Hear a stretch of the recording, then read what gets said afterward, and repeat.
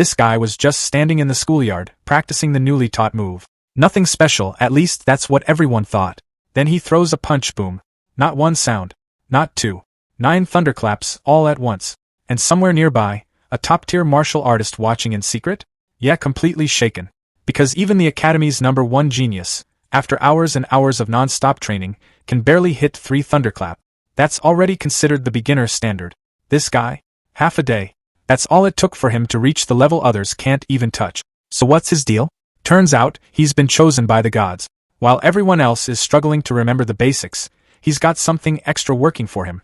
Inside his own mind, there's a version of him training non-stop, so while others are still trying to figure it out, he's already finished. Now here's where things start getting interesting. This guy? He can pick up any martial art, and master it almost instantly. No long training arcs. He sees it once, maybe twice, and that's it. Perfect execution. And it gets better. Every time he defeats someone, he gains points. Not just for show, real point. The kind you can actually spend. More points means more strength by copying others' technique. Now the scene has shifted to the present where, in a flurry of strikes, a young man named Su-hong practices his Vajra fist. A fellow student marvels at his improvement, asking if he has already reached the coveted micro-level in martial arts mastery. Su-hong confirms he broke through 2 days ago.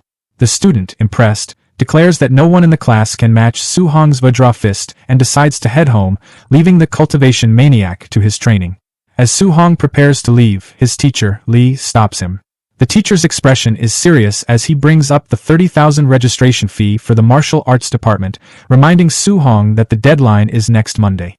Su-hong asks for a few more days, but the teacher can only sigh, explaining that while he knows Su-hong's family is struggling, the rules are absolute.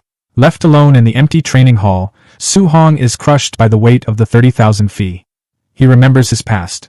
His parents died in a ferocious beast disaster when he was just 3, leaving him in the care of his aunt and uncle.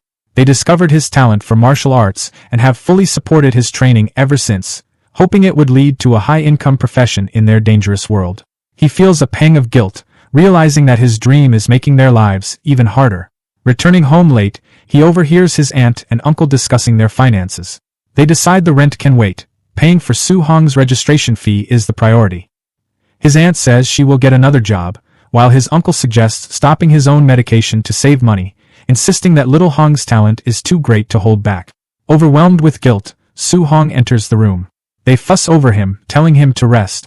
In his room, he lies awake, tormented by their sacrifices. He resolves that he must solve this problem himself. There is only one place a martial artist can earn that much money in just a few days. The next day, Su-hong arrives at the underground martial arena. An announcer's voice booms, welcoming the audience to a place where only victory and defeat matter. Life and death are irrelevant. She introduces the reigning champion, a hulking fighter wearing a red mask, known as Mr. Minotaur. The announcer tells the newcomer to show some passion and heat up the atmosphere. She whispers for him to provoke the crowd, explaining that rookies are troublesome. Taking the cue, Su-hong roars, declaring himself invincible against anyone below the level of a true martial artist and calling all weaklings to come and fight. The crowd erupts in a frenzy, shouting for his death. The first match begins. Su-hong believes his Vajra fist is enough to win a few rounds and collect the tuition fee. His opponent rushes in, but Su-hong calmly notes his strong momentum but unstable lower body, seeing an easy win. A single, powerful blow sends the challenger flying. Without pausing, Su-hong calls for the next opponent. The announcer declares the first victory for Minotaur. His second opponent is more formidable. The two trade blows and Su-hong feels the man's strong fist force, but knows his own is greater. He spots a critical opening when his opponent puts too much force into his upper body, leaving his waist exposed. Su-hong seizes the chance and ends the fight in a flash. After a third consecutive win, a well-dressed man watching from a private VIP seat, he remarks that the kid is unusual, his strength far exceeding an average martial apprentice. The man decides Su-hong is perfect for match-fixing and sends his subordinate, a fighter in a White Fox mask called White Fox, to take care of him. He warns White Fox not to reveal that he is a true martial artist. One victory away from the 60,000 prize, Su-hong is shocked when his final opponent is revealed to be White Fox, a known quasi-martial artist. He knows the match will be difficult, but he cannot afford to lose. The bell rings and the final match starts. Knowing his cultivation realm is lower, Su-hong attacks first with all his might. But White Fox stops his punch with ease. The terrifying power behind the block stuns Su-hong, who realizes his opponent isn't a quasi-martial artist at all. He's a true martial artist who deliberately suppressed his vitality. Before Su-hong can react, White Fox unleashes a devastating Thunder Rush fist, leaving him bleeding and broken. White Fox taunts him, asking why he only defends. Su-hong struggles to withstand the onslaught, knowing he will lose if it continues. He desperately searches for an opening to counterattack, but the barrage is too intense. His consciousness begins to fade. Standing over the defeated Su-hong, White Fox informs him that he won't receive a single cent of the prize money. However, his teacher invites Su-hong to join them. If he agrees to fix matches for them in the future, they will pay him the prize for this match. Burning with indignation, Su-hong refuses to do such a shameless thing and accuses them of being unworthy of the title of martial artist. Enraged, White Fox declares his intention to cripple Su-hong, ensuring he could never become a martial artist in his dreams. As the crippling blow descends, visions of his family's sacrifices flash through Su-hong's mind. He cannot let their efforts go to waste. He thinks of his promise to give them a good life and screams that he will never accept a future of failure.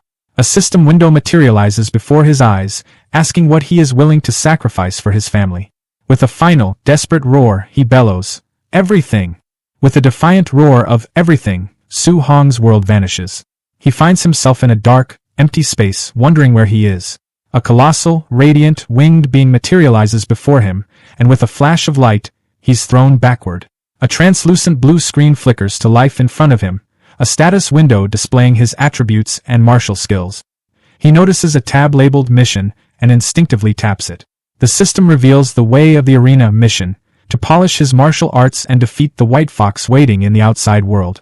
The objective is to upgrade his Vajra Fist to the mastered level and his other skills to the micro level. It's a beginner's mission with no reward, but promises to unlock a guide. Suddenly, a perfect clone of himself appears and attacks with a flawless, textbook-quality Vajra Fist.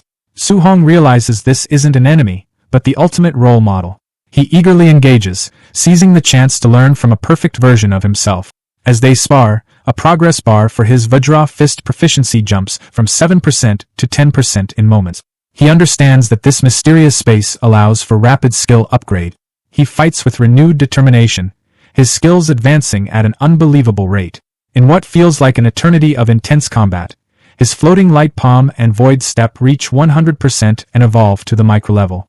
Finally, his Vajra Fist also hits its peak and breaks through to the mastered level. Exhausted but triumphant, he gives a grateful nod to the clone as it dissipates.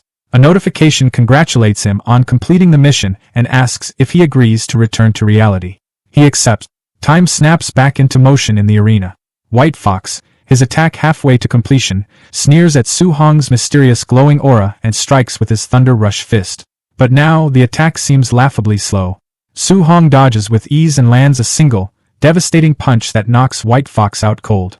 The entire stadium falls into a stunned silence. Su-hong walks calmly to the dumbfounded announcer and asks when he will receive his prize money. Jolted back to reality, she hastily declares Minotaur the winner of the 60,000 grand prize. In the VIP suite, the arena boss is in disbelief. He questions how a mere martial apprentice could possibly master the Vajra Fist, a feat beyond most true martial artists. He furiously orders his men to follow Su-hong and uncover his true identity. Su-hong leaves the arena, sensing he's being followed. He slips into the dark alleyways, his movements fluid and sure, easily losing the thugs tailing him. An hour later, he arrives home and places the stacks of cash before his astonished aunt and uncle, who ask if he robbed a bank.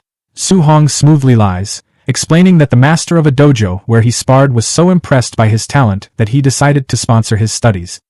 His aunt remains skeptical, but his uncle proudly declares that their boy would never lie to them. Later, on the roof, Su-hong looks at his system window with a grin. His family's financial troubles are solved. The system notifies him that by defeating a higher-level opponent, he has earned 67 martial value points, which can be used to increase his vitality. He immediately pours points into it, and his vitality stat climbs to 90, elevating him to the rank of a quasi-martial artist. He feels a surge of power and decides to use all the remaining points. As his strength skyrockets, the wounds from his fight completely heal. Feeling an endless reserve of new power, he heads to the deserted school drill ground to test his limits on a combat power tester. Deciding to start with just 70% of his strength, he winds up and throws a punch. The machine instantly overloads, smoke starting to come out of it, and shatters. He mutters about the tester's poor quality, hoping he won't have to pay for it, before quickly fleeing the scene. Moments later, a furious groundskeeper arrives, screaming about which bastard broke his equipment and vowing to punish the usual suspects. In the gymnasium of Star City No. 1 High School, students were buzzing with gossip. The main topic was Chen Shan, who had been beaten up after smashing a tester machine the previous night. A student explained that Chen Shan had been punished by the principal and forced to take the blame because he refused to admit to his actions. Their chatter was interrupted by the principal, who introduced his old comrade-in-arms, a Tier 3 martial artist named Chen Tian. The guest instructor announced he was there to teach everyone a C-rank martial art, the Thunder Rush Fist, and expected them all to learn it well. Hearing this, the protagonist, Su Hong, became determined. He knew that learning such a technique outside of school would cost a fortune, and he resolved to seize this rare opportunity. The instructor, Chen Tian, declared he would demonstrate the fist 10 times, and how much the students learned would be up to them. As the students marveled at seeing a Tier 3 martial artist for the first time, Su Hong recalled that this was the same technique the White Fox had used. Chen Tian began his demonstration. He explained that at the basic level, the Thunder Rush Fist emits a single sound of thunder. Mastery progressed through levels. 3 sounds for proficient, 5 for micro-level, 7 for mastered, and a full 9 sounds for the perfect realm. He advised the students to aim for just the basic level for today. Hours later, the students were exhausted and dejected, finding the C-rank art far too difficult to learn. Suddenly, Chen Shan, the school's top genius, successfully executed a punch with a single thunderous sound, reaching the basic level. The principal proudly pointed him out to Chen Tian, asking if he was interested in mentoring the boy. However, Chen Tian was unimpressed, remarking that in other cities, this was merely a passing grade. He lamented that the students were not up to his standards. As the two men walked away, Chen Tian commented on the cruel nature of martial arts, where talent was far more important than hard work. Just then, they were stunned by the sound of a 7-sound Thunder Rush Fist. A student had reached the mastered level after just half a day of practice. Chen Tian's shock turned to disbelief as he realized it wasn't 7 sounds, but 9. Someone had achieved the perfect realm. He urged the principal to help him find this prodigious student, but by the time they rushed back, the individual was gone. In the aftermath, Chen Tian was ecstatic. Witnessing the perfect technique had given him a sudden inspiration, allowing him to break through to the 8-sound level himself, a feat he thought he might never have achieved in his lifetime. Elsewhere, Su Hong walked away, reflecting on how exhausting the C-rank skill was. A look at his status panel confirmed his success. His Thunder Rush Fist was listed as perfect. His next goal was to earn martial values to break through to the rank of a true martial artist, and he wondered if sparring would be enough to earn them. Su Hong arrived at his workplace, the Raging Thunder Dojo. Inside, he saw a purple-haired youth named Li Yan berating and kicking another student. A friend explained that Li Yan was the disciple of a new, powerful instructor who was arrogant and taught his classes with disdain for the common students. Su Hong stepped in, stopping Li Yan's attack. Angered by the interference, Li Yan challenged Su Hong to a one-on-one fight in the arena, a challenge Su Hong calmly accepted.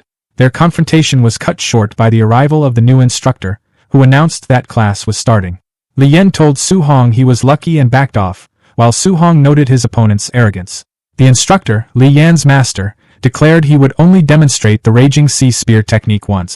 Li Yan scoffed, believing it was impossible to learn from a single viewing. Su Hong, however, focused intently, absorbing the movements. After the brief demonstration, the instructor left the students to practice. While most were confused, Su Hong understood the technique's core principle. The spear must flow with the momentum of endless waves. He picked up a spear and began to practice, his movements fluid and precise. The other students watched in awe, whispering about what a martial arts prodigy he was. From a distance, Li Yan was shocked, unable to believe Su Hong had actually learned the technique so quickly. A friend warned Su Hong to be careful, as Li Yan was very strong. Undeterred, Su Hong approached Li Yan and asked for a match. Intrigued, Li Yan decided to test Su Hong's true ability, offering to give him some pointers. He attacked with a micro-level Raging Sea Spear technique, but Su Hong effortlessly countered, unleashing a proficient-level version of the very same skill. Li Yan was left completely stunned, unable to comprehend how his opponent had surpassed him in an instant. In a burst of pure martial skill, Su Hong defeats an opponent far stronger than himself. His system immediately confirms the win and rewards him with 35 martial points. Across from him, Li Yan collapses to the ground, stunned and unable to accept what just happened. He cannot understand how someone could bring the raging sea spear technique to a proficient level in such a short time. The scene shakes him deeply, making him question the value of his own years of harsh training. As Li Yan's frustration reaches its breaking point, an instructor steps in at once, sharply scolding Li Yan for refusing to accept defeat and questioning his mindset as a martial artist. Clearly impressed, the instructor points out that Su Hong learned the technique simply by watching a single demonstration. Turning to Su Hong, he explains that Li Yan's arrogance led to his loss and that being defeated by a true genius will serve as an important lesson. He then sincerely apologizes for his student's poor behavior.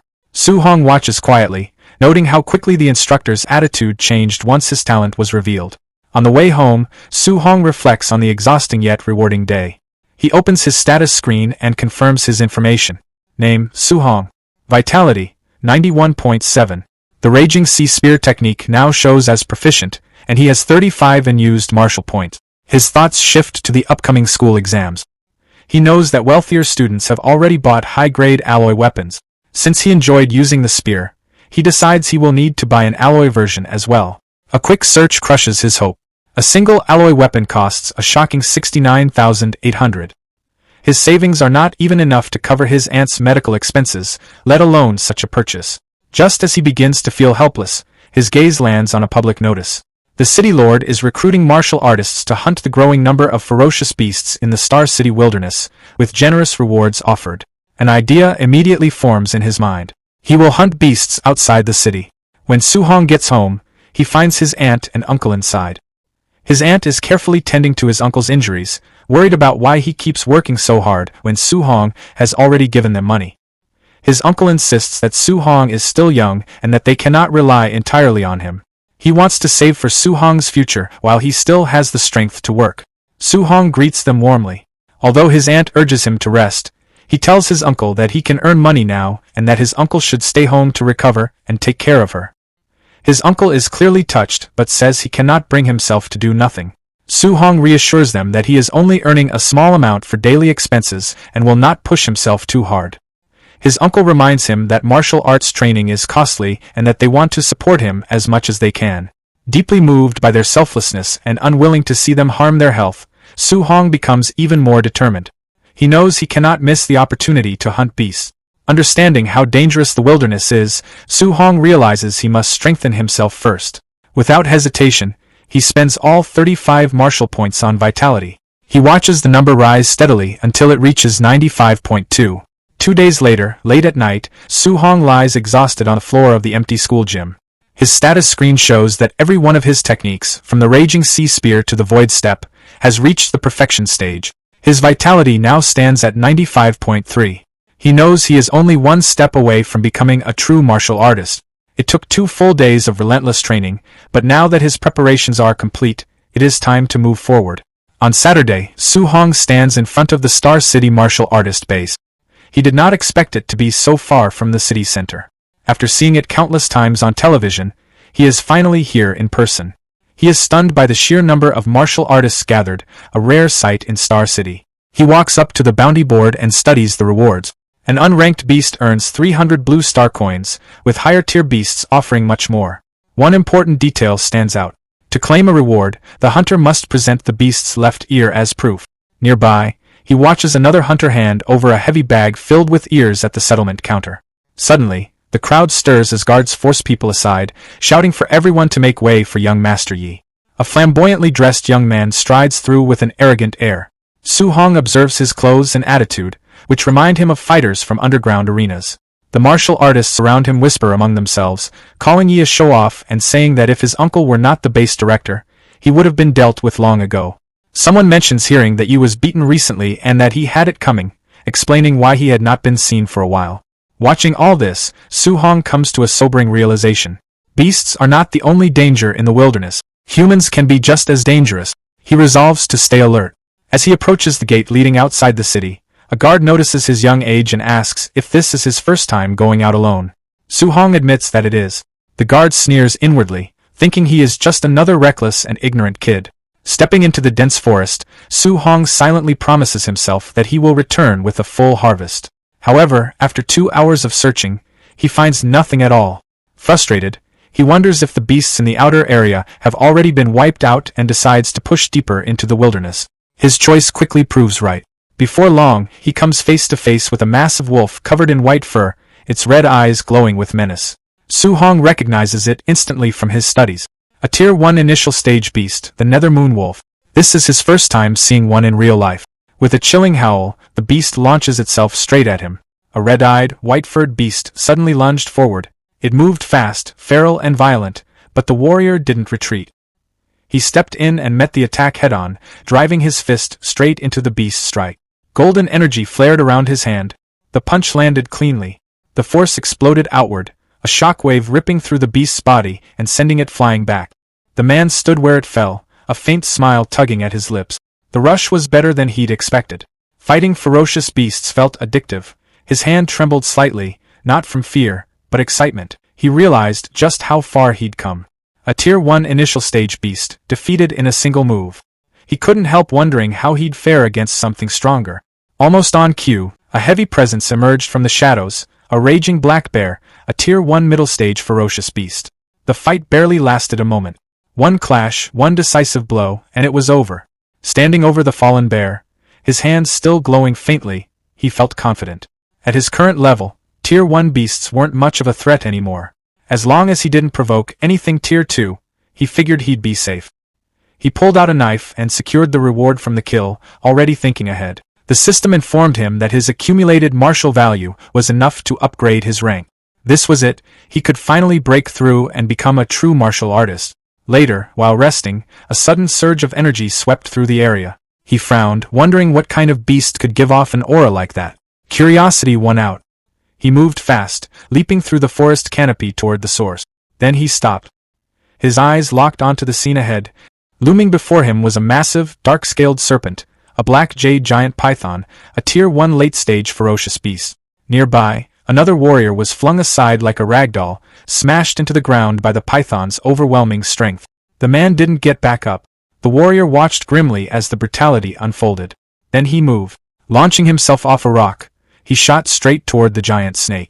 His kick landed in a blur, smashing into the python's head with terrifying speed. The massive creature reeled back, its head snapping away from the impact. Blood splattered across the dusty ground. Behind him, the first warrior lay still, his chest pierced, life already gone. The hero landed and coughed, wiping blood from his mouth. He steadied himself, then glanced at the fallen man. He muttered that he'd borrow the spear for a moment and picked it up. Weapon in hand, he faced the towering python, fully alert now. The serpent lunged, jaws wide, fangs flashing. He didn't back down.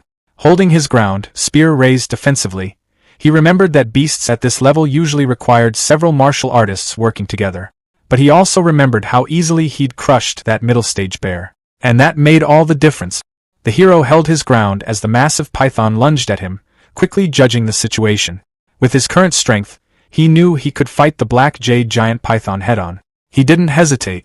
Activating his perfected void step, he slipped past the serpent's snapping jaws and reappeared above it, perfectly positioned to counter.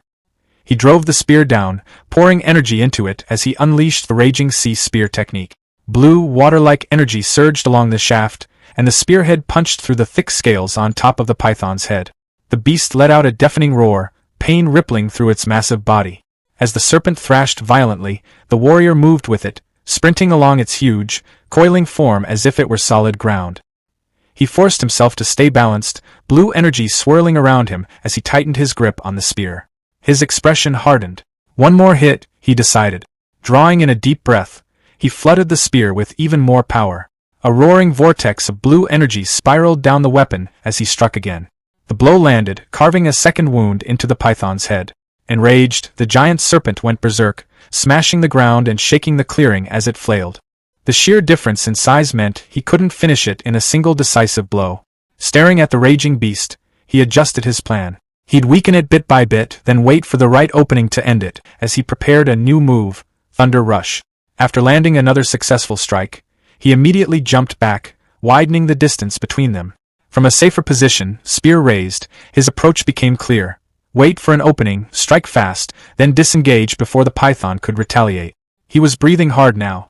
Fighting like this was exhausting, he admitted to himself, but it kept him alive. The python didn't look much better. It growled low and furious, its movements slower, its wounds adding up. He figured a few more clean maneuvers would be enough to bring it down.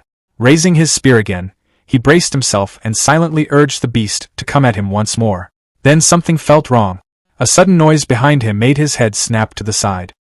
His eyes widened as he demanded to know who was there. Before he could react, laughter rang out from above. A man dropped from the trees, his fist glowing with violent red energy. The hero barely had time to cross his arms before the punch landed.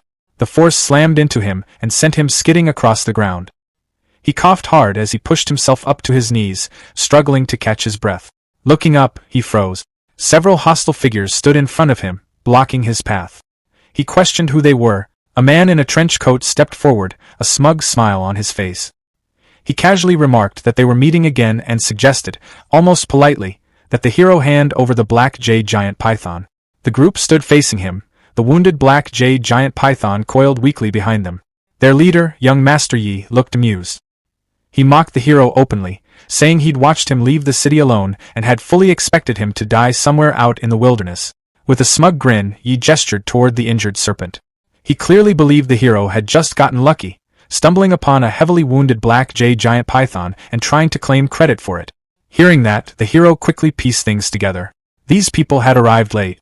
They hadn't seen the fight at all. One of the larger, more muscular henchmen stepped forward. He told the hero to get lost, saying young Master Yi had already decided the python was his. The hero swept his gaze over them. 5 opponents, all martial artists. Outnumbered like this, he knew a direct fight wouldn't end well. Still, he let out a short, dismissive laugh.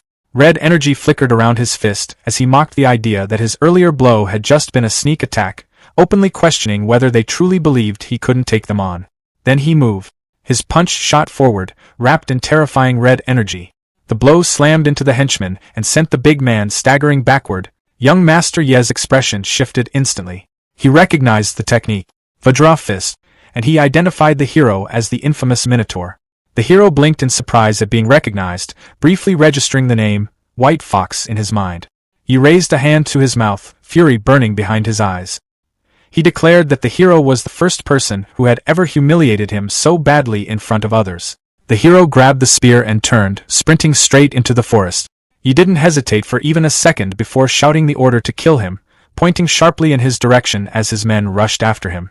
They chased him into the dense woods, branches whipping past as visibility dropped fast. Before long, they lost sight of him entirely. One of the men warned the others to stay alert. The terrain was perfect for an ambush. Another scoffed, brushing it off, questioning why they should be afraid of a single person. That was when it happened. The hero burst out of the shadows in a blur, slamming into the dismissive henchman from the side. Before anyone could react, his glowing eyes shifted to the next target. He moved again, impossibly fast, cutting down a second pursuer in one clean motion. The body hit the ground hard, lifeless. Young Master Yi stared in disbelief. He couldn't process that kind of speed.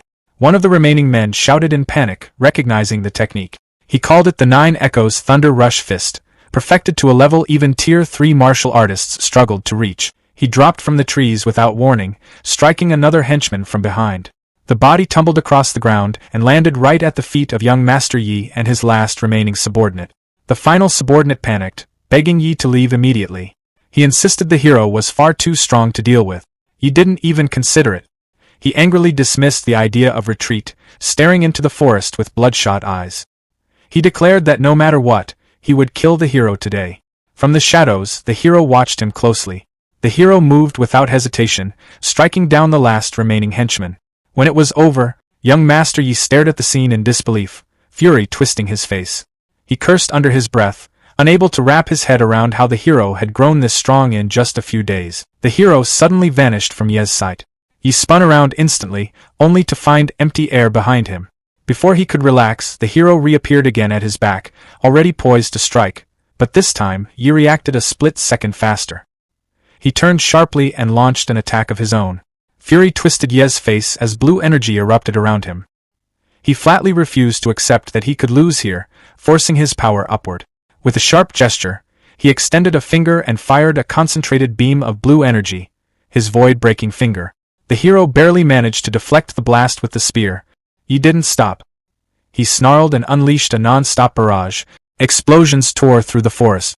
Trees shattered, dirt blasted upward, and the hero was forced on the defensive, constantly parrying and dodging as energy beams detonated around him. Even while being pushed back, he stayed focused, quickly judging the technique's strength. From the sheer output alone, he figured it had to be a B-rank skill. He pointed at the hero and screamed that he'd memorized his face. If the hero dared hurt him any further, he vowed he'd wipe out his entire family. That threat landed wrong. The hero's expression went cold, all warmth draining from his eyes.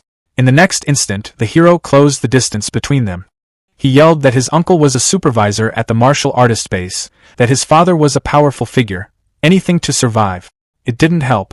In a flash, the hero appeared right in front of him, red energy blazing around his fist. He remarked flatly that Yi had been more tolerable when he was acting superior. The punch came down like a verdict. Ye's body crumpled and crashed to the ground, broken and defeated. The hero stood over him, breathing hard, red energy still rolling off his body. He stated coldly that Yi never should have dragged his family into it. Barely conscious, blood pooling beneath him, Yi looked up in disbelief.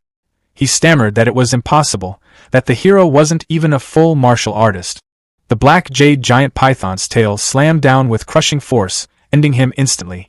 The hero turned away and looked back toward the serpent. He'd spent too long dealing with the intruders. The giant python had fully recovered its stamina. In the forest clearing, the masked follower stared at his injured companion on the ground. He muttered to his partner that this kid was seriously not right. The other follower asked nervously where young Master Yi was, and if he had finished the job.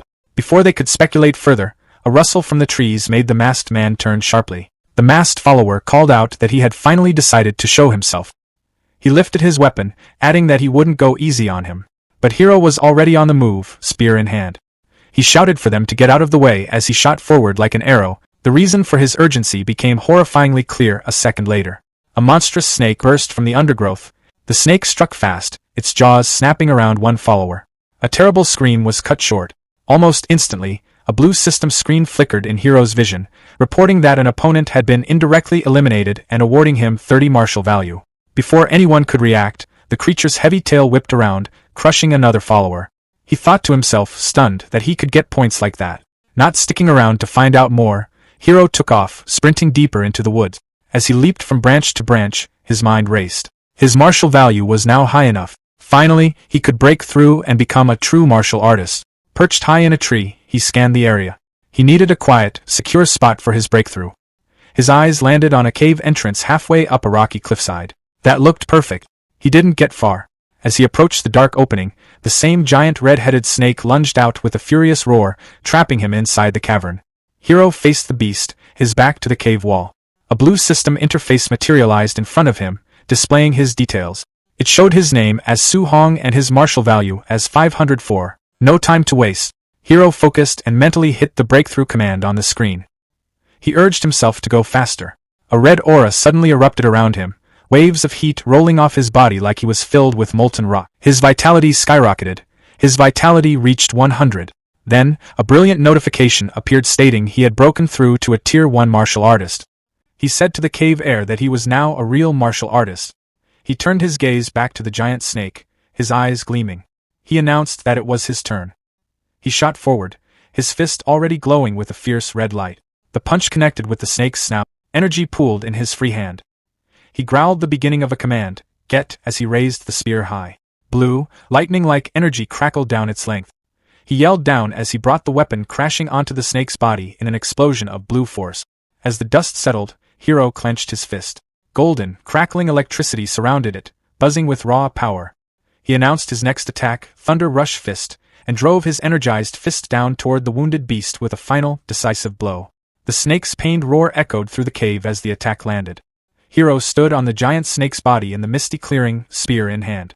Even though the beast had already been hurt, he felt a surge of confidence knowing he could now face something like that straight on. A soft chime in his mind confirmed his victory, adding 92 martial value to his total. Sitting down on the scaled carcass, he remembered the usual rule: cut off the left ear to trade for coin. He stared at the snake's head, then sighed. Right. Snakes don't have ears. Well, no helping it. He decided he'd better just get moving and headed out of the rocky clearing, leaving the massive body behind. Walking through the sun-dappled forest with his spear slung over his shoulder, he eventually came across another body, this one with blonde hair. It was young Master Yi. Hero looked down at him. You got off easy, he said quietly. Crouching, he began to search the young master's belongings. His main hope was finding that high-level martial technique Yi had used in their fight. His fingers closed around a small, unmarked black book. Could this be it? The void-breaking finger? Later that night, back in the shelter of a cave with a small campfire crackling, Hiro studied the book intently. He'd committed the introductory method to memory. Now it was time to let the system do its work. In the familiar blue, data-stream space of his mind, he sat cross-legged. Come on, he urged. A glowing, translucent copy of himself materialized before him. Together, they moved through the intricate forms. Void-breaking finger, Hiro called out in the mental space. Streaks of light followed his movements as the system text flashed, tracking his progress. 51%, 78%, 93%. Back in the physical world, by the fire, a blue notification settled in his vision. Void-breaking finger, basic 1%. Hiro doubled over, coughing. Even at the basic level, a B-rank skill put an incredible strain on his body. 3 days later, a thunderous howl echoed through the trees. A huge, red-eyed ape monster slammed its fists against the ground. Perfect, Hiro thought. He needed something to test his new power on. He darted forward, energy focusing at his fingertip. The technique felt smooth, powerful. As the ape monster fell, Hiro stood amidst the settling dust, his fingers still glowing with a faint blue energy. He'd reached the perfect realm. The system confirmed it. Void-breaking finger, master-void-breaking finger, perfect. The power was absolutely worthy of a B-rank skill. The martial artist base was in an unusual state of quiet when he arrived. Inside, the main hall was buzzing. A crowd watched as one man at the counter collected a hefty payout of 230,000 blue star coins, murmurs of admiration rippling through the onlookers. Another group, the Thunder Squad, was being praised for their haul of Tier 1 beasts. When it was Hiro's turn, he hoisted a large, heavy bag onto the counter. The woman working there peered inside, and her eyes went wide. She started counting, her voice rising with disbelief as she announced the total. 406,000 blue star coins from 72 initial stage, 83 middle stage, and 17 high stage Tier 1 beasts. A cold sweat prickled on Hiro's neck. He'd gotten carried away. This was way too much attention. Before he could even leave the counter, a commotion erupted outside. Official vehicles screeched to a halt, blockading the base entrance. The crowd around him stirred, everyone turning to look. Was the base under attack? People whispered, noting the high-level martial artists now stationed at every exit. A stern-looking man in a suit, identified by the system as Yi Chi, base person in charge, and Yi Feng's uncle, barked orders to his subordinates. Seal the area. No one gets out. A brave soul from the crowd called out, asking what was going on. Yi Chi's face twisted with fury. His nephew Yi Feng and his entire group of 4 martial artists were all dead, he shouted. A shocked silence fell, then broke into frantic murmurs. Yi Feng was killed? His whole squad wiped out? Nearby, 2 men whispered to each other. Good riddance, one said. We've all been robbed by that crew. Finally, someone took out the scourge. Yi Chi, followed by an assistant, pushed through the crowd. He made a chilling announcement. A B-rank martial skill was missing from his nephew's body. Every martial artist present would be searched. Hiro stayed in the middle of the crowd, keeping his expression neutral. The bodies had been mauled by that giant python. There shouldn't be a trail leading back to him. As he began to move with the flow of people, he couldn't shake the feeling. Were they already targeting him? Suddenly, Yi Chi himself was there, his gaze locking onto Hiro. I heard a little brother here killed 400,000 worth of beasts all by himself, Yi Chi said, his voice carrying over the murmurs. Your skills must be truly amazing. Su Hong noticed his path was blocked, and a man in a sharp suit stepped forward, flanked by a few rough-looking thugs. The man's face carried a polite sort of menace as he spoke, mentioning the rumors about Su Hong's recent solo hunt and the fortune in beast cores he was said to have gained. But the thugs weren't convinced. They looked at Su Hong like he was just some low-level fighter, a novice who could never have pulled off such a feat to them. He was nothing more than a thief who probably took the missing young Master Ye's backpack. The thugs tried to grab him, but Su Hong moved faster than their eyes could follow, his weapon appearing in a blur. He spoke coolly, reminding them he was a student at the elite Xingqian No. 1 high school and daring them to touch him. The leader hesitated, caught between anger over his nephew's stolen martial art and the risk of provoking a potential prodigy from the top academy. Trying another approach, the man offered 10,000 as compensation for the search. Su Hong stayed calm, knowing his secrets were safe with Yi Feng gone, claimed by a monstrous python in the wild. He countered, asking for 3 times the offer. With no other choice, the man agreed. Su Hong even encouraged them to be thorough to avoid being wrongly accused. The search turned up nothing, but just as Su Hong was about to leave with the money, the leader called him back, insisting no one could leave until he was fully satisfied. By the time the man finished speaking, Su Hong had vanished into the city. Thinking about his next move, a quick shower and then a visit to the Warriors Association to test his rank and get the guidance technique. Alone in the room, Su Hong pulled up his internal status screen, a holographic display floating before him. He had 534 martial arts points, the result of relentless training and brutal encounters. His chi and blood value was 103, just enough to be a first-tier martial artist. The next stage required 200 points, and with his accumulated points, he could almost reach it in one step. But his attention turned to two stats he'd never touched before: spirit and mortal body. Curious about their potential, he started allocating points into spirit, watching the number climb with no immediate effect. Then he focused on mortal body, eager to see what evolution it might bring. The Warriors Association proving grounds were buzzing with energy. A promising young fighter, a disciple of the famous Jiang Ming, had just finished his test with a combat power of 1763, enough to nearly be a mid-tier warrior. The crowd admired him, and he turned to the next challenger, Su Hong, with obvious disdain. For him, testing at that age meant genius, but Su Hong? He was probably average at best. Su Hong stepped up to the chi and blood detector. The screen lit up at his touch, showing a reading of 123. The hall went silent. People whispered and questioned whether the machine was broken. Even the arrogant disciple's confident face faltered, and the proctor double-checked before announcing, clearly surprised, that Su Hong had passed. The disciple muttered that raw life force meant nothing, insisting combat power was the real measure.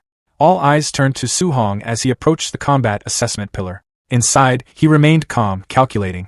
His recent upgrades had given him a huge boost in strength, and though he considered holding back, he decided to use about half of his true power. He struck, and the air itself seemed to react. The punch hit the pillar like an explosion. The multi-ton testing machine ripped from its moorings and smashed into the far wall.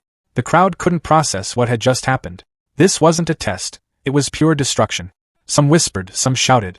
Nobody could believe that a first-stage novice had just shattered a high-tier benchmark with one casual punch. In the crowd, the man from the alley watched, pale and shocked. His subordinate pointed, stammering. The leader's eyes widened as realization hit. "It's him," he said quietly. "That explains everything." Meanwhile, across the city, Wu Linxian, president of the Star City Martial Arts Association, had been fuming over the lack of local talent. Her office door burst open, and an assistant delivered frantic news. A first-stage novice had just punched the testing machine into scrap metal, showing a combat power over 3,000. Wu Linxian's frustration instantly turned to sharp focus. Her city finally had its genius. Inside the main hall of the Martial Artists Association, a male staff member walked up to Su Hong and politely explained that there was a process to follow. He would need to head to the second floor first, get officially registered as a martial artist, and only then receive his monthly allowance. Su Hong gave a quiet thanks and was about to move, when a cool, commanding voice cut in, saying she would handle it herself. The staff member immediately straightened, clearly aware of who had spoken. From the second-floor balcony stood a woman with long golden hair. Her eyes landed on Su Hong as she calmly confirmed his name, then introduced herself as Wu Linxian, the president of the Star City Martial Artists Association branch. With a simple gesture, she told him to come along. Su Hong followed without hesitation, though inwardly he was surprised. He hadn't expected the association's president, someone rumored to be a Tier 5 martial artist, to feel so overpowering just by standing there. Once inside her office, Wu Linxian casually asked if he studied at Star City No. 1 High School. She mentioned that old man Liang had complained before, saying the school had only produced 2 average Tier 1 martial artists this year. What no one realized, she said, was that an exceptional talent had been quietly sitting among them the whole time. Su Hong felt more puzzled by the minute. He explained that he'd only come to register, collect his allowance, and pick up a guidance technique. Wu Linxian brushed that aside. His ID and allowance were already taken care of downstairs. As for the guidance technique, she said she would teach him personally. Standing in front of him, she asked how much he understood about guidance technique. Su Hong answered honestly, repeating what the textbooks taught, that heavenly and earthly spiritual keys had different attributes, and guidance techniques were used to absorb them and strengthen the body, as long as the attributes matched. Wu Linxian smiled slightly and said the explanation wasn't wrong, just incomplete. Guidance techniques weren't limited to cultivation alone. As she demonstrated her heavenly fire guidance technique, a flame appeared in her palm, growing stronger until blazing fire wrapped around her fist. She explained that it absorbed fire attribute spiritual keys, reinforced the body, and could directly enhance attacks with fire-based power. Once the attribute could be released outward, the range and impact of attacks increased dramatically. With a smooth motion, she sent a stream of fire forward before casually adding that most martial artists considered it impressive if their attacks carried even a faint trace of attribute power. Su-hong reevaluated everything he thought he knew. He'd always believed guidance techniques were strictly for absorption. None of the books mentioned combat use. Wu Lingxian continued, explaining that heavenly and earthly spiritual keys carried 7 attributes: mental, wood, water, fire, earth, lightning, and wind. Each had different strengths, with lightning leading in raw offensive power, followed by mental and fire. But in the end, what mattered most was compatibility. She picked up a red crystal from her desk and explained that it was used to measure compatibility. The brighter it glowed, the higher the match. Most martial artists fell around 20 to 30%. Even her own 80% was considered exceptional. Given his talent, she expected him to surpass 90. Su-hong accepted the crystal, thinking that if someone like her had reached Tier 5 with 80%, then 70 would already be impressive for him. The crystal answered immediately. A brilliant red glow filled it almost completely, lighting up the office. Wu Lingxian stared in disbelief as the result became clear: perfect fire attribute compatibility. She explained quickly that this meant he could absorb fire spiritual keys with no loss at all. By comparison, her own absorption wasted 20% every time. That alone placed his potential far beyond hers. She admitted she never imagined Star City could produce someone on par with the top talents from the Imperial Capital or Magic City. As Su-hong looked at the crystal, another thought crossed his mind. Fire was strong, but lightning suited him better. The crystal reacted again, this time bursting with a dazzling golden glow. After a brief pause, Su-hong quietly noted that his lightning compatibility also appeared to be perfect. Wu Lingxian struggled to process it. Dual attributes, both flawless. Before she could fully react, the crystal continued responding. Wind followed, then the others. One after another, every attribute reached the same result. 7 attribute. All perfect. Wu Lingxian sank into her chair, her past achievements suddenly feeling distant. She remembered being praised as a top genius herself, reaching Tier 5 before 30. But standing in front of someone who broke every rule, she realized how different the gap truly was. For Su-hong, 7 perfect attributes felt both like a gift and a weight. Giving up any of them seemed unbearable, so he asked for copies of all 7 guidance techniques. Wu Lingxian reacted sharply, warning him that human energy was limited. Even the most gifted martial artists usually focused on 1 or 2 attributes. She recalled someone who tried to cultivate all 7 and never advanced past Tier 1, even after decade. Su-hong didn't argue. He simply said he wasn't ready to choose yet. He wanted to try first. After a moment, Wu Lingxian agreed, reminding him not to waste such rare talent. She then brought up the upcoming monthly school exam. With tensions rising at the All-Heaven battlefield, and the threat of war with the 10,000 races looming, nations were pouring resources into a genius training camp. She planned to recommend him. If he took first place in the school exam, he'd qualify automatically. Hearing about the 10,000 races stirred memories from over a decade ago, when Su-hong lost everyone except his uncle and aunt. His resolve settled firmly. He would become stronger. That kind of loss would never happen again. When he returned home, he excitedly told his uncle and aunt that he was now an official martial artist. Their reactions were immediate: joy, relief, and emotion all at once. He explained that a Tier 1 martial artist received a monthly allowance of 10,000, meaning his uncle no longer had to push himself to exhaustion. They called him the family's support. Su-hong took a steady breath. From this point on, they were protected. That night, just past midnight, he tested the guidance technique. Sitting quietly, he circulated his energy. His eyes glimmered faintly as he punched forward. A small flicker formed around his fist, but instead of fire, only thin smoke drifted out. He frowned. This felt far weaker than expected. Then a notification appeared, confirming that he had successfully learned the guidance technique. Checking the details, he saw it was only level 1. That was when a new idea took shape. If guidance techniques had levels, then maybe this was something only he could push far beyond its limit. Su-hong stared at the system interface, still unable to wrap his head around one thing: how guidance techniques were actually upgraded. He tried pouring martial value into it the same way he had done with his other skills. The system responded instantly with a warning saying his martial value wasn't enough. Seeing that, he didn't push further. There was no point forcing it. He reasoned that it made more sense to slow down, focus on cultivation first, fully grasp every guidance technique, and then worry about earning more martial value later. With his plan set, he settled into cultivation. He worked on all the guidance techniques at once. Almost immediately, a fierce, blazing aura burst out from his body. Hours passed in silence. One after another, the Thunder Guidance Technique, Water Marsh Guidance Technique, Thick Earth Guidance Technique, and Spirit Wind Guidance Technique all reached level 1. Inside him, 7 different spiritual keys now existed together. The problem showed itself right away. The energies didn't cooperate. They pushed against each other aggressively. At that moment, Su Hong finally understood what President Wu had warned him about. There really had been geniuses in the past who tried cultivating 7 techniques at once, and never moved beyond Tier 1. The energy inside his body turned violent. Pain spread as his veins stood out sharply and sweat streamed down his face. Even though all 7 attributes were present, he realized he could only activate 1 at a time. The instant he tried to use 2 together, the energies clashed, wiped each other out, and vanished. A red flame burst from his palm, lasting only a heartbeat before breaking apart.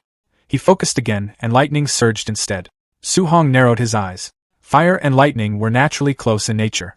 Could they really not be combined? He tried again. The result was the same.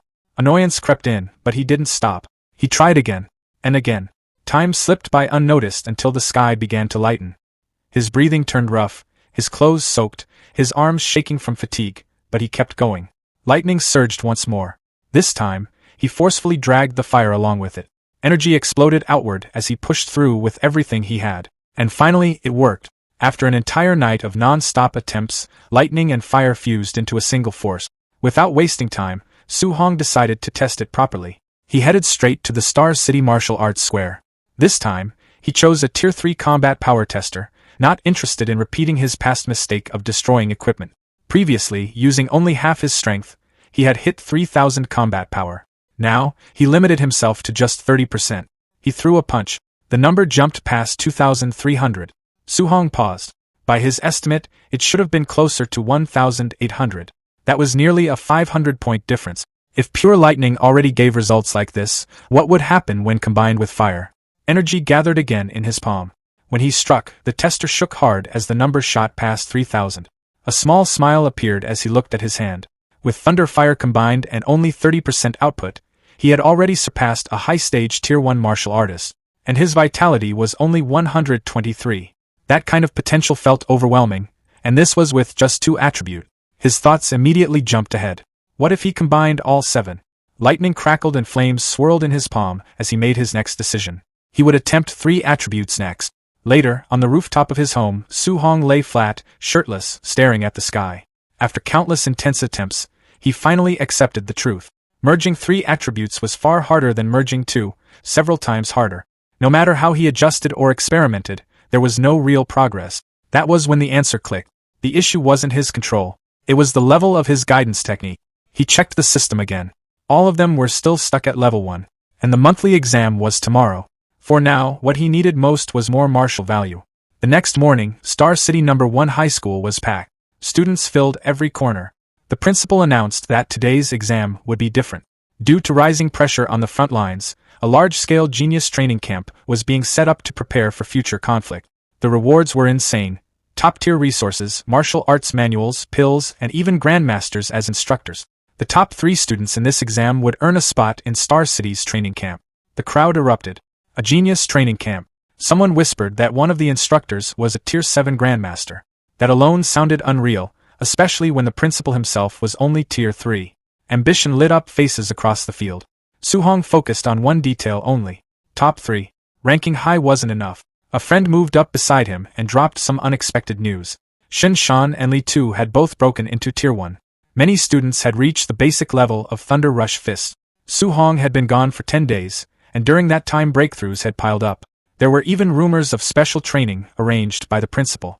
Shen Shan and Li Tu both had vitality over 100 now, and their Thunder Rush attacks produced 3 echoes. Shen Shan openly told Li Tu he'd prove who the real strongest was. Li Tu shot back that after slamming Shen Shan into the ground, he hoped the confidence would still be there. As the principal stepped down, an instructor asked quietly whether they had found the genius who used the 9-echo Thunder Rush Fist. The principal replied that he'd searched everywhere and believed that person wasn't a student here. Before the conversation could continue, a group approached. The man in front spoke with a mocking tone, asking why the principal looked so miserable. It was Zhang Ming. The principal frowned and asked what he was doing on campus. Zhang Ming casually replied that this year's students didn't look impressive and brought along 2 disciples, joking about sparring with the school's top students after the exam. The principal immediately understood. This was public humiliation. Refusing would only confirm weakness. Before he could answer, Zhang Ming added that he'd understand if the principal declined. After all, the students looked fragile. An instructor snapped back, asking if Zhang Ming was picking a fight. The exchange stopped abruptly when someone leaned in and whispered something to Zhang Ming, pointing toward the crowd. Zhang Ming followed the direction and spotted Su Hong standing calmly among the students, a faint smile on his face. Recognition hit instantly. So he really was from number 1 high school. Zhang Ming cursed inwardly and gestured to his disciples. Facing that boy meant guaranteed loss. Rather than embarrass himself, he laughed it off, saying he'd only been joking. There was no competition at all. His disciples played along, pretending to back down. The principal and instructor were furious. Soon after, the exam officially began. The first match was announced. Number 665, Shang Peng, versus number 666, Su Hong. As they stepped onto the stage, Su Hong's friend grew nervous. Shang Peng was a quasi-martial artist known for raw strength. A teacher shouted a reminder not to push too hard. Injuries weren't worth it. Before the match even started, Shang Peng smirked and asked whether Su Hong planned to fall on his own or be slammed down. In the next moment, Su Hong disappeared. Before anyone could react, he appeared behind Shang Peng, grabbed him with one hand, and drove him straight into the floor. The arena went quiet. His friend and the teacher stared, swearing softly. They couldn't understand when Su Hong had reached this level. One move. Complete victory. As the dust settled, Su Hong stood alone at the center of the stage. Su Hong stood over his defeated opponent again, calm as ever. The crowd completely lost it. They shouted that Su Hong had won again, and asked how he was even that strong. Some of them started guessing that he might already be a Tier 1 martial artist. Excitement kept rising as people reminded each other that the next match would decide the champion. Up in the office, Principal Lee sat with Chen Tain, watching everything unfold. Chen Tain frowned and asked where this Su Hong had suddenly come from. He said he had been giving private tutoring before, yet Su Hong had never shown up in front of him. Principal Lee lowered his gaze and admitted it was his own failure. He said he should have discovered such a promising student earlier. By not giving Su Hong proper guidance sooner, he felt like he had almost buried real talent. Chen Tain looked thoughtful. He mentioned that Su Hong seemed familiar, like he had seen him somewhere before, but he just couldn't remember where. Soon, Principal Lee shifted the topic and said the semi-final between Chen Shan and Li Tu should be wrapping up with a winner any moment. Down in the arena, Chen Shan and Li Tu were locked in a fierce fight. Spectators commented that their strength looked almost identical, making it impossible to predict who would win. Li Tu suddenly prepared a heavy punch and told Chen Shan that since they both knew the Three Echoes Thunder Rush Fist, Chen Shan shouldn't even dream of winning without using his ultimate move. Chen Shan blocked it. Then Chen Shan's fist burst into flames. He told Li Tu to watch carefully and declared that he was the real number 1 in the school. The crowd gasped. Some shouted that Chen Shan could already perform attribute externalization, and that it was the fire attribute, second only to thunder in power. But Li Tu answered calmly, saying attribute externalization wasn't anything special. As he spoke, a blue aura wrapped around his fist. Spectators immediately reacted, saying Li Tu could use it too, and his was the metal attribute, known for even stronger combat power than fire. Li Tu then added that he had more to show. He unleashed the Five Echoes Thunder Rush Fist. The two clashed violently. Chen Tain observed that in just around 10 days, Li Tu had mastered attribute externalization and pushed his Thunder Rush Fist to the micro level. He admitted Li Tu's talent was impressive. Principal Lee calmly said there was no need to even watch the final. With micro-level Thunder Rush Fist and the metal attribute, Su Hong had no way of beating Li Tuesday. He added that it was a pity. If Su Hong had learned a guidance technique and Thunder Rush Fist, he might have stood a chance. Off to the side, a man suddenly proposed a bet. He offered 50,000 that Su Hong would take first place and asked if Principal Lee and Chen Tain were interested. One of them called him crazy, pointing out that while Su Hong was strong, he didn't even know a guidance technique. What could he possibly use to win? The man laughed and said since they were so confident, he would gladly take their money. Soon, the final match was announced. Final match. Number 01 Li Tu versus number 666 Su Hong. The crowd roared, cheering for both sides. Li Tu looked at Su Hong and said he had been lucky. He hadn't run into Li Tu or Chen Shan earlier and had somehow made it to the finals. Su Hong stayed quiet, studying him.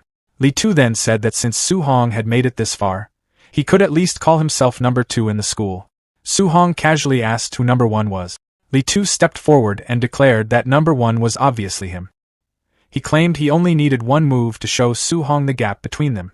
Without hesitation, Li Tu opened with the Five Echoes Thunder Rush Fist. The audience was stunned. They wondered if he really needed to go that hard right from the start. Some already declared it over, saying once that move came out, Su Hong had no chance. Su Hong's eyes sharpened. Flames gathered around his fist. He had originally wanted to test the limits of his physical strength. After hunting so many ferocious beasts, fighting students felt almost too easy. Li Tu was finally someone interesting. Instead of dodging, Su Hong stepped forward and met the attack head-on. People yelled that he had lost his mind and begged the referee to step in. The two fists collided in a blast of light. In the next instant, Su Hong threw 5 rapid punches and broke through Li Tu's 5 Echoes Thunder Rush fist. Li Tu couldn't believe it. He realized Su Hong had dismantled his ultimate move with pure physical strike. Su Hong continued punching, each hit heavy and precise. Li Tu struggled to keep up, feeling the sheer weight behind every blow. Spectators shouted that Su Hong wasn't even using martial skills, yet he was matching Li Tu's 5 Echoes Thunder Rush fist head-on. Others said Su Hong's strength was on another level and guessed he must have some kind of special physique. One teacher burst out laughing, saying the school had actually produced a genius with a special physique. Chen Tain narrowed his eyes and pointed out that while Su Hong's strength was shocking, Li Tu had already condensed an attribute. Su Hong still had no clear advantage. Li Tu slid back, then powered up again. He shouted at Su Hong not to get arrogant and insisted that only he could win. His fists glowed as he rushed forward. Su Hong had planned to keep testing his body alone, but seeing Li Tu go all out so quickly, he decided to respond properly. Electricity sparked around him. The crowd froze in shock as thunder gathered around Su Hong's fist. People started shouting that Su Hong could also use attribute externalization. Others were so stunned they could barely form words. They realized Su Hong had mastered the thunder guidance technique. A special physique plus the thunder attribute, the most aggressive of them all, made his talent overwhelming. The two attributes crashed against each other. Li Tu felt it instantly. Su Hong's thunder was even stronger than his metal. Su Hong calmly said that since Li Tu had shown his ultimate move, he would return the favor. This time, the exchanges were too fast to follow. When it ended, Li Tu was on the ground. He looked up in shock, realizing Su Hong had used 9 echoes. He couldn't understand how that was even possible. Su Hong stood over him quietly. For a moment, the audience had no words. Then someone shouted, asking if Su Hong had really won. The arena exploded with noise. People yelled that 9 Echoes Thunder Rush Fist was the perfect realm. Some even said Su Hong's Thunder Rush Fist looked stronger than the teacher who taught it. Others declared that this wasn't just a genius, this was the dragon of Star City No. 1 High School. Chen Tain stared at Su Hong and muttered that 9 Echoes shouldn't even be possible at this level. He suddenly wondered if Su Hong was the mysterious genius who had disappeared from school that day. He added that once someone like this entered the training camp, those so-called elites with powerful backgrounds would be in serious trouble. Standing alone in the ring, Su Hong said that a golden carp doesn't belong in a small pond. Once it meets wind and clouds, it becomes a dragon. In his heart, he knew Star City was just a small puddle to him. Principal Lee smiled faintly. He believed that in the upcoming training camp, Su Hong would rise like a dragon from the depth. The Magic City, the Imperial Capital, even the battlefield of 10,000 races, those were the stages where someone like Su Hong would truly shine. By the time Su Hong got back to his old apartment building, the sun was already setting. His uncle had just finished making a simple dinner. Su Hong called out that he was home, and his uncle immediately asked how the exam went. With a grin, Su Hong said he'd taken first place in the monthly exam. His uncle stared at him for a second, then burst out in excitement. They were still celebrating when loud knocking suddenly hit the door. A woman's sharp voice came from the hallway, asking if this was Su Hong's home. Su Hong opened the door, confused. His uncle and aunt stood just behind him, peeking out cautiously. Outside stood a well-dressed woman covered in expensive jewelry. She introduced herself as Lin Nan's mother. She explained that only the top 3 students could enter the training camp. Her son had ranked 4th. Then she got straight to the point. She wanted Su Hong to give up his spot. She calmly pulled out a stack of cash, and said she was offering 30,000 if he stepped aside. Su Hong and his family just looked at her. No one reached for the money. They looked more confused than tempted. When she saw that the cash wasn't working, her tone changed. She said the training camp was brutal, and that people could die there. She added that with their poor background, it would be smarter to quit early. Other students, she claimed, had high-grade pills and resources that Su Hong could never afford. Her words made his aunt uneasy. She asked Su Hong quietly if it was really that dangerous. His uncle rubbed her back, trying to calm her down. Then he turned to Su Hong and seriously asked if he could truly promise he'd be safe. Su Hong stepped forward and said clearly that he could guarantee his own safety. The woman let out a mocking laugh and asked the uncle if he actually believed a kid's promise. His uncle didn't hesitate. He said Su Hong was grown now, and there was no way he'd trust a stranger over his own family. The door shut behind her. From the hallway, she shouted that they were just waiting to get eliminated at camp. Inside, things slowly settled. His uncle asked Su Hong if he had hidden how dangerous the camp was. Su Hong told them it wasn't a big deal and that he could handle it. His uncle gave him a big thumbs up. He admitted he was just an ordinary man, but if Su Hong had the courage to face something like this, then the family would back him all the way. Suddenly, his aunt smacked his uncle on the back, telling him to stop making it so dramatic. She said they didn't care about rankings or glory. They just wanted Su Hong safe. Su Hong nodded with a warm smile. Hearing that made him feel lighter. Later that night, he stood alone on the rooftop, looking over the city lights. He knew that even though his uncle and aunt said they supported him, they were still worried. He quietly promised himself he wouldn't let them down. If he wanted to protect their new life, he had to get stronger. He opened his system interface. He had gained 285 martial value points from the monthly exam, but it didn't feel like enough. His mortal body stat was at 36.1%. Thinking about the powerful geniuses at the training camp, he decided to focus on strengthening his body first. He started adding points to the mortal body stat. A red glow surrounded him as the percentage slowly climbed.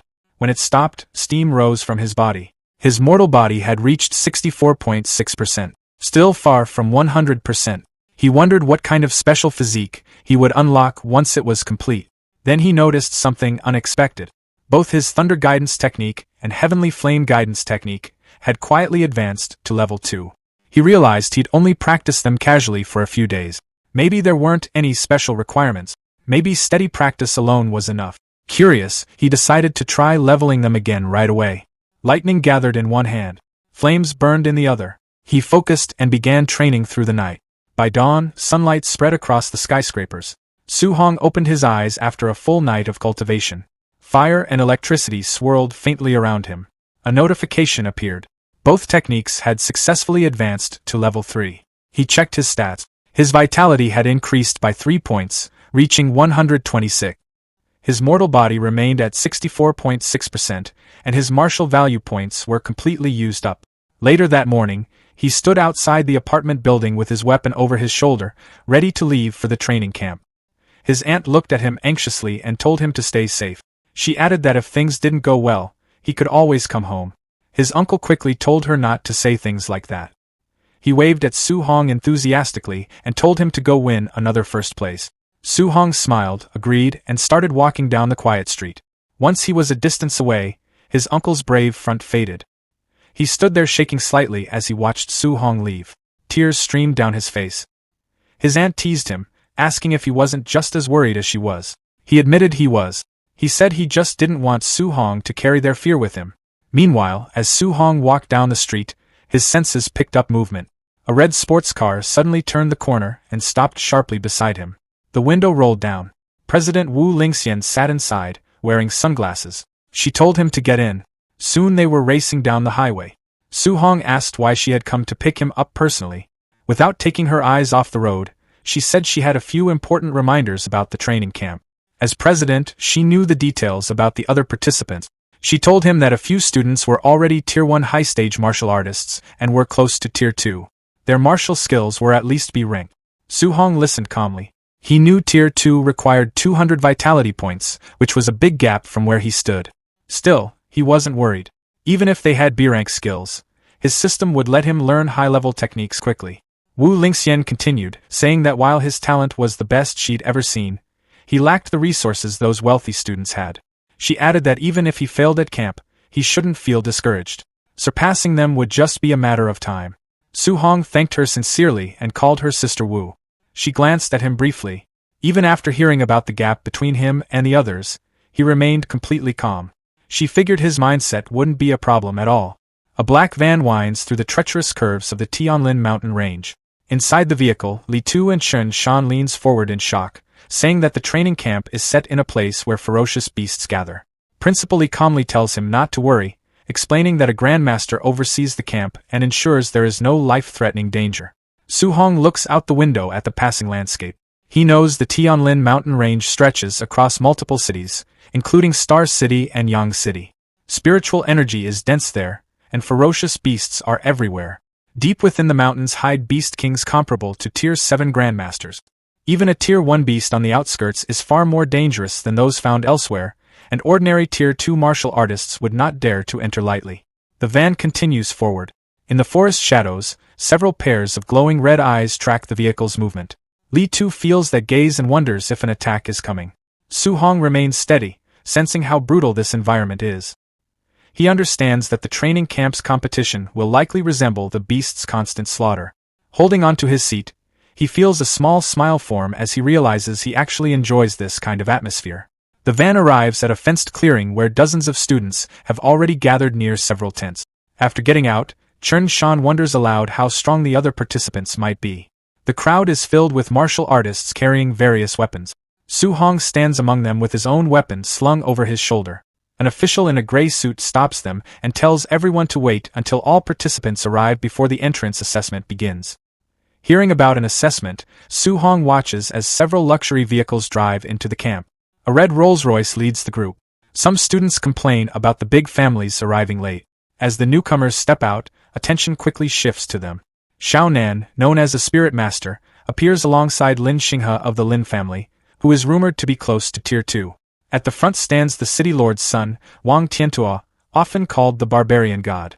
He possesses a special physique and extremely high fire attribute compatibility. Su-hong studies them quietly, wondering if these are the top geniuses the president mentioned. A faint smile crosses his face as he waits to see what they can really do. The official steps forward and announces the rules. The training camp lies 30 kilometers deep within the Tianlin mountain range. Certain ferocious beasts carry special tokens inside their bodies, and only those who obtain a token can enter the camp. Everyone has 8 hours to reach the destination. Whispers spread through the crowd. Going that deep means encountering powerful beasts, and if something goes wrong, people could die. While many grow uneasy, Su-hong stays calm. In his view, 8 hours is more than enough time to hunt extra beasts and earn martial value. When someone asks what happens if they run into beasts far beyond their level, the official replies that they should consider themselves unlucky and eliminated, though rescue will eventually come. Complaints immediately erupt, with students arguing that the rules are unfair and depend too much on luck. The official's expression turns cold as he reminds them that the world is not a game. On the all-heavens battlefield, a stronger expert could kill them instantly, and no one would listen to protests. If they want to survive, they must act carefully. Overpowering the weak and winning through numbers are realities of the battlefield. A student in formal attire mocks the protesters, calling them trash who should quit early. An angry student points at him and challenges him to repeat it. The mocking student responds by calling him a coward and threatening to cripple him. The official interrupts and makes it clear that violence is forbidden inside the camp itself, but once they enter the mountains, there will be no interference. Snatching tokens or settling grudges is entirely up to them. The two hostile students continue glaring at each other. Watching all this, Su-hong quickly realizes that the camp is designed to push participants into fighting. By his estimate, more than half of them will be eliminated under these rules. Another thought surfaces in his mind. Fighting these students could bring him a huge amount of martial value. The official checks his device, which lets out a loud beep. He announces the start of the assessment and orders everyone to move. The students rush forward in a chaotic wave, disappearing into the dense forest of the Tianlin mountain range. Not far inside the woods, the rivalry between the suit-wearing student and his challenger finally explodes. The student in the suit mocks his opponent and tells him to come over if he wants to be sent rolling back home. His opponent, burning with anger, shouts that if he wants to be eliminated so badly, he will grant his wish. He rushes forward with a flaming fist and yells that he is finished. The suit-wearing student answers with a punch wrapped in cold blue energy. The two forces crash into each other, triggering a violent burst of light and wind that rips through the surrounding foliage. A rapid exchange follows as blue energy surges again and again, gradually overpowering the flames in a string of heavy impacts. High above on a thick tree branch, Su-hong stands quietly, watching the fight unfold. He had wanted to witness the strength of these so-called geniuses for himself, but what he sees leaves him disappointed. The clash is flashy, yet far from impressive. In his mind, even if he defeats them, the martial value gained would be minimal. After a brief glance, he turns away, planning to hunt stronger ferocious beasts instead. Below, the suited students start mocking his opponent, saying that a pauper will always remain a pauper, and questioning what hard cultivation can achieve compared to a family's long-term accumulation. His opponent angrily tells him to shut up and stop dragging working-class people into it. The suited student laughs and repeats the insult. The words make Su-hong pause mid-step. He slowly looks back, a faint smile forms on his face as a new idea settles in. He decides that this ready-made martial value should not be wasted. He drops from the tree and lands smoothly between the two fighters. Telling them to stop fighting, he speaks in a calm and steady tone. Both students stare at him in confusion. Standing there with a thick wooden club in hand, Su-hong casually suggests that they fight him instead. The suit-wearing student grows irritated and calls him another pauper, warning that he will end up beaten as well. The other student demands to know what level he is to dare interrupt their fight. Su-hong remains relaxed and tells them they misunderstood him. He proposes that they stop fighting each other and join forces to fight him together. The blatant provocation infuriates them. The first student yells that Su-hong is courting disaster and lunges forward with a punch. In the next instant, Su-hong moves. Before the attacker can adjust, Su-hong closes the distance and delivers a crushing strike that knocks the air from his lungs. The student is flung backward and collapses after a single exchange. The suit-wearing student immediately breaks into a cold sweat. Their strengths were similar, yet his companion was defeated in one move. He finally understands how terrifying Su-hong's speed is. In the blink of an eye, Su-hong appears directly behind him and quietly tells him it is his turn. The student stiffens. A heavy swing of the wooden club follows, slamming into the side of his head. Blood sprays outward as he is knocked off his feet and sent flying, losing consciousness before he even hits the ground. Su-hong stood there calmly with the club resting on his shoulder.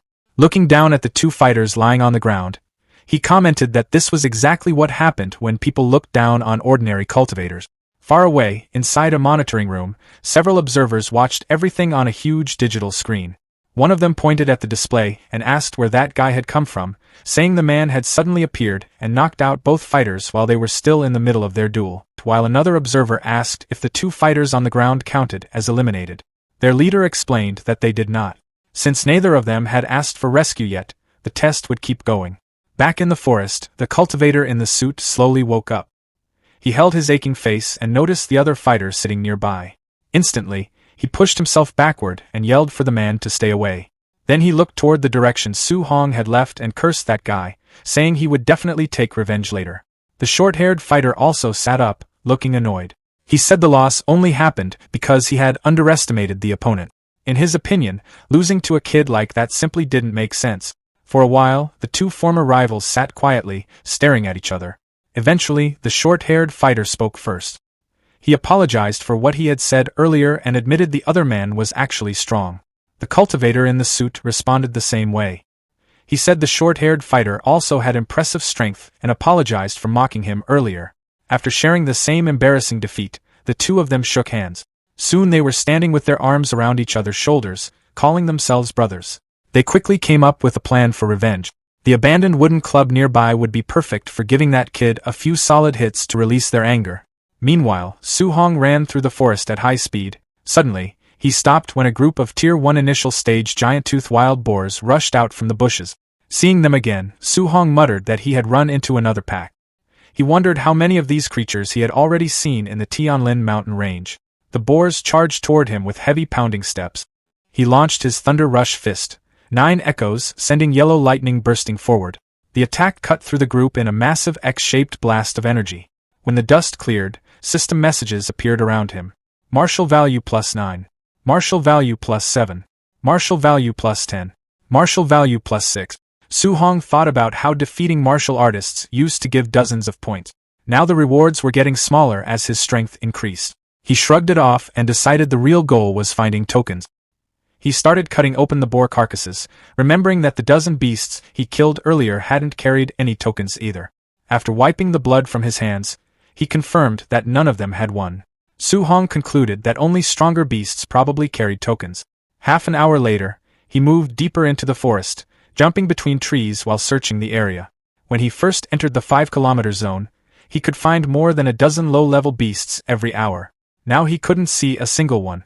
At that moment, a massive Tier 1 high-stage Nether Knight black tiger suddenly lunged out with a loud roar. Su-hong quickly avoided the attack and recognized the beast right away. Blue energy gathered around his finger as he used void-breaking finger. The strike landed directly on the tiger. The beast cried out as the force smashed it into the ground, cracking the earth beneath it. To finish the fight, Su Hong thrust his spear straight into the tiger's head. A message appeared. Martial value plus 35. Su Hong commented to himself that with his current strength, defeating a Tier 1 high-stage beast felt extremely easy. He then searched through the tiger's stomach and finally pulled out a red and gold token covered in blood. Looking at it, Su Hong remarked that it had taken almost 3 hours just to find a single one. Thinking about it, he compared the situation. Low-level boars appeared everywhere, while high-stage beasts like this tiger were rare. The stronger beasts gave more value, but there were far fewer of them. After considering it for a moment, Su Hong decided that quantity was the better option. Hunting lots of weaker beasts near the outer areas would let him gather martial value much faster. With 5 hours left in the assessment, Su Hong headed out again. His plan was simple: push his mortal body to its limit before time ran out, leaving behind a clearing full of blood and beast carcasses as he walked away. The forest clearing was filled with the bodies of fallen wild boars. Blood stained the ground, and the air carried the heavy scent of battle. Suddenly, a huge bear burst out with a thunderous roar and rushed straight at Su Hong. Its eyes glowed with a faint red light as it swung a massive claw toward him. The attack missed. While moving around the beast, he noted to himself that after fighting dozens of Tier 1 ferocious beasts, he had finally run into another Tier 1 middle stage one. Bright orange flames began to gather around his fist as he prepared to strike back. Su Hong jumped high into the air and drove his flaming punch straight into the bear's open mouth. Fire and force burst out at the same time. In the reflection of the bear's golden eye, Su Hong could be seen descending again for the finishing strike. He dropped down with full force, slamming his weight onto the beast. The impact shook the ground violently. Moments later, the huge body stopped moving. Su Hong stood over the defeated beast and took a moment to think. Ever since his mortal body reached 60%, defeating a Tier 1 middle stage ferocious beast with pure physical strength had become possible. He glanced down at his hands and clothes, both covered in blood. Then he opened his system interface to check his progress. After calculating the numbers, Su Hong noted that he had already gained 254 martial value points. He still needed a little more than 100 points to fully max out his mortal body. Looking at the remaining time, Su Hong saw that over 3 hours were still left in the assessment. He picked up his spear, ready to continue hunting and gather enough martial value. Right then, several thunder-like booms suddenly echoed across the forest. Su Hong immediately looked toward the sky. Sweat formed on his forehead as he asked out loud what kind of noise that was. Above the forest, a massive golden bird with glowing wings flew across the sky, its enormous shadow covering the land below. Su Hong stared at it and wondered what kind of ferocious beast it could be. After watching it for a moment, he guessed that it might actually be the legendary Golden Rock Beast King. The giant bird released a sharp, piercing cry. With a powerful flap of its wings, a huge shockwave spread across the forest. Trees bent and snapped while dust rose everywhere. Su Hong planted his spear into the ground and held on tightly to keep his balance against the powerful force. Watching the scene, he commented to himself that the Beast King's strength was terrifying. Even a simple flap of its wings had created such an enormous shockwave. He looked up at the wrecked trees and broken earth, wondering what kind of fierce creature could cause that level of destruction. While watching the chaos, Su Hong quietly compared himself to the ones responsible. He had made progress lately and knew he was stronger than before. Still, when he thought about those top-tier experts, he could only admit to himself that the gap between them was enormous. In front of people like that, he felt as small as an ant. Just then, a bright ball of light drifted down from the sky, pulling his attention upward. High in the air, the Golden Rock Beast King faced a man glowing with golden energy. Tier 7 Grandmaster Qin Tianlai hovered calmly in front of it. With a steady voice, he told the rock that he, Qin Tianlai, had temporarily taken over this territory and asked why the beast had come back again. The Golden Rock answered that it had never agreed to lend the place to him in the first place. Qin Tianlai didn't seem bothered. He simply said that if the rock refused, then he would keep beating it until it changed its mind. The moment he finished speaking, he rushed forward with a powerful strike. The impact thundered across the sky. The rock cried out and flapped its wings, sending out a desperate shockwave. Qin Tianlai treated the attack like it was just noise. Golden energy burst out again and again as he launched a continuous barrage, forcing the Beast King backward. In the end, the rock had no choice but to retreat in embarrassment. As it fled, it shouted that Qin Tianlai should just wait. Qin Tianlai answered in a cold tone, telling it to stop talking nonsense and leave. After that, the Grandmaster took a slow breath and looked down at the mountains where the examinees were scattered. Using his voice to reach everyone, he announced that the students shouldn't panic and that the assessment would continue. Down below, Su-hong watched the scene with wide eyes. He couldn't help asking himself if that was really the strength of a Tier 7 human martial artist. In his heart, he quietly promised that one day he would reach that level too. Qin Tianlai soon flew back toward the monitoring base. He passed over the facility and landed smoothly. Two Tier 5 martial artists, Lin Zhe and Bai Mu, quickly came forward to greet him. They praised his strength, saying he looked even more impressive than the rumors suggested. Qin Tianlai waved it off and told them to stop flattering him. Instead, he said they should head to the monitoring room and check which students had managed to endure the Golden Rock's pressure. Inside the monitoring room, the surveillance screens showed students scattered across the mountain. Most of them were lying on the ground after the pressure earlier. Still, a few names quickly caught Qin Tianlia's attention. He pointed to Wang Tiantua first. The boy was a Tier 1 high-stage martial artist with a vitality of 340 and the barbarian god body. Qin Tianlai remarked that the Star City Lord, despite having more than 100 children, had finally produced one decent kid. Next, he noticed Lin Xinghe. This student was also Tier 1 high stage and had escaped the pressure by using extremely smooth movement technique. His compatibility with the wind attribute was an impressive 96%. Then there was Xiao Yan, a Tier 1 middle stage spirit master with 290 vitality. According to the data, he had used mental power to counter the pressure earlier. After looking through the information, Qin Tianlai felt somewhat disappointed. All of these talented students came from major families. He then asked if there were any notable students from the schools, especially Star City No. 1 High School. Bai Mu replied that most of those students were only at the Tier 1 initial stage. Hearing that, Qin Tianlai lost interest. He casually commented that Star City didn't seem worthy of its reputation and started preparing to leave. Suddenly, Lin Zhe called out to him from the screens. He pointed at one monitor and asked what was going on with that student. The display showed Su-hong. While many students were still recovering from the earlier pressure, Su-hong was already moving through the forest again. Not only was he standing, he had started hunting ferocious beasts as if nothing unusual had happened.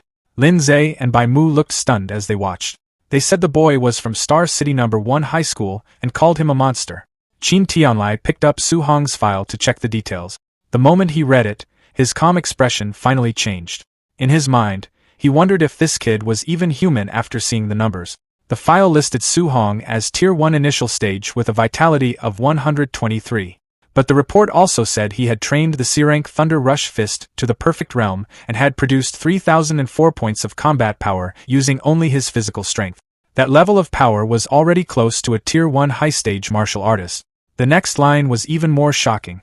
Su-hong's compatibility with 7 different attribute guidance techniques was recorded as 100%, and he was cultivating all 7 at the same time. Qin Tianlia's hands started shaking slightly. To him, it felt like he had just found a genius who might appear only once in 1,000 years.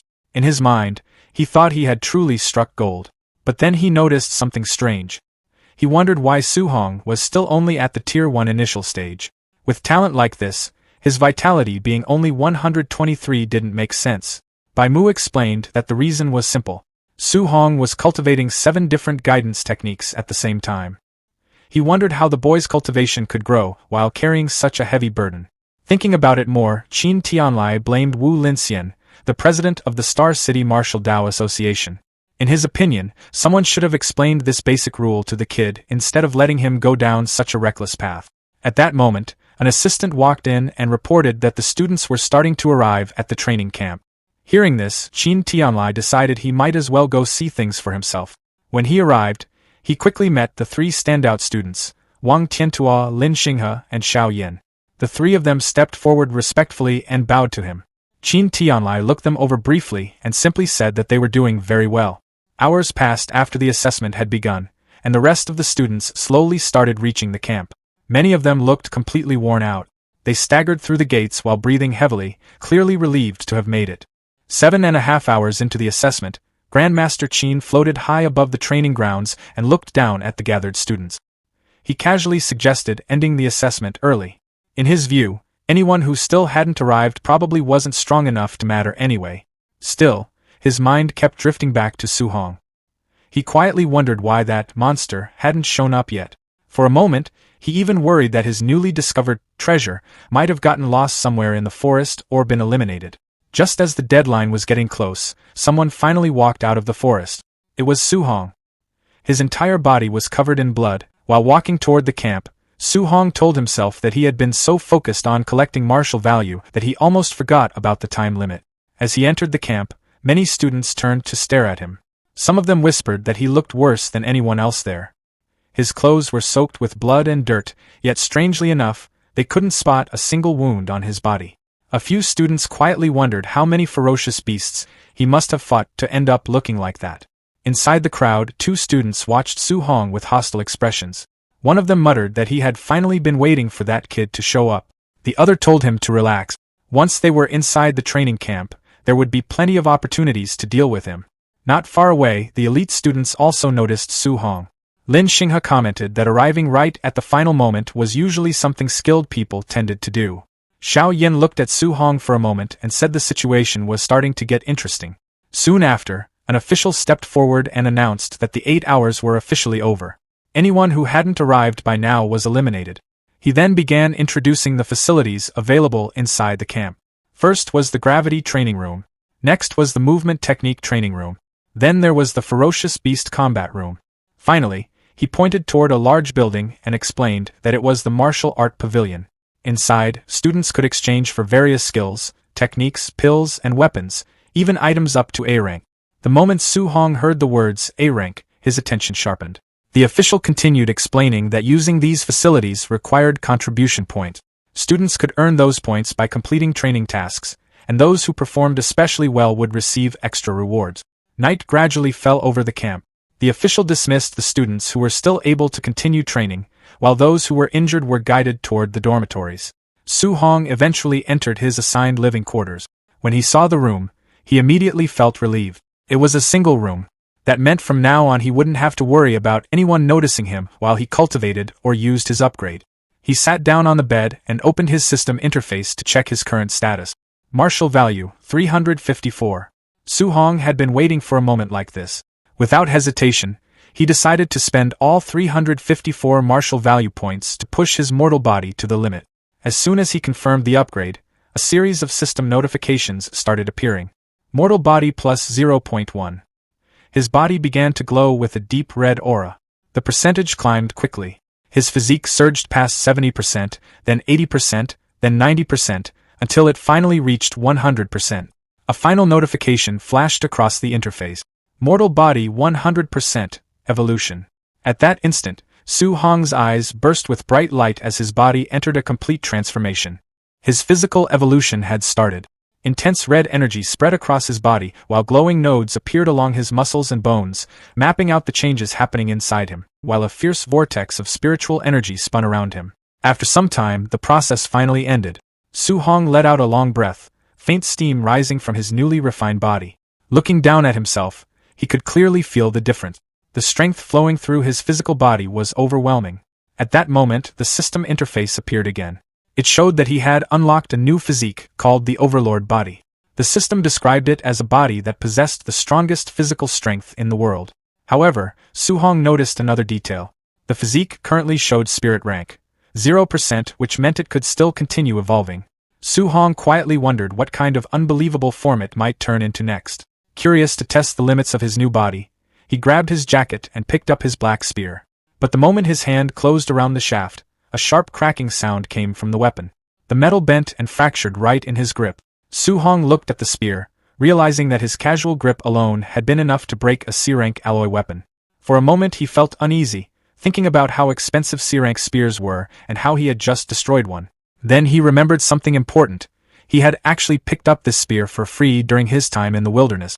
Even so, it made one thing clear. His old equipment could no longer handle his strength.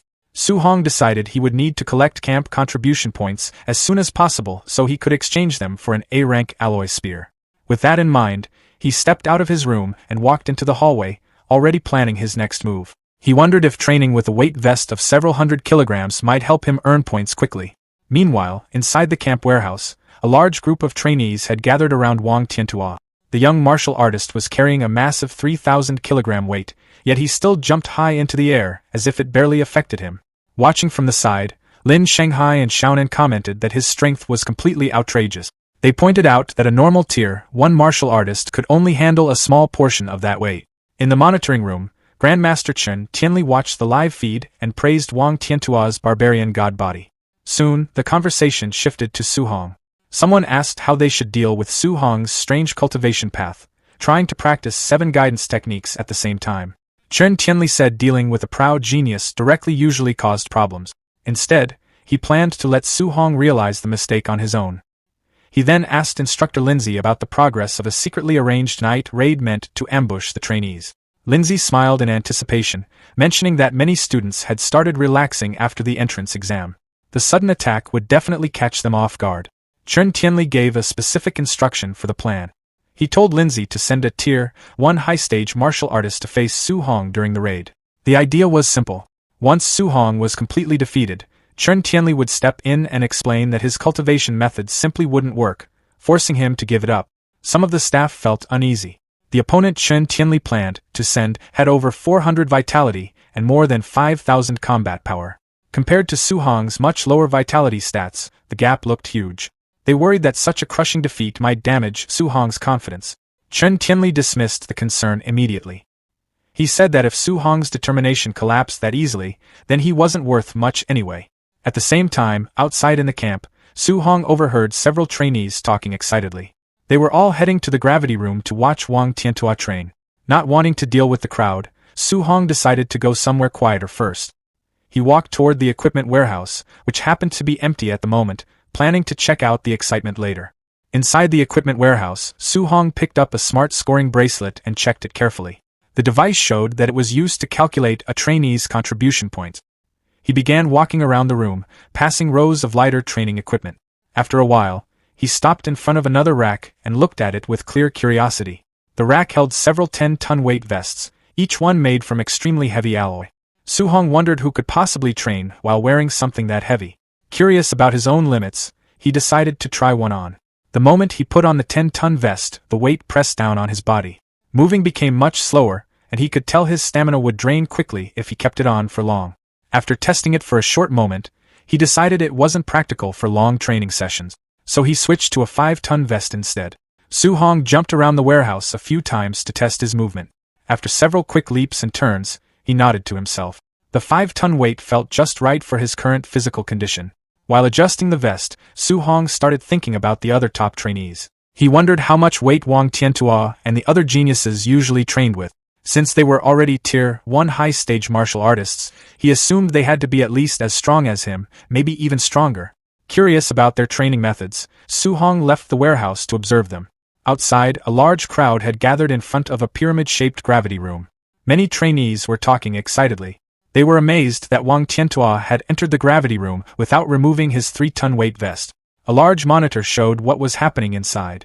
Wang Tiantua was currently training under double gravity, and people pointed out that this effectively turned his 3-ton vest into a 6-ton load. Standing at the back of the crowd with his arms crossed, Su Hong listened to their discussion. When he heard that Wang Tiantua's base vest weighed only 3 tons, he felt genuinely surprised. Compared to the 5 tons he could comfortably wear, that number felt extremely light. At that moment, Su Hong realized something important. He had seriously underestimated how powerful his newly evolved overlord body had become. He then walked over to 2 familiar faces from his old school, Chen Shan and Li Zi, and asked why they weren't going inside the gravity room to cultivate. Both of them looked discouraged. They explained that the gap between them and the top geniuses was too large.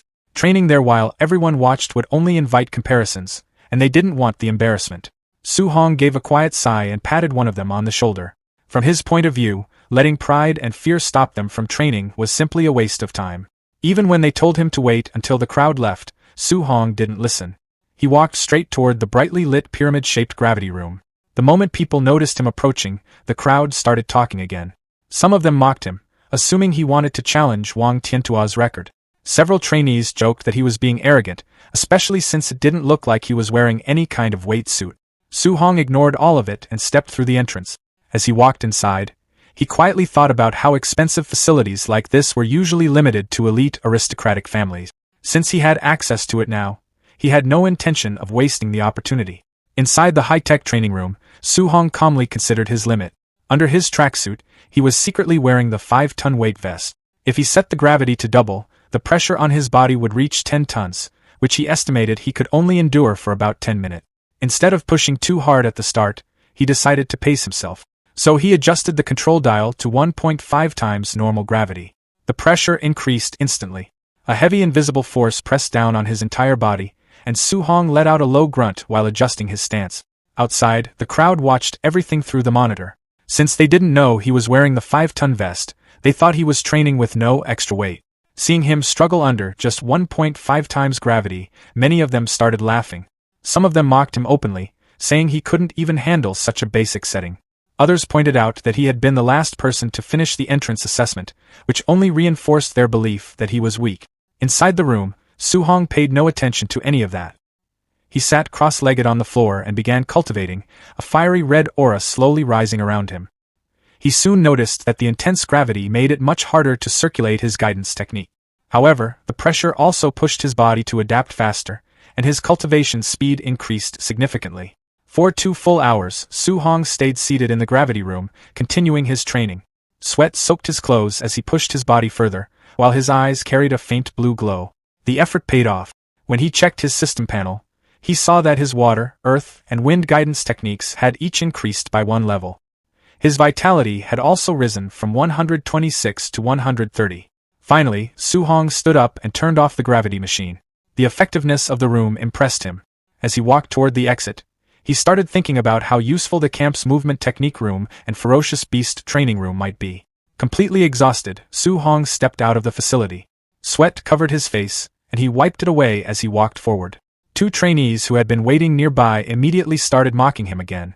They still believed he had trained under 1.5 times gravity without any weight. One of them laughed at his tired appearance and bragged that he could easily sleep overnight under those conditions. Su-hong didn't bother arguing with them. Instead, he casually complained about how hot the room had been and how uncomfortable his gear felt. While saying that, he unzipped his tracksuit. Underneath it, the massive 5-ton weight vest became clearly visible. The 2 trainees stopped talking the moment they saw it. Their eyes stayed fixed on the heavy equipment that had been hidden under his clothes the entire time. The 2 trainees had been watching when Su-hong finally took off his weight vest. They assumed it was only around 500 kilograms. They admitted he did okay lasting that long, but still talked like he wasn't anything special.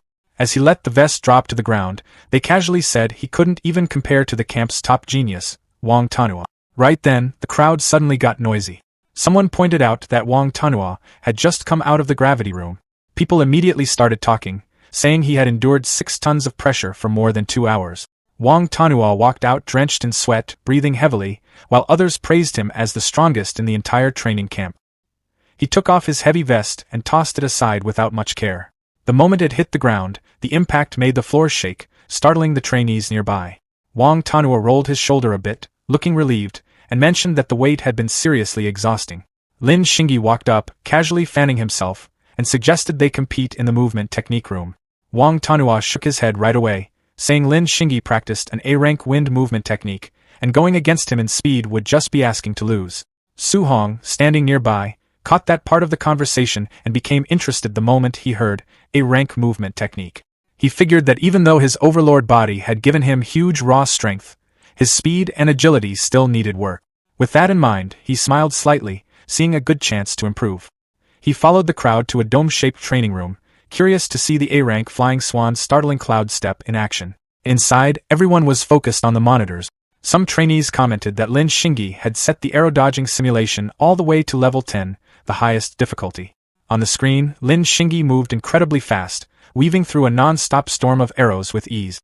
His movements looked smooth and controlled, and at one point, he even closed his eyes midair while avoiding the attack.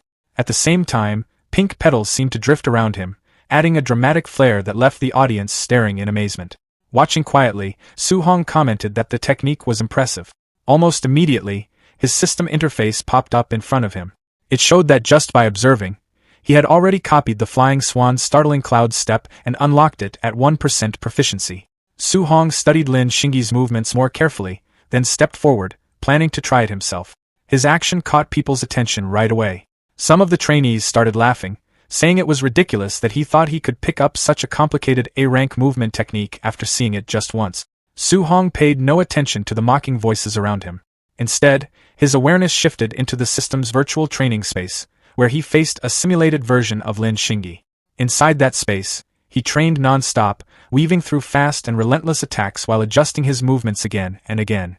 As the practice continued, his mastery of the technique climbed rapidly, jumping from 8% all the way up to 93% in a short time. Soon, the system sent him a notification, letting him know he had officially reached the basic level of the skill. Su Hong stood there, clearly pleased. He had just secured his first A-rank movement technique. As the system prepared to pull him back to reality, he quietly noted that copying Lin Xingyi's flashy style as a reference felt a bit over the top. Once he returned, he decided he was done with the movement technique room. He figured his next stop would be the ferocious beast room, where he could hunt and earn martial value while boosting his vitality. But as he started thinking about it, he noticed something strange. The entire crowd was staring at him, some even holding up their phones and commenting on how dramatic his movements looked. That's when Su Hong realized what had happened. While he had been training inside the virtual space, his real body had been copying all those exaggerated movements in front of everyone.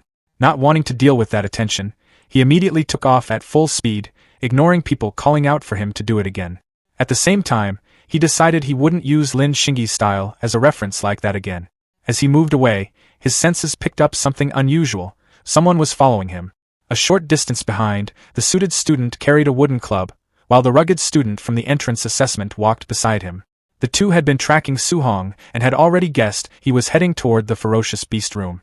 They quietly planned to block his exit later and deal with him when he came out. When Su Hong arrived at the large facility, he saw a crowd gathered near the entrance. Not far from the doors, Wang Tanhua and Xian were in the middle of a tense exchange. Wang Tanhua laughed and said Xian wanted to compete with him in beast hunting to decide who the top trainee really was. He then asked if she seriously thought her spiritual telekinesis could stand against his barbarian god body. Xian responded without hesitation, saying he was the one underestimating the power of a spirit master. Hearing that, Su Hong became curious. It was a fighting style he hadn't seen before, so he decided to hold off on earning points for now and watch her first. Through the observation window, he saw a simulated forest environment, and then something unexpected. Xian was slowly descending from the air toward a group of black tigers. Su Hong watched closely, noting that walking through the air like that was usually something only high-level grandmasters could do. He figured this must be part of a spirit master's ability. With a simple motion of her glowing hand, Xian activated her power. Thin streaks of golden light shot forward instantly, piercing through the heads of 3 high-stage Tier 1 black tigers at the same time. The beasts dropped immediately. Su Hong focused on the attack, trying to understand what that strange flowing light really was. Then, a massive bear-like creature wrapped in a red aura charged from behind her. Before it could get close, it suddenly stopped mid-movement, as if held in place by something invisible. Xian had used her telekinesis to lift and lock the creature in the air. With another calm gesture, the golden light shot forward again, piercing straight through its head. Watching closely, Su Hong finally figured it out. The streaks of light were actually daggers being controlled from a distance by her mind. He quickly understood the advantage. A spirit master could move through the air, restrain enemies, and attack from afar all at once. Against ordinary martial artists, that kind of ability gave a huge edge. As everyone continued watching, someone suddenly pointed at the screen, asking about a massive weapon that had just appeared. The display showed Xian facing a giant snake beast. Out of nowhere, a huge golden sword formed in front of her. With a simple downward motion of her arm, the blade dropped and cut the creature cleanly in half. Su Hong studied the scene carefully. He noted that she hadn't been holding any weapon before, and something that large should have been far too heavy to use so easily. At that moment, Lin Xingyi walked over, still casually fanning himself. He explained that the giant sword wasn't a physical weapon, but an advanced A-rank martial skill used by spirit masters. The crowd reacted immediately, surprised to hear about another A-rank skill. Someone then asked Lin Xingyi how all the top trainees seemed to have such rare techniques, and whether Wang Tanhua had one too. Lin Xingyi confirmed that Wang Tanhua did possess a powerful A-rank offensive skill, which made the surrounding trainees comment on how overwhelming the top elites were. Su Hong, however, reacted differently. Instead of feeling pressured, he smiled slightly. To him, the camp looked full of valuable techniques his system could copy, and that made the whole place even more worthwhile. On the monitor, Wang Tanhua was shown defeating a high-stage Tier 1 beast with a single punch. It was clear he was relying purely on raw strength, without using any martial skills. Seeing that, Su Hong turned away, deciding to wait for a better chance to observe him later. Inspired by Xian's display, he opened his system panel and checked his stats. His spirit attribute was at 26.5, and he noted that reaching 100 was required to become a spirit master. That left a gap of 73.5 points. After a quick calculation, he figured he needed 735 martial value points to close that gap. Blue energy gathered in his hand as he made up his mind. He was going to hunt beasts and collect everything he needed. Meanwhile, the suited student and the rugged student were still watching him from a distance. They saw him enter one of the testing arenas inside the facility. With most people focused on Wang Tanhua and Xian, they realized no one would pay attention. They quietly agreed this was the perfect chance to corner him. Just as they were about to move, the rugged student suddenly reacted loudly. The suited student quickly signaled for him to stay quiet. The rugged one then pointed toward the large monitor above the entrance. Both of them looked up, and immediately froze in place, staring at the screen. Inside the arena, Su Hong stood calmly, surrounded by a group of ferocious beasts. A towering red-eyed bear, several massive armored scorpions, and multiple stone-skinned creatures. In the corridors of the training camp, where two students observed the monitoring screens with growing dread. The suited student, gripping a wooden club, asks if they should find an instructor to save the boy inside, fearing he will definitely die. The rugged student replies coldly that it is already too late. He believes the kid will be torn to shreds in seconds, lamenting that they no longer have a way to get their revenge. Inside the combat arena, Su Hong stands composed amidst a swirling haze of dust. He stares down the unseen threats and issues a calm challenge. Come on! A massive scorpion-like beast immediately responds with a deafening roar, lunging from the shadows. Su Hong dodges the strike with a fluid movement technique, leaving a trail of afterimages as he surges forward. His hands ignite with brilliant blue energy, and he tears through a pack of beasts with blinding speed. Back in the observation room, the suited student watches the screen in disbelief. He questions if he is dreaming, wondering how a Tier 1 initial stage martial artist could perform such a feat. He notes that even a middle stage martial artist would die if surrounded by over a dozen high stage ferocious beasts. As Su Hong continues his assault, the suited student's eyes widen. He recognizes the footwork as Lin Xinghe's flying swan's startling cloud step, an A-rank movement technique. The rugged student is equally shocked, pointing out that as a number 1 high school student, Su Hong shouldn't have access to such high-grade technique. He speculates that Su Hong might be from a great family or, even more impossibly, learned the technique just by watching Lin Xinghe. The suited student admits that mastering an A-rank technique so quickly is heaven-defying. Seeing this, the rugged student suggests they forget their revenge, but the suited student grips his club, his face contorted as he refuses to swallow his anger. However, the rugged student urges his friend to look at the screen one more time, showing Su Hong sitting atop a massive carcass. He has killed 11 high-stage ferocious beasts in just a few minutes. Su Hong checks his system interface, which notifies him that over a dozen Tier 1 high-stage beasts yielded a total of 81 martial value points, averaging only 7 points each. He sighs, realizing that the stronger he becomes, the harder it is to earn martial value. The respite is short-lived as more red-eyed monsters emerge. Su Hong stands, declaring there is no time to rest. A wolf-like beast lunges from above, but Su Hong meets it with his Vajra fist. A golden shockwave erupts on impact, rattling the chamber. The remaining beasts, including massive scorpions and tigers, begin to retreat in fear. Su Hong's eyes glow with blue light as he smirks, demanding they hand over all their martial value. He leaps into pursuit, grabbing a scorpion and smashing it into the others with overwhelming force. In the hallway, the suited student's rage has turned to hollow acceptance. He rhetorically asks when the cycle of vengeance will end and declares he has decided to forgive Su Hong.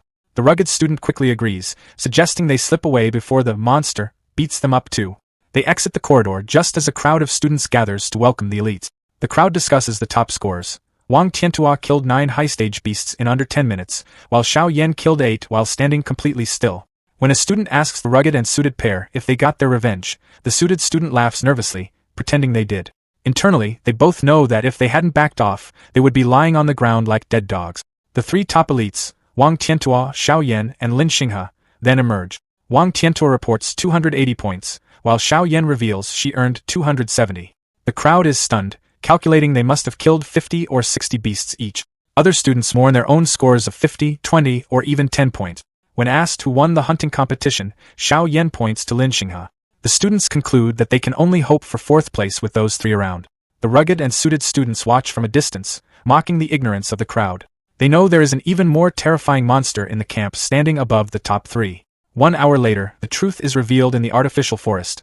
The training area is a blood-soaked graveyard of countless beasts, left in the wake of Su Hong's devastating session. Su Hong exhales a heavy breath, wiping sweat from his forehead after continuously killing ferocious beasts for over an hour.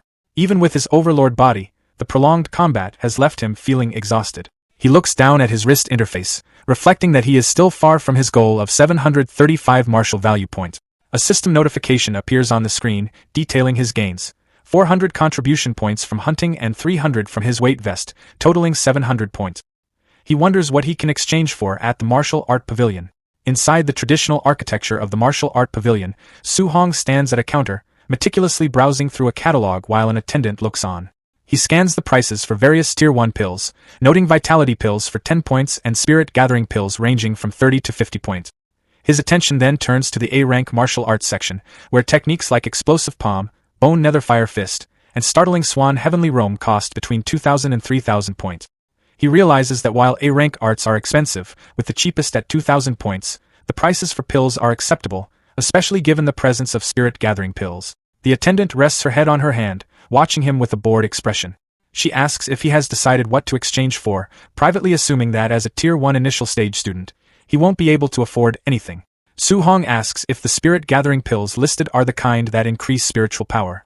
She confirms they are, explaining they are only effective when taken for the first time and that higher grades provide better improvements. She notes that the highest grade available is Tier 4 for 500 contribution points. Su Hong looks at the Tier 4 list, seeing vitality pills for 100 points and spirit gathering pills for 300 and 500 points. Su Hong points a finger and requests a Tier 4 spirit gathering pill. The attendant reacts with a shocked awe, and quickly reminds him that a Tier 4 pill costs 500 points, not 50. Su Hong calmly reaffirms his request for the Tier 4 pill. When he presents his wrist interface, it scans with a beep, revealing a full balance of 700 points. The attendant is stunned, unable to believe he has so many points. Her attitude shifts immediately to one of cheerful enthusiasm as she presents the pill box, happily calling him handsome as she thanks him for his patronage. Su Hong then asks if they have any dual thunder and fire attribute alloy spears. She confirms they have them for 200 points. The scene transitions to Su Hong's dormitory later that night. Mounted on the wall are his new weapons. A pair of C-rank dual thunder and fire attribute spears, known as Thunder Fire Spears, tipped with red tassels. Su Hong sits on his bed, viewing his updated status window. His vitality has reached 135 and his spirit is at 26.5. His overlord body physique is at 1% spirit rank. His guidance techniques for thunder and heavenly fire have reached level 4, while water marsh, thick earth, and spirit wind are at level 3. Su Hong notes that the improvement from this single day is greater than what he achieved in an entire previous week. He calculates that with his spiritual power at 26.5 and his 490 martial value points, he is still 25.5 points short of the 100-point mark. He opens a box to reveal a glowing golden pill resting on a red cushion. Holding the pill up, he expresses his hope that it will provide the 25.5 spiritual power improvement he needs.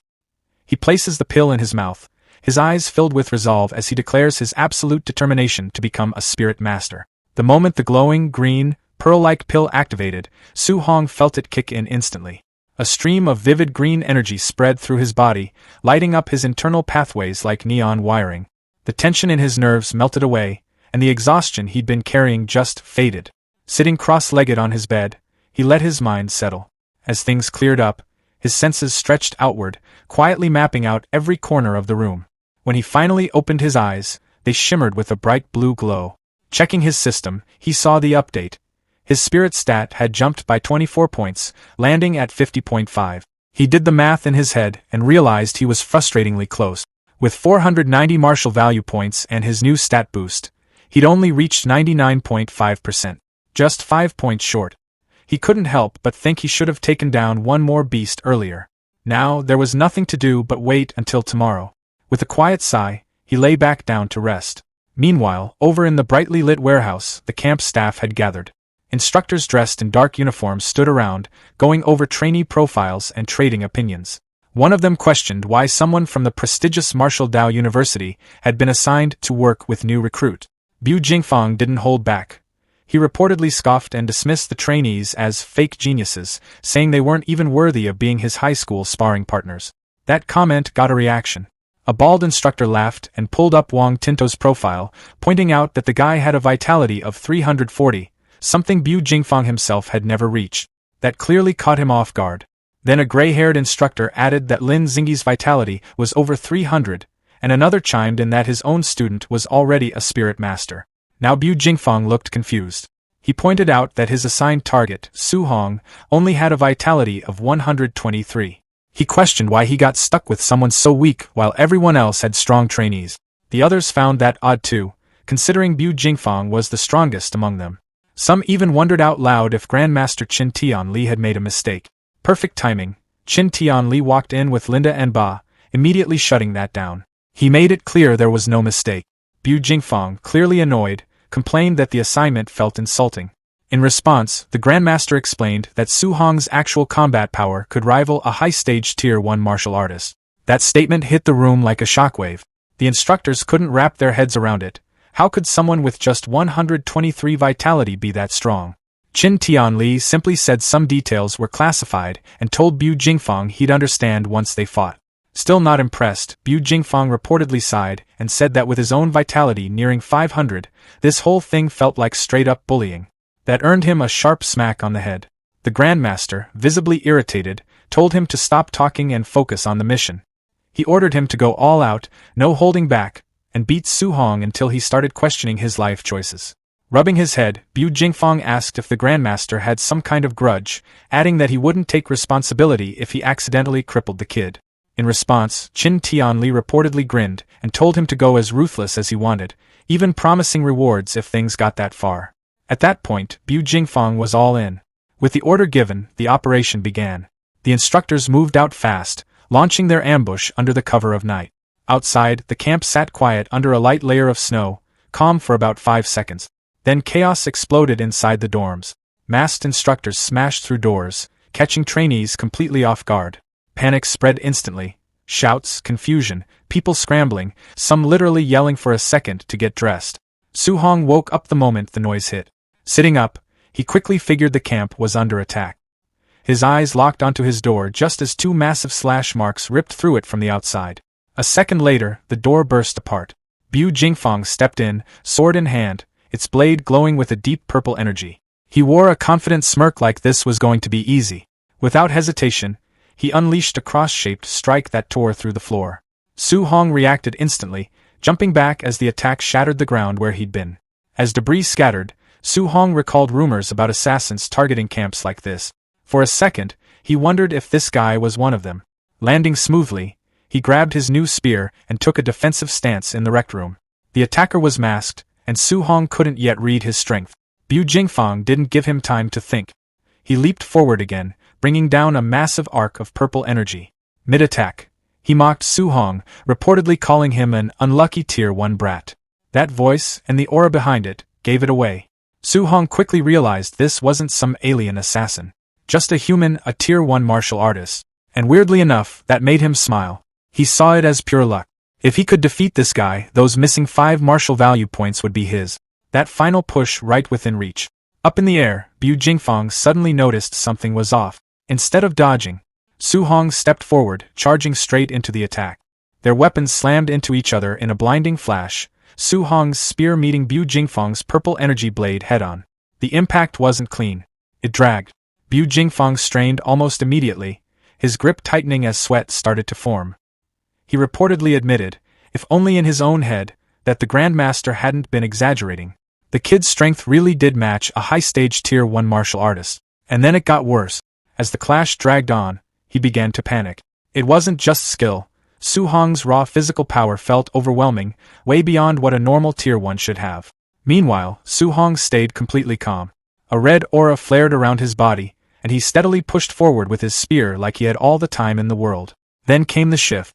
With a sharp battle cry, he unleashed his full strength and swept his spear upward. The move shattered Bu Jingfang's defense instantly, sending him flying back like he'd just been swatted away.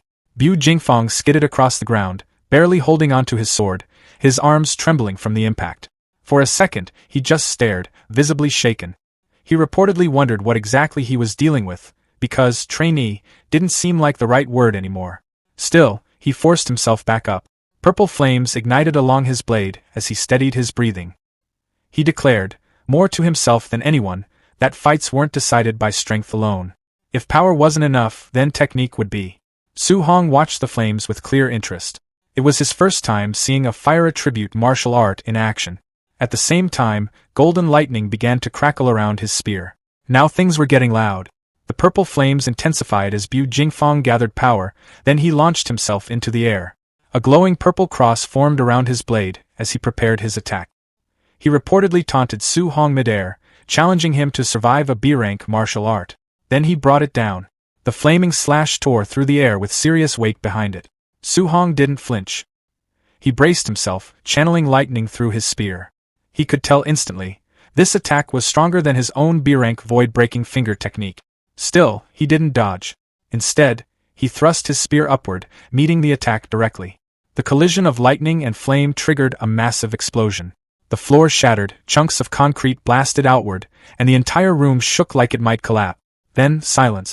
As the dust slowly settled, Su Hong landed lightly on his feet, completely steady. When the smoke cleared, he stood there untouched, spear still in hand like nothing had happened. Across from him, Bu Jingfang stared, stunned. Looking down at the wrecked dorm, he realized what had just happened. Su Hong had blocked a B-rank martial art using nothing but raw thunder energy. No formal technique. Just power and control. At that point, it clicked. He finally understood why the Grandmaster had told him to go all out. Still, he tried to recover some dignity.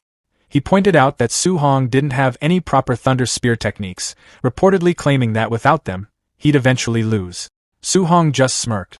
Lightning crackled louder along his spear as he casually admitted that, yeah, he didn't have any thunder techniques. But then, red flames suddenly ignited around the spearhead. And instead of clashing, the fire merged smoothly with the golden lightning, wrapping together in perfect sync. Now the aura around him burned in two colors, fire and lightning intertwined. He stood there, completely composed. Bu Jingfang, on the other hand, froze. He stared, wide-eyed and sweating, reportedly unable to believe what he was seeing. The trainee in front of him had just pulled off a flawless attribute fusion, something far beyond basic skill. At that point, unlucky Tier 1 brat was officially off the table. Su Hong stood facing Bu Jingfang, his spear now blazing with a wild mix of fire and lightning. Bu Jingfang could only stare. He was visibly sweating, shaken as he realized the fusion wasn't some myth after all, it was right in front of him, and it was coming at him fast. Su Hong's eyes burned with heat as he suddenly lunged forward. Bu Jingfang reacted on instinct, swinging his blade and releasing a surge of purple energy to intercept. It didn't go well. The two attacks collided hard, but Su Hong pushed straight through. His spear drove forward, and the combined fire and lightning erupted outward in a violent burst that swallowed Bu Jingfang completely. The impact shattered his defense instantly.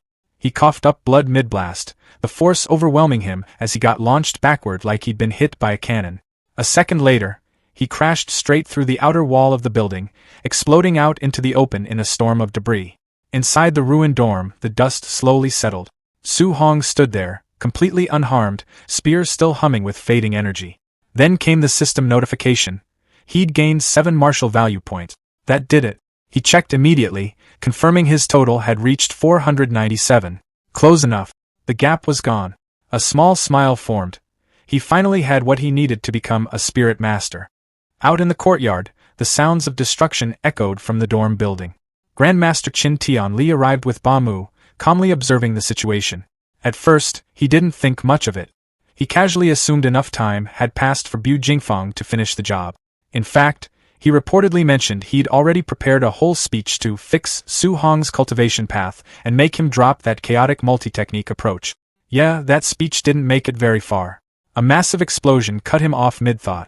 Bu Jingfang came flying out from the upper level of the dorm like a human projectile, crashing down hard right in front of them. He hit the ground with a heavy slam, completely unconscious, blood trailing from his mouth. Ba Mu gasped the moment she recognized him. Qin Tianli didn't say anything at first. He just stared. His earlier confidence? Gone. Ba Mu quickly pieced it together in her head. If Bu Jingfang was the one lying there, then the only possibility was that Su Hong had beaten him.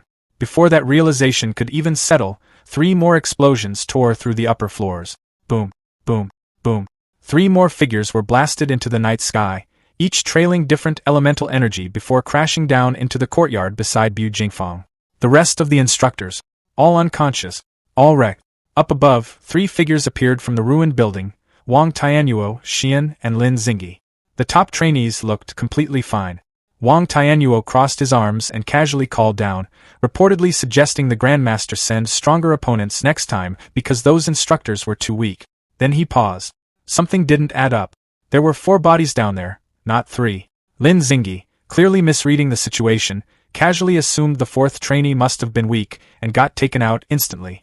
Ba Mu, still staring at Bu Jingfeng's broken form, mentally rejected that idea immediately. She knew better.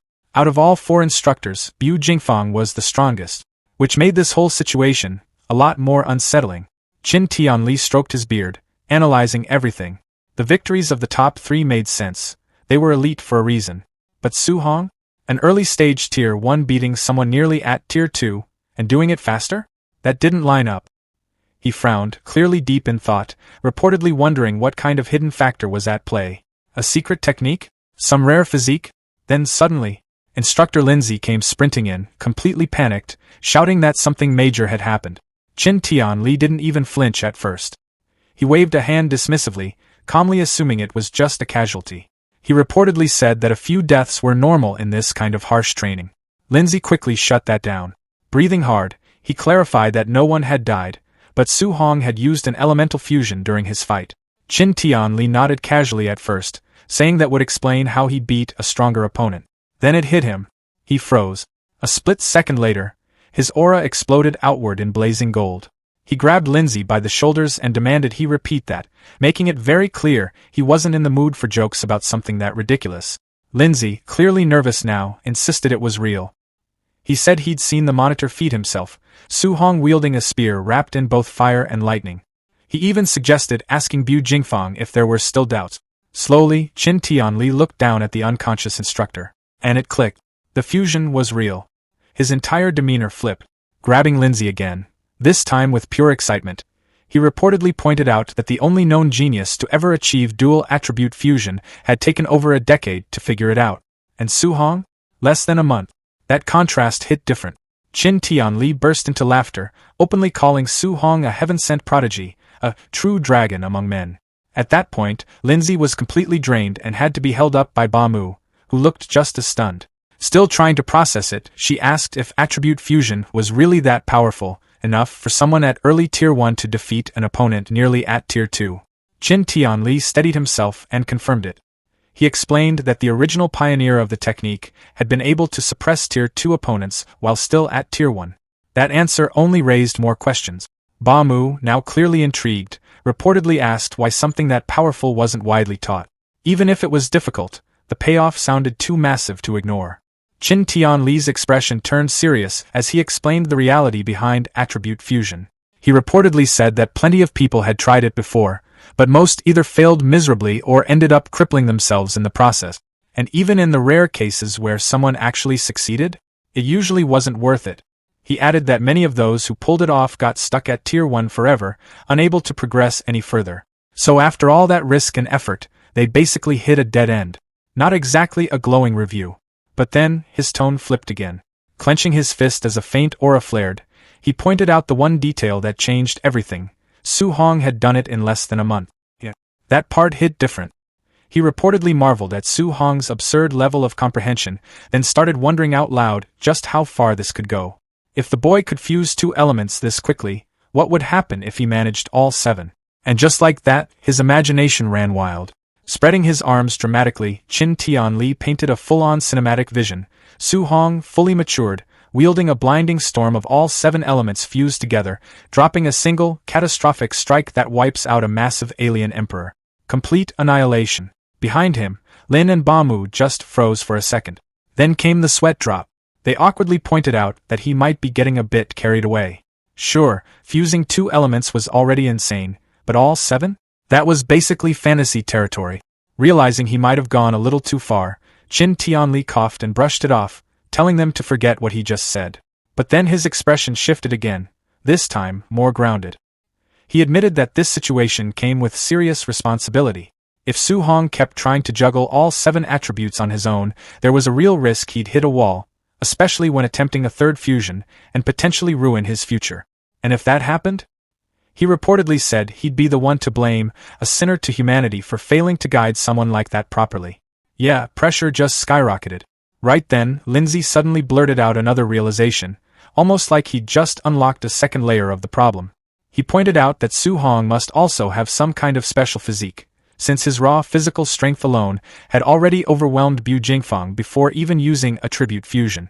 Qin Tianli turned and immediately scolded him for not mentioning that earlier. The instructors quickly started breaking it down.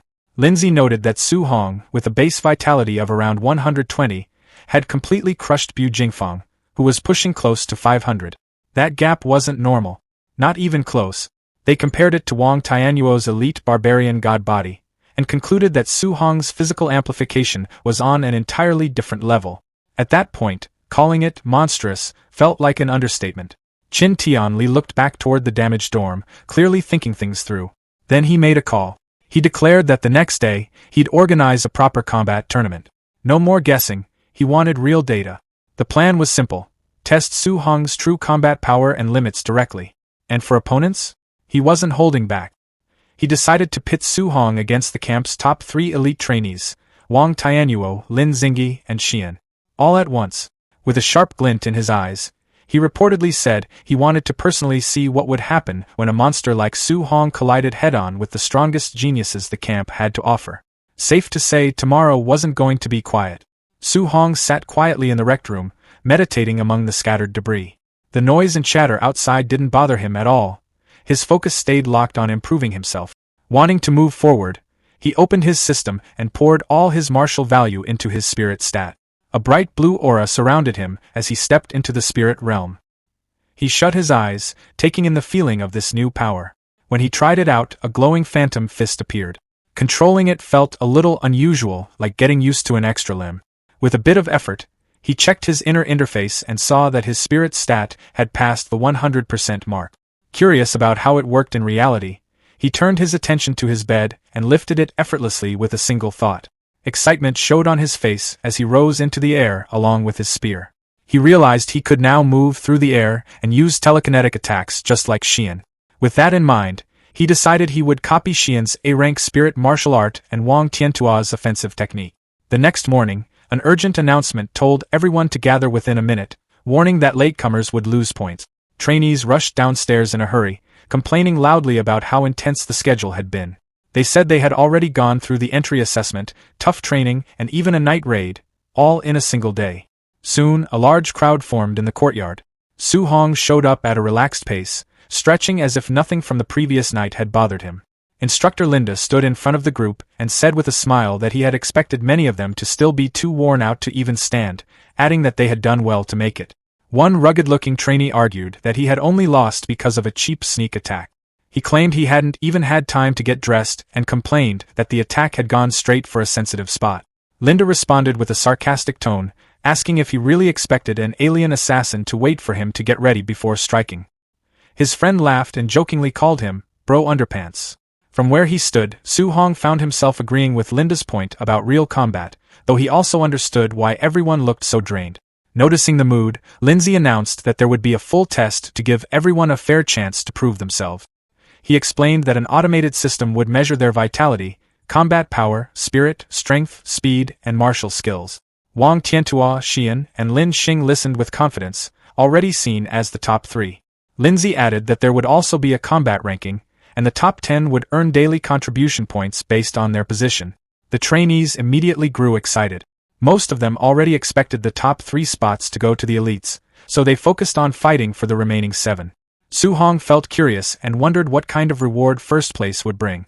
As the crowd got louder, Lindsay quieted them and led everyone to the testing facility, a massive warehouse. Inside, he stood on a stage next to a mechanical, spider-like device known as a Tier 2 combat power tester.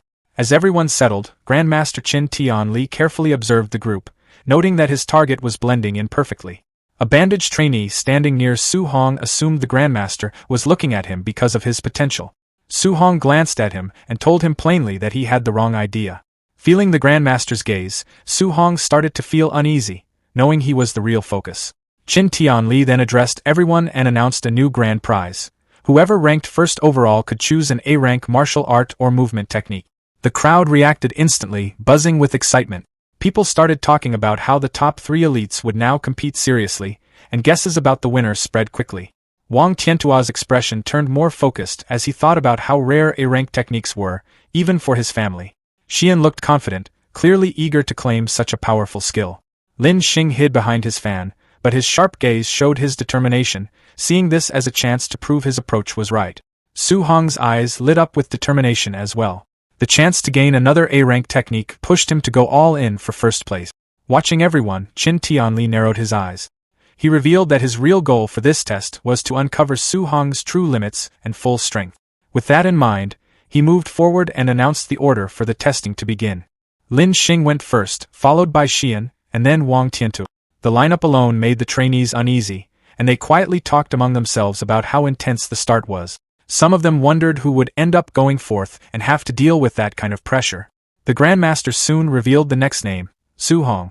The crowd reacted with surprise, but Su Hong stayed composed, taking it as confirmation that he was being singled out. His old schoolmates, Chen Shan and Lidu, looked at him with sympathy. They remembered that he had placed last during the entry assessment and started guessing that he might have somehow upset the Grandmaster. Others shared their own theories, saying the Grandmaster probably arranged things on purpose, placing the weakest student right after the top 3 to highlight the gap and push everyone else to improve. Su Hong paid no attention to any of it. Meanwhile, Qin Tianli explained that the test would begin with raw physical combat power, followed by martial skills. Lin Xing stepped forward casually and mentioned that raw strength wasn't really his focus. Even so, he rushed toward the machine and delivered a powerful punch. The screen lit up and showed a score of 4,013. The crowd reacted right away, clearly impressed. They pointed out that scoring over 4,000 was already very high, especially for something he considered a weak point. Another trainee added that compared to his A-rank speed, his strength only seemed lower by comparison. Su Hong watched quietly and figured that Lin Xing's physical base had to be solid to handle an A-rank movement technique. At the same time, he got his system ready, planning to copy whatever martial art came next. Lin Xing then gathered swirling green wind energy around his fist. As he released the cloud-hiding gale fist, the attack slammed into the machine with force. The device shook, and the score jumped to 5642. The reaction was immediate. People started talking about how a score above 5,600 already met the level of a Tier 2 martial artist. They were especially struck by the strength of his B-rank technique. Su Hong quietly copied the move, green energy forming around his own hand as he analyzed the result. He noticed that the technique had only raised Lin Xing's score by around 1,600 points, which he didn't find all that impressive. After stepping down with a confident look, Lin Xing was met with a comment from Xian, who said his result was nothing special. He didn't seem bothered and simply told her to show something better. Xian then stepped up and recorded a base combat power of 3,253. The trainees commented that it made sense, since spirit-focused fighters usually didn't rely on physical strength. When it was time to use martial skills, her eyes lit up. She used her telekinesis to form a massive golden hammer and brought it down onto the machine with force. Su Hong's system reacted instantly, copying the ability and giving him the spirit attribute weapon condensation art. He felt satisfied as he took it in, thinking that the training camp was full of opportunities. A small smile appeared as he started wondering how many more techniques he could pick up before everything ended. Xian moved fast, swinging her arms straight down as if she'd already decided the result. The massive golden spirit weapon followed her lead and crashed hard into the combat power tester. The hit sent out a burst of force, with sparks flying and the machine shaking under the impact. A moment later, a blue holographic number appeared, 5942. The crowd immediately reacted. People started saying her combat power was close to 6,000, which even surpassed Lin Xing's. Others brought up how she used to be just over 3,200, pointing out that her strength had nearly doubled. Many praised spirit masters, calling them incredibly gifted and saying their explosive strength was on another level. While everyone was caught up in the excitement, Su Hong stood quietly among them. A faint blue aura surrounded him as his mind shifted into the system space. Nearby, a trainee mentioned feeling jealous of Xiao Yan, explaining that spiritual power wasn't just strong, it was flexible too. It could let someone move through the air or control objects, making it extremely useful in real fights. Inside the system space, golden spiritual energy surged around Su Hong, spiraling upward as he raised a finger. The energy gathered quickly, forming a large glowing construct above him, and even the air around it reacted to the pressure. But it didn't last. The construct broke apart almost instantly, turning into scattered golden particles that faded away. Su Hong let out a heavy breath, clearly worn out. He understood that the weapon condensation art could create more than just weapons. It could form almost anything, like furniture or even beasts. But the more detailed and solid the creation, the more spiritual power it required. After testing it, he realized his current level wasn't enough to fully control the technique yet. Sweat formed on his face as he accepted that it wouldn't be easy. Back in reality, he decided he'd take his time learning it.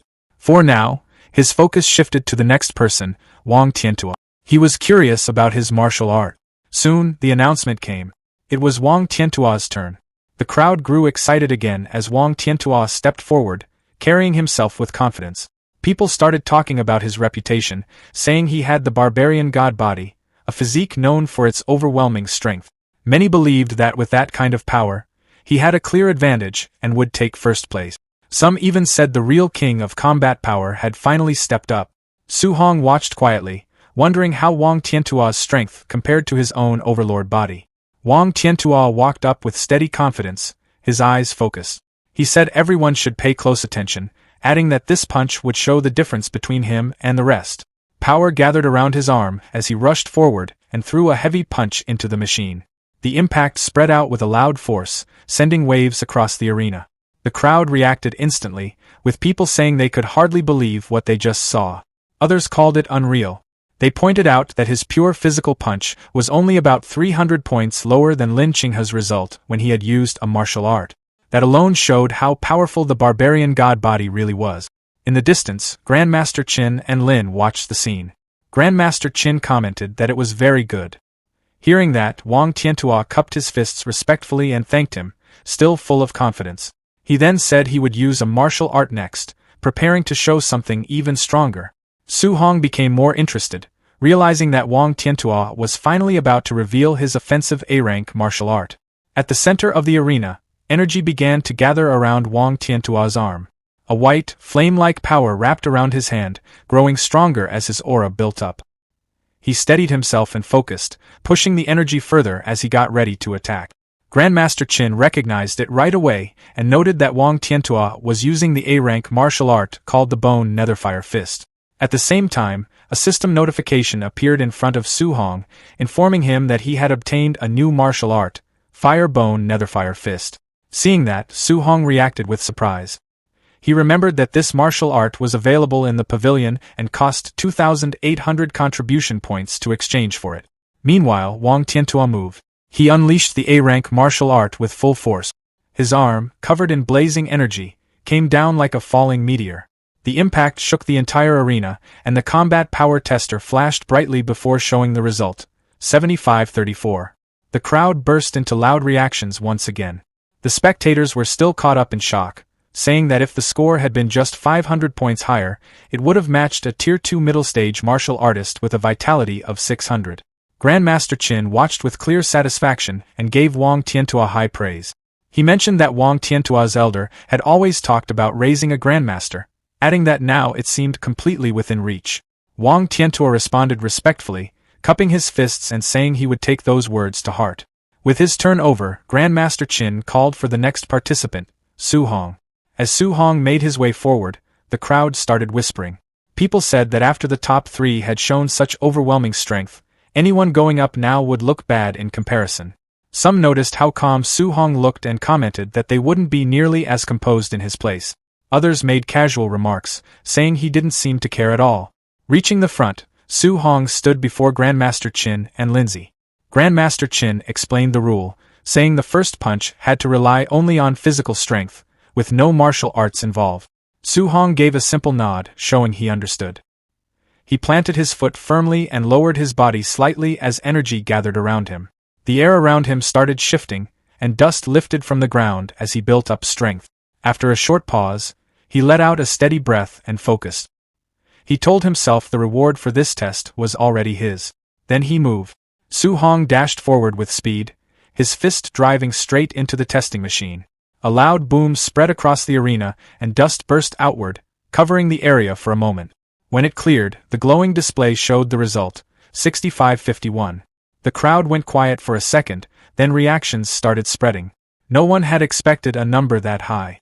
Grandmaster Qin stared at the result, visibly surprised, even admitting to himself that he had misjudged just how strong Su Hong was. The arena stayed unusually quiet as people kept looking at the number, trying to process it. Then the murmurs started again. Some questioned if the machine had an error after seeing a score above 6,500. Others pointed out that Su Hong used to rank last, yet now he was showing strength on a completely different level.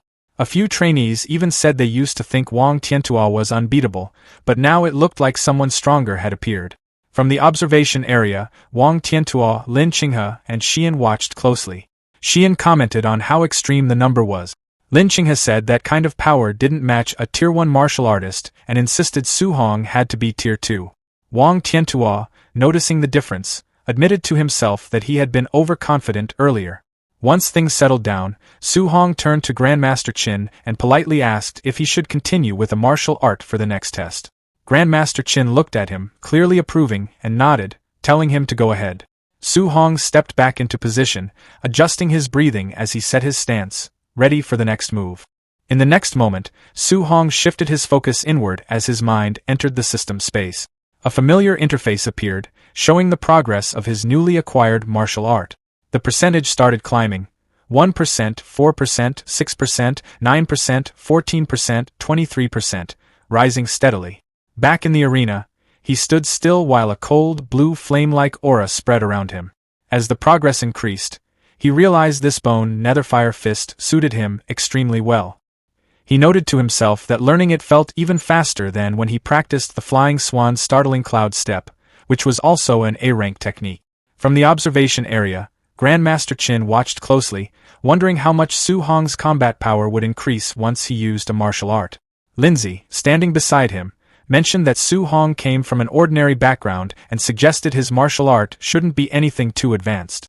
Grandmaster Qin, however, kept his eyes on Su Hong and said calmly that what he was using didn't look like a low-level technique at all. At that point, the system interface finished processing. The display showed 100%. Su Hong had fully learned the bone netherfire fist at the basic level. A sharp focus appeared in his eyes as the technique settled in. Blue netherfire gathered around his fist while he stood ready in the arena. The crowd quickly noticed. Some pointed out that it looked exactly like Wang Tiantua's bone netherfire fist, and people started questioning how Su Hong could use the same technique. Without waiting, Su Hong stepped forward and released it. His aura surged as power gathered into his strike.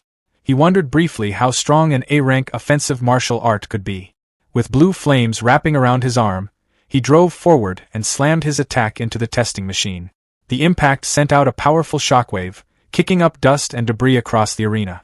The machine shook heavily, and many spectators had to raise their arms to block the force. As the dust swirled, voices started rising again. Some said Su Hong's power looked even stronger than Wang Tiantua's and urged others to check the result quickly. When the dust cleared, the display lit up. 9,000. The reaction was immediate. People shouted that 9,000 already matched the standard for a Tier 2 high-stage martial artist. Others couldn't believe it.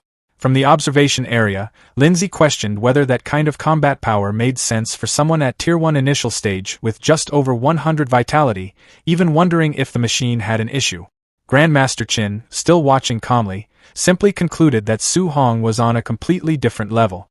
Nearby, Lin Qinghe broke it down, explaining that 7,000 combat power matched Tier 2 initial stage, 8,000 matched middle stage, and 9,000 matched high stage.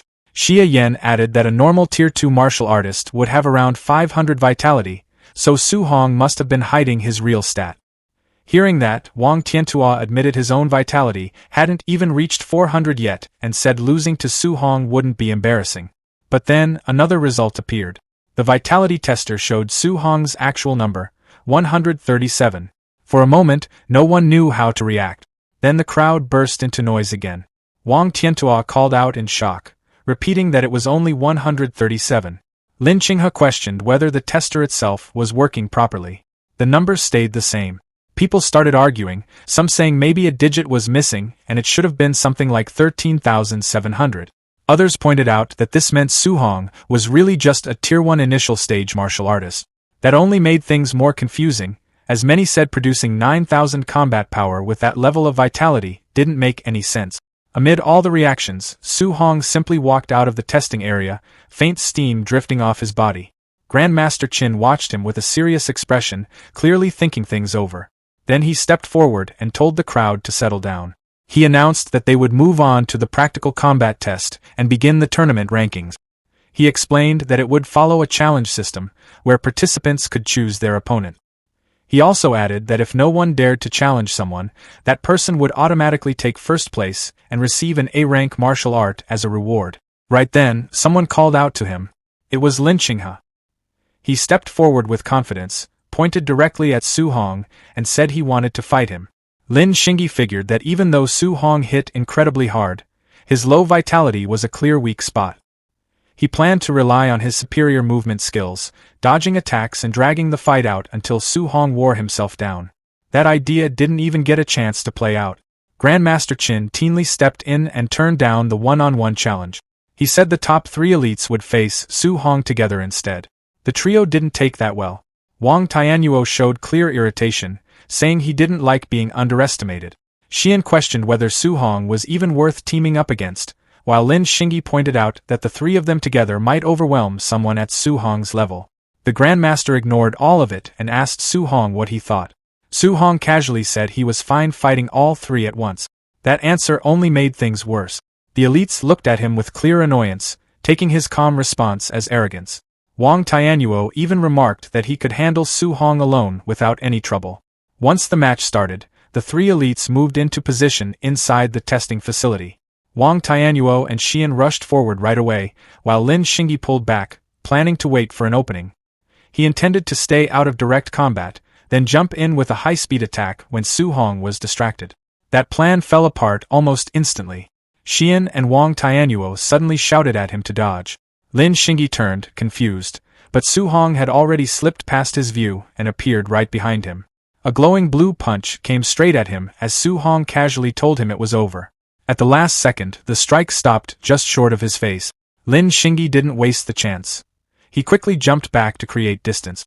Once he landed safely, he told Xian thanks for stepping in with her telekinesis and warned the others that Su Hong's speed was far beyond normal. Su Hong, lightly held in place by a faint telekinetic force, looked at his hand with curiosity. He commented that it was his first time dealing with spiritual telekinesis in a fight and mentioned he wasn't used to having his movement restricted like that. Then he decided Xian had to go first. In the next moment, he burst forward with explosive speed, cracking the floor beneath him as he charged straight at her. Xian reacted with clear shock, recognizing that he was using the elite movement technique known as the Flying Swan's startling cloud step. Lin Xinghe and Wang Tianyuo immediately moved to intercept. Lin Xinghe pointed out that it didn't make sense for a fire-type user to use a wind-based technique and concluded that Su Hong must have dual attribute. He called out to Wang Tianyuo to stop him. Wang Tianyuo stepped in front of Su Hong, his arm igniting with flames. He told Xian to focus on controlling Su Hong while he handled the physical clash. Then he launched his A-rank bone netherfire fist. Instead of avoiding it, Su Hong copied the move perfectly. His own fist ignited with the same pale blue flames as he struck back. Before their attacks could connect, Xian strengthened her telekinetic hold, stopping Su Hong in place. The pressure was intense. His feet even cracked the concrete beneath him. Su Hong noted that her control was more troublesome than he expected. Seeing him restrained, Lin Xinghe jumped in and aimed a powerful kick at his head. From the sidelines, Grandmaster Qin Tianli watched closely. He remarked that breaking free from a spirit user's control usually required either overwhelming strength or stronger spiritual power, and he wondered if letting Su Hong fight all 3 had been too much. But Su Hong didn't look worried at all. He even smiled. Right before the attacks landed, he released a massive surge of raw strength and broke free from the telekinetic hold. The backlash hit Xian hard, making her lose control. Now free, Su Hong easily stopped their attacks, sending out a shockwave that made the watching trainees react in shock. They couldn't believe he had broken through telekinesis and blocked elite attacks using nothing but physical strength. Without slowing down, Su Hong grabbed both Lin Xinghe and Wang Tianyuo and twisted their limbs, throwing them completely off balance. Both of them realized they were in serious trouble. Then Su Hong lifted them and spun them through the air like they weighed nothing. After a few rotations, he stopped and slammed both of them face-first into the ground. The impact cracked the floor beneath them. Wang Tianyuo's face hit the rubble, while Lin Xinghe struggled from the heavy blow. The trainees could only watch as the sounds of repeated impacts echoed through the facility. Su Hong kept lifting and slamming the 2 elites into the broken ground again and again, moving so fast it all blurred together. When Su Hong finally let go, the 3 elites dropped to the ground without moving, completely out after the brutal beating. Dust slowly settled around him as he stood there, clearly in control of the entire fight. His presence still carried that intense, battle-ready energy as he turned his eyes toward the last opponent left. Xian caught his gaze and immediately lost the will to continue. She started shaking, raised her hands, and stepped back, loudly saying she gave up and asking him not to come any closer. The trainees watching couldn't stay quiet anymore. They reacted with excitement and disbelief, talking about how Su Hong had taken down the strongest trio all by himself. To them, it was obvious. He stood at a completely different level. Grandmaster Qin Tianli stepped forward, cutting through the noise. He asked if anyone else wanted to challenge Su Hong, adding that if no one stepped up, Su Hong would take first place. No one moved. In fact, most of them quickly backed off, making it clear they weren't interested. They all agreed there was no point in fighting him, saying only someone reckless would try at this stage.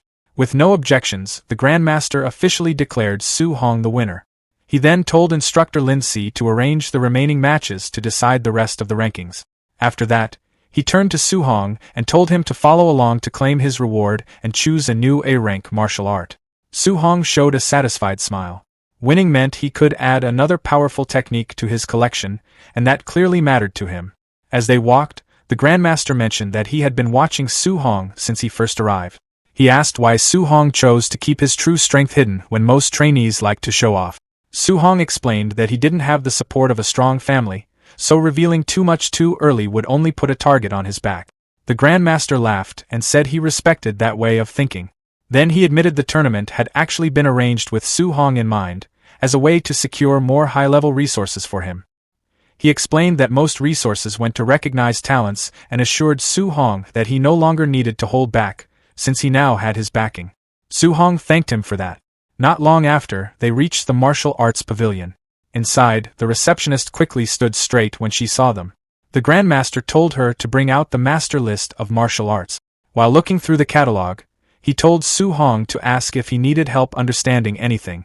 Su Hong took the chance and asked what kind of martial art would suit him best going forward. Before answering, the Grandmaster asked him to list the techniques he already knew. Su Hong casually named them: Bone Netherfire Fist, Flying Swan Startling Cloud Step, Cloud Hiding Gale Fist, and Void Breaking Finger, adding that his other skills were lower rank. The Grandmaster's expression changed slightly. He pointed out that the Flying Swan and Cloud Hiding techniques weren't even part of their collection and asked if Su Hong had really learned them just by watching Lin Xingyi once. Su Hong confirmed it like it was no big deal. The Grandmaster went quiet for a moment, clearly caught off guard, and thought to himself that Su Hong really was on another level. The receptionist stood there quietly, still trying to process what she was seeing as Grandmaster Qin personally guided Su Hong. She couldn't help but wonder who this young man was to receive that level of attention. Qin flipped through the master list and explained that since Su Hong already had strong offensive and movement techniques, a control-type martial art would suit him best. He introduced the A-rank technique Flame Cage, describing how it condensed fire chi into a structure that could trap and lock down enemies. He went on to explain that offensive techniques were simpler since they only required chi to stay on the body or a weapon, while control techniques needed the chi to move outside the body, something most Tier 2 martial artists still couldn't do. Even so, he said Su Hong had the talent to learn it, despite being at the early stage of Tier 1. Su Hong thanked him, and Qin decided to show him directly. He raised his hand, and a small flicker of fire appeared in his palm. As he spoke, the flame expanded, forming a large, glowing cage that surrounded an imagined opponent. Qin explained that the idea was simple: trap the enemy first, then follow up with an attack. He demonstrated by releasing a powerful blast into the cage, describing it as a finishing move done in one strike. Still, he added that maintaining the cage while attacking at the same time wasn't something Su Hong could manage yet, mentioning that he himself only achieved that after reaching Tier 3. After hearing that, Su Hong quickly waved it off and said he didn't want a control-type technique anymore. Qin found the reaction a bit unexpected, but he also noted that Su Hong was willing to listen instead of forcing things, which he saw as a good sign. Meanwhile, a blue system screen flashed briefly in front of Su Hong. He had already learned Flame Cage just by watching. He kept a small smile to himself and asked Qin to recommend something else. Qin then suggested a defensive martial art and showed him the A-rank Earth Armor.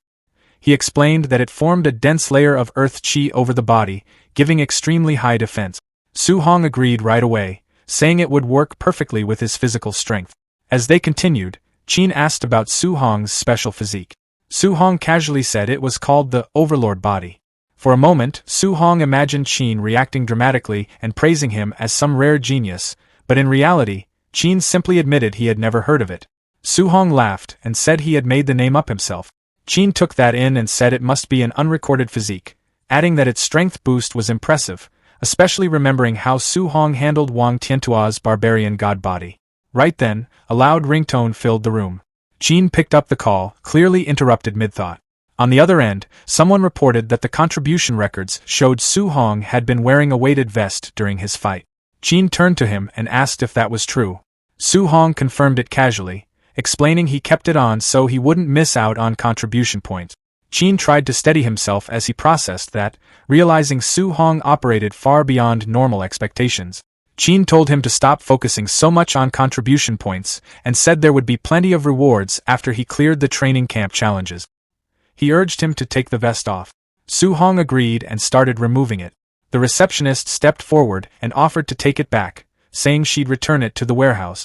Su Hong handed it over and mentioned that it was a bit heavy. She smiled confidently as she reached for it, but the moment it landed in her hands, her expression changed instantly. The vest slipped and crashed onto the floor with a heavy impact, cracking the stone tiles beneath it. She stared at the damage, then asked how much it weighed. Su Hong casually said it was 5 tons. Qin felt the weight of that statement immediately. Su Hong had fought and won against 3 late-stage Tier 1 geniuses while carrying that burden. Qin placed an arm around Su Hong and said he had another A-rank martial art in mind for him. When Su Hong asked what it was, Qin explained that since he used a spear, he should look into Grandmaster Jiang Lin from Yang City. Jiang Lin had an A-rank thunder spear art, known for being especially powerful.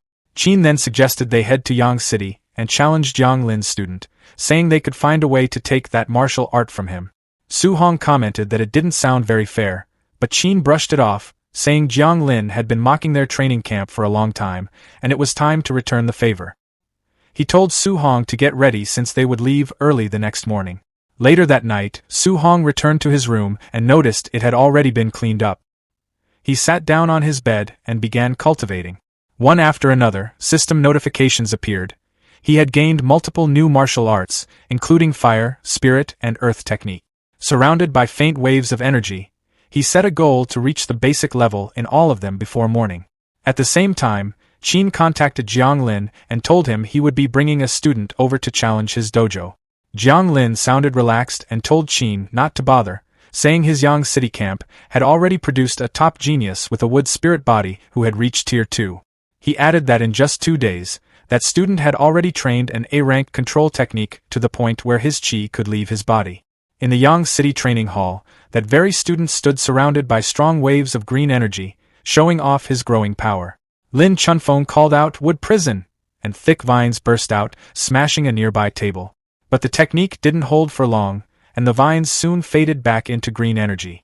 Jiang Lin told him he was pushing too far too soon, but Lin replied confidently that he just needed a month to reach the basic level. Jiang Lin then spoke to Qin over the call, saying his student was far too strong for someone like Qin's to challenge, before ending the conversation. After that, he turned to Lin Chunfeng and told him to put on a show during the upcoming fight, adding that he shouldn't finish it too quickly so Qin wouldn't look too bad. Lin agreed with a slight smile, stretching his hand as green energy gathered around it. The next afternoon, a high-speed craft arrived at the Yang City training camp, surrounded by mountains. Su Hong stepped out and looked a bit sick from the trip. Jiang Lin walked up with a smirk and asked Qin where this so-called genius was.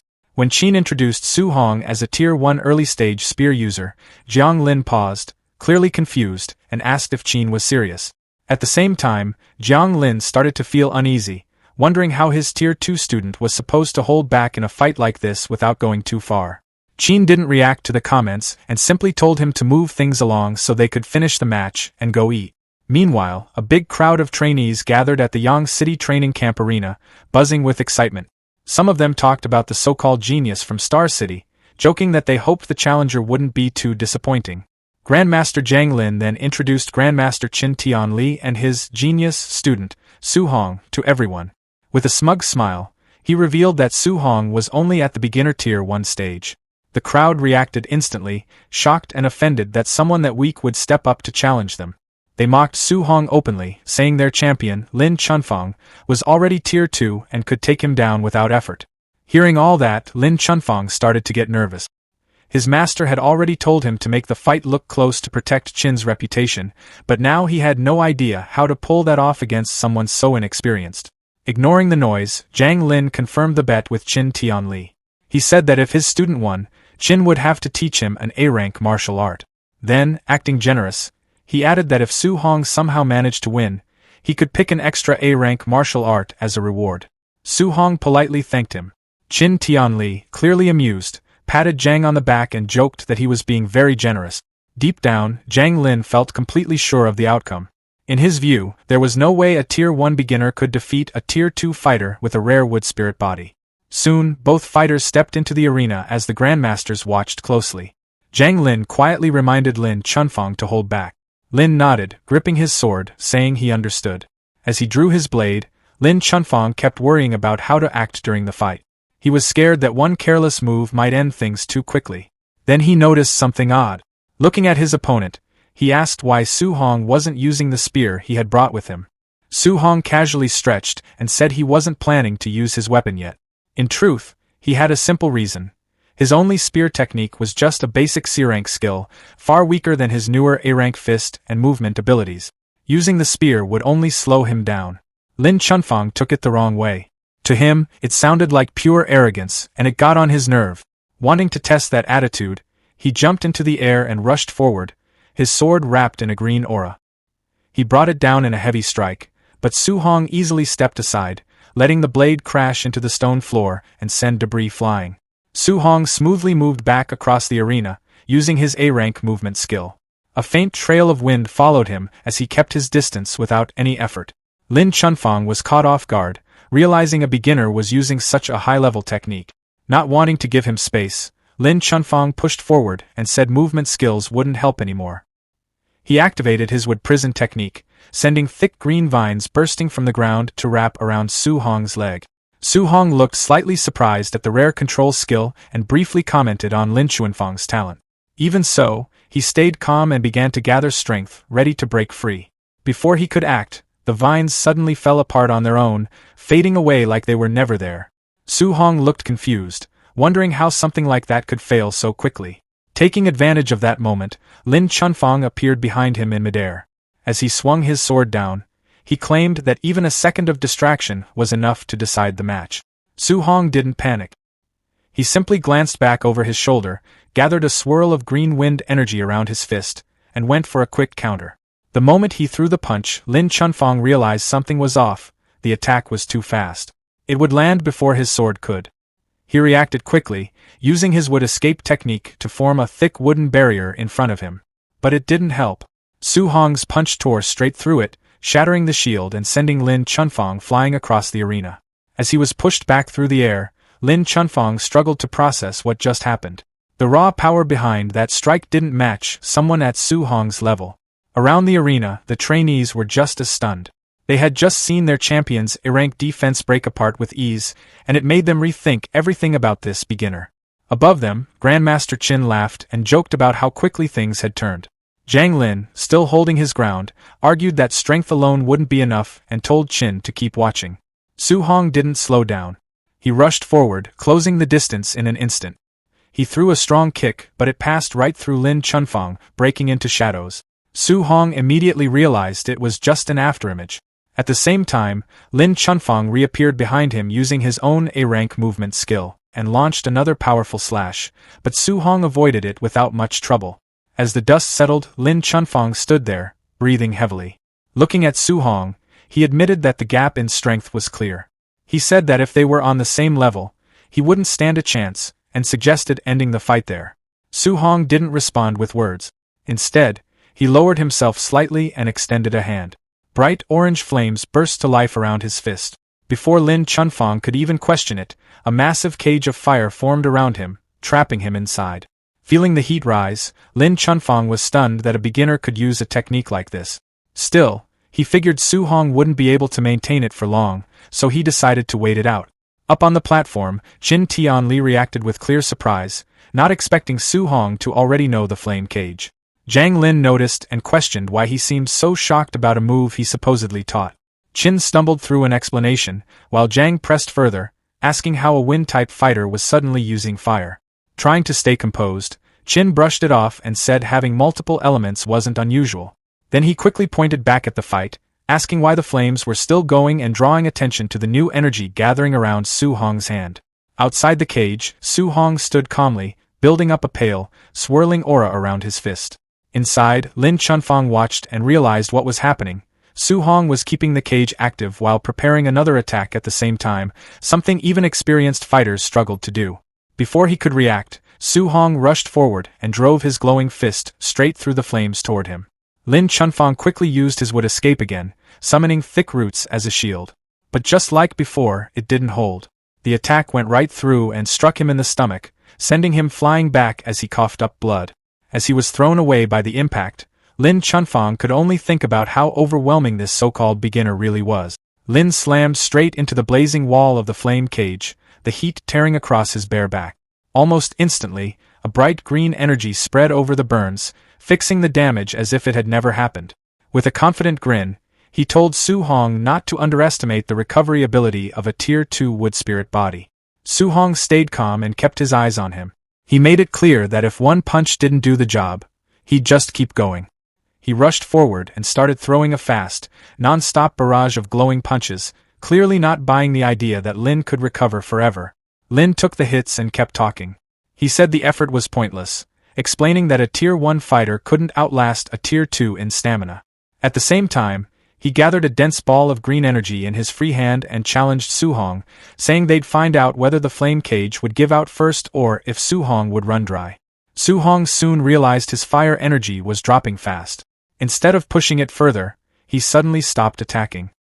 He figured the cage might collapse on its own and turn things against him, so he ended it himself. As the flames disappeared, Lin laughed, taking it as a sign that Su Hong had backed down. He confidently said it was his turn now and that the outcome was already decided. That confidence didn't last. Su Hong calmly formed a swirling mass of golden lightning mixed with fire in his hand. He mentioned that he hadn't planned to use this move since it consumed too much energy. Seeing that, Lin grew uneasy. He couldn't believe a Tier 1 fighter could produce that kind of power. Realizing he couldn't let Su Hong get close, he quickly slammed both hands onto the ground and poured all his remaining energy into defense. Calling out his technique, he raised a massive wall of thick wooden pillars from the floor to block the attack. Su Hong stepped forward, his eyes glowing with sharp golden light. He pulled his fist back, lightning surging around it, then drove it forward with overwhelming force. The air around the strike twisted as it hit, tearing straight through the wooden wall like it wasn't even there. The punch landed cleanly on Lin's face, sending him flying backward before he hit the ground, completely out cold. Su Hong stood there quietly as the flames faded and debris settled, looking down at his opponent. For a moment, the entire arena went silent. Then the Yang City trainees reacted all at once, struggling to process what they had just seen. Their champion, someone with Tier 2 healing, had gone down in a single hit. Many of them compared that strike to something on the level of an S-rank technique, and they couldn't believe Su Hong was still only at early Tier 1. Grandmaster Zhang Lin stared at the arena, clearly shaken. He turned to Qin and demanded to know what kind of talent he had brought in. As he pointed toward the arena, he realized that Su Hong had used element fusion to reach that level of destruction, something that shouldn't have been possible for a fighter at his stage. Meanwhile, Qin casually sipped his tea and remarked that he wasn't planning to mention that Su Hong had already mastered dual element fusion in just 1 month. Zhang Lin could hardly process that. Qin went on, adding that if Zhang Lin also knew Su Hong had perfect compatibility with all 7 elements and was training 7 techniques at once, it might be too much for him to handle. Zhang Lin just stood there, stunned. Qin then acted like he'd said too much and casually apologized, though his expression made it clear he didn't mind at all. Zhang Lin remained in place, still trying to wrap his head around how a student could achieve that much in a single month. Seeing the moment, Qin casually put an arm around him and brought up their bet. Since Su Hong had won, he said Zhang Lin now had to teach him the A-rank Thunder Spear art along with his ultimate skill, Palm Thunder. Still overwhelmed, Zhang Lin quietly agreed. Some time later, inside a huge dome-shaped training room, Su Hong stood across from Grandmaster Zhang Lin in a high-tech arena lined with practice spears. Zhang Lin kept his eyes on the young trainee, still thinking about how unusual his talent was. He admitted to himself that he had never come across anyone like Su Hong before. Putting that aside, Zhang Lin got straight to the lesson. He introduced the technique he was about to teach, an A-rank thunder spear art called the 9 heaven-breaking spears. Blue lightning started crackling around his hand as he explained how it worked. He said the art had 3 stances, and each stance contained 3 different moves. He also made it clear that both the power and the difficulty went up sharply with each stage. He added that this technique was so demanding that he normally wouldn't teach it to anyone below Tier 4. Still, considering Su Hong's ability, he believed the first stance wouldn't be a problem for him. He told Su Hong to pay close attention. He announced the first stance, river overturning, and brought his spear down, sending a massive wave of lightning crashing through the arena from above. Without stopping, he shifted into the next move, calling out the second stance, sea inverting. With a wide sweep of his spear, a huge surge of lightning rushed forward, spreading across the arena like a wild ocean. Su Hong held onto his spear and watched closely. Standing in the middle of that display, he felt incredibly small, like he was caught in a violent storm where even a single bolt could wipe him out. Zhang Lin didn't slow down. He jumped high into the air and moved into the third stance, heaven-breaking. As he drove his spear downward, a concentrated blast of lightning struck the center of the arena with explosive force.